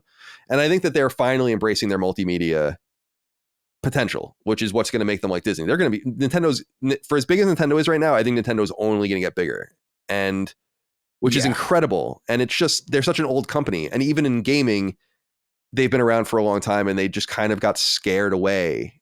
And I think Dagan and I talked about this on the Mario 3 knockback, where I was like, they did try a Mario movie 30 years ago. They did have their TV shows like Captain N, and they did have all these sponsorships on Nickelodeon, and like they kind of just got scared off. And it was very weird. And they kind of ceded the entire 90s basically to, or at least from 95 onward, to PlayStation. And they're really back in their prime, and I'm really impressed by it. But there's no denying that it's still Mario. It's still Mario Kart. It's still Smash Brothers. And that there are some new ideas. Like, no doubt there are new things that come out. But like, what is the new relevant thing? I would say Splatoon? Probably the newest IP, probably. Which is from the last console, right? So that's my point. And it's funny you bring up Uncharted, though, just as a brief exit here. It is funny that Sony blatantly teased a new Uncharted game, and then it just kind of came and went. We're just in a different situation right now. Like it's no more. It couldn't be any more blatant. If that's not Uncharted, then there's some corny ass replica of Uncharted in development that no one wants. So that's obviously Uncharted. It's funny that kind of came and went. Anyway, Casey, maybe you're right. I hope you enjoyed my well-timed fart, though. I had something more substantive planned, I swear. Papa Flo has the last inquiry. He says, "Hello, gents. Today marked the annual yearly renewal for my PS Plus, and the unimaginable has happened. After 23 years of gaming primarily on PlayStation consoles, I have canceled everything with no intention of renewing in the future. The reasons as to why may be surprising. After an hour or two of using a DualSense, my hands tingle in pain. After a long session, my hands will hurt and feel sore for days at a time. I've tried to work past it, but ultimately I've become concerned that I may be fast-tracking myself to something in the realm of carpal tunnel or arthritis. At first, I tried to tell myself that I'm just getting older, but during extended sessions on a DualShock 4 or Series X controller, I have zero issues. So it's become quite clear I cannot use my PS5. Do we think there's any hope Sony will consider allowing DualShock 4s to play PS5 games in the future? I just would like for my small little bitch hands to be able to use a DualShock 4 like God intended. I know from looking through Reddit, I'm certainly not the only person with this exact issue. This brings into question why PlayStation and Microsoft don't consider offering different sizes of their mainline controllers. You will recall that Microsoft did once have a different size of their mainline controller, specifically on the original Xbox. Yeah. So there was that reality at one time. The original Xbox controller would have probably killed you, Papa Flo. That thing's a nightmare. I don't have little bitch hands, but I will agree, and I've talked about it in the past, and this is why I wanted to talk about it, because I wanted to kind of get it out in the open. Maybe this is something people are experiencing. Maybe people need to be more cognizant of it or research it more, is that DualSense hurts me too, depending on the game I'm playing. If the game is very action-oriented and on the shoulders, it starts to hurt to play. I think it's because of the triggers being, weighted in various games, and the action of going like this for some reason is hurting me like down in my wrist, which I know is bad, right? Like, but otherwise playing games on the face buttons or like playing Call of Duty or something like that, where you're kind of more feathering the shoulder buttons and it's not really an action game, no problems. But I'm onto something with the DualSense 2, Papa Flo. That's why I wanted to specifically bring this up, is because I wanted to reiterate, I'm not going to give up PS5. I mean, absolutely not. And maybe they will allow PS4 backwards compatibility with the controller. But I wonder, have you considered the Leonardo that's coming out, the Project Leonardo, the controller that you can apparently customize to your heart's content? That will be official from Sony. So that might be an option for you. Chris, what do you think? Yeah, man, I gotta say, I've played, because obviously I play on everything. I play on my Switch sometimes, although like I haven't played it in a while. I play on my Series X primarily, because that's the one in the living room, and that's where my couch is. PS4 is in the bedroom, or the PS5 is in the bedroom. And I gotta say, like, as I've spent a lot of time with like some cross-platform games, specifically Destiny, across all of my machines, PC, Xbox, and PlayStation, I do find that the DualSense is, for some reason, the least comfortable option. And I don't know why that is. And it's not that it hurts me. Like, I don't have any like soreness or any like explicit like tendon issues or like knuckle pain or anything like that. But I find myself wanting to play less on my PlayStation if I know there's another option, like specifically multi-platform. If I'm playing on my PlayStation, I'm like, I'll go to the living room or I'll go to the PC. And it's kind of unfortunately made the PlayStation, specifically the PlayStation 5, more of an exclusive machine for me, which kind of blows, because it's a $500 machine that I would like to use for as many things as I would like to use it for. But it I don't know if it's just me, but it really is just the least comfortable option. I mean, aside from the Switch's controllers, which are horrible. Oh, dude, but using a Joy-Con by itself is hell. Yeah, it's embarrassing. It's horrible. But that is my experience with it, sincerely. Like, where it's like if I can only play it on PS5, that is typically the only way that I'll do it, because the Series X controller is just infinitely more comfortable. And I know it's the same exact basic layout of the last one, but it really is kind of a if it ain't broke, don't fix it type situation. And I have ended up just sort of preferring it. Yeah. You said you were having a pain too with the DualSense, right? Yeah, mine's very specific though to my thumb being messed up from a skateboarding injury when I was in, I think, 7th grade or something like that. But does it affect you with other controllers though? Not normally, no. Like, I fully was able to play and platinum Sekiro on a DualShock 4, but DualSense specifically, something about it hurts. It hurts that part of my thumb that's injured, whereas other controllers don't. And what's funny is I recently had someone message me saying that I really should consider the DualSense Edge because of the way it feels, even though it is the same controller overall, that it does help a little bit. And I do know for me, and I don't know specifically what Papa Flo, what the extent of his injuries, whether it's just one finger or just his hands in general, is that something that really helps for me is remapping buttons. I have the opposite problem as Colin, that the triggers are easy for me since they're not my thumb, and I can use my two, my pointer and my middle finger. So I'll remap face buttons to the triggers. And that's the other thing about the DualSense Edge, why I'm going to get one. I'll probably make sure I get it before Final Fantasy 16 comes out, since that's kind of the big PlayStation 5 game that I'm waiting for. But having those back buttons too to remap as well would be really helpful, just to avoid that. But yeah, I don't know.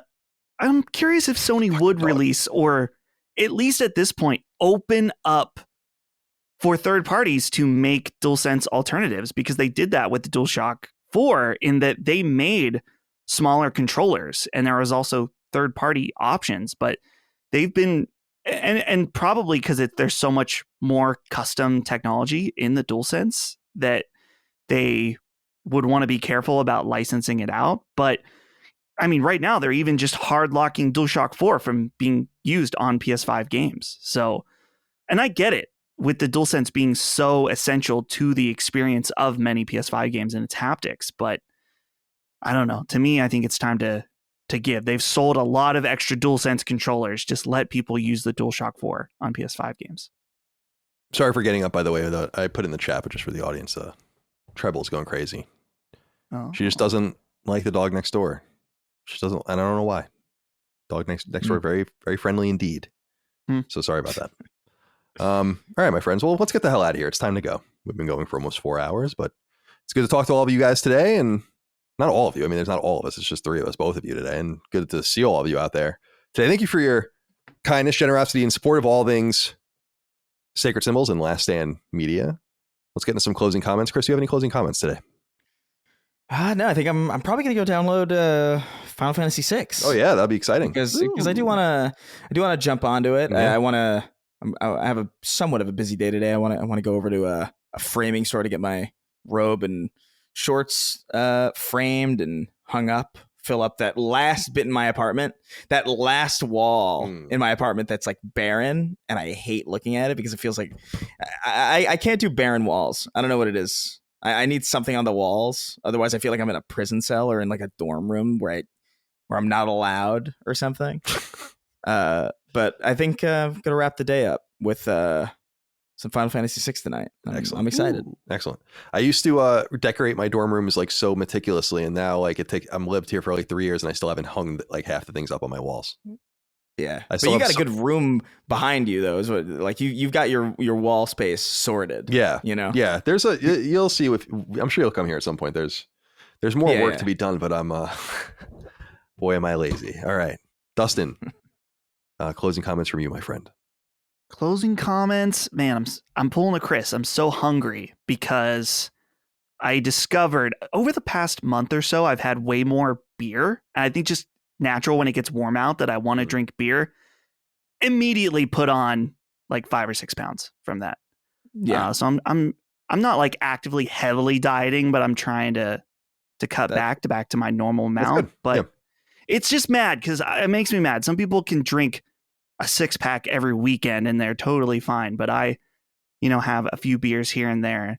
And it's not the only factor, but it certainly was the major change in my diet. So no beers, don't snack on stuff, and don't snack on stuff either. Don't just snack on stuff. That would be horrible. Dragon. Not. Jesus Christ. Yeah. So just suffering for now, but I'll be all right. Yeah, you should try.